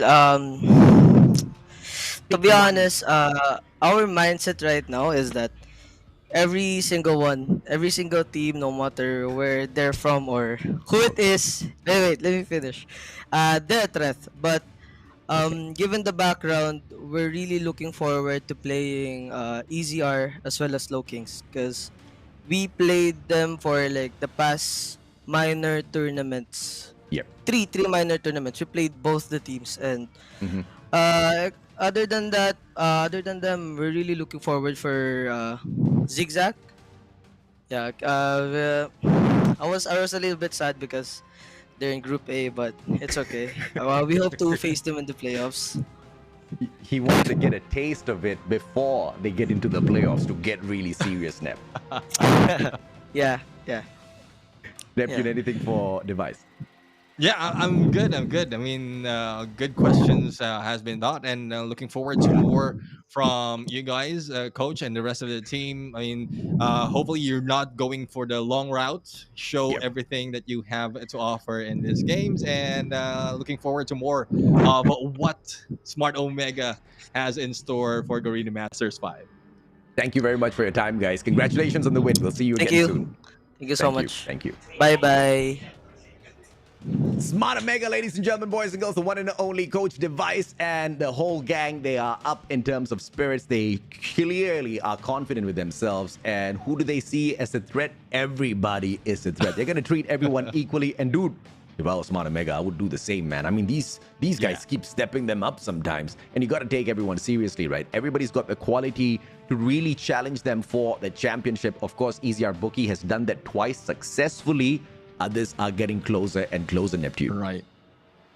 Yeah, I mean, I lost you a little bit. I know you said a lot, but unfortunately, in our end, I wasn't able to hear that. But I would just agree, and I guess everyone from fans out there does agree. But again, it's you're like, yeah, AJ probably said something true. He's just stating the obvious. I'll just agree with him and move on with life. Wow, it's a good strat, though. It's a good one. It's like the secret that Device pulled out earlier. No, I mean, I'm pretty sure it's something that is important and insightful for the viewers out there. But I'm just being honest. I didn't hear that. So, but guys, this is what we have right here. A little bit of a twist in which side the threes are ending. But still, it's 4 donuts in today, and it's a battle for the quickest series. And I guess, well, regardless, we ended the day a little bit quicker, AJ. Yeah, I mean, today's the kind of day where you don't get a medal for guessing what the score lines are gonna be because they were just that straightforward. But this is just the opener. This is to kind of give us a gauge as to who we can expect a lot from, who we can perhaps expect a little bit of extra effort from in the future. And there's a clear division between who Titans are and who the challenges are gonna be within Group B in itself. And that is just setting up great action, man. And one of the biggest surprises I am actually looking forward to is for someone to step out of the shadow of how we've classified them thus far, Neptune. Yeah, exactly. I mean, we might have this preview of day number 1 from each group, or even the same as we've seen yesterday. And who will be changing that story? Because again, for every time, and that is why we give so much of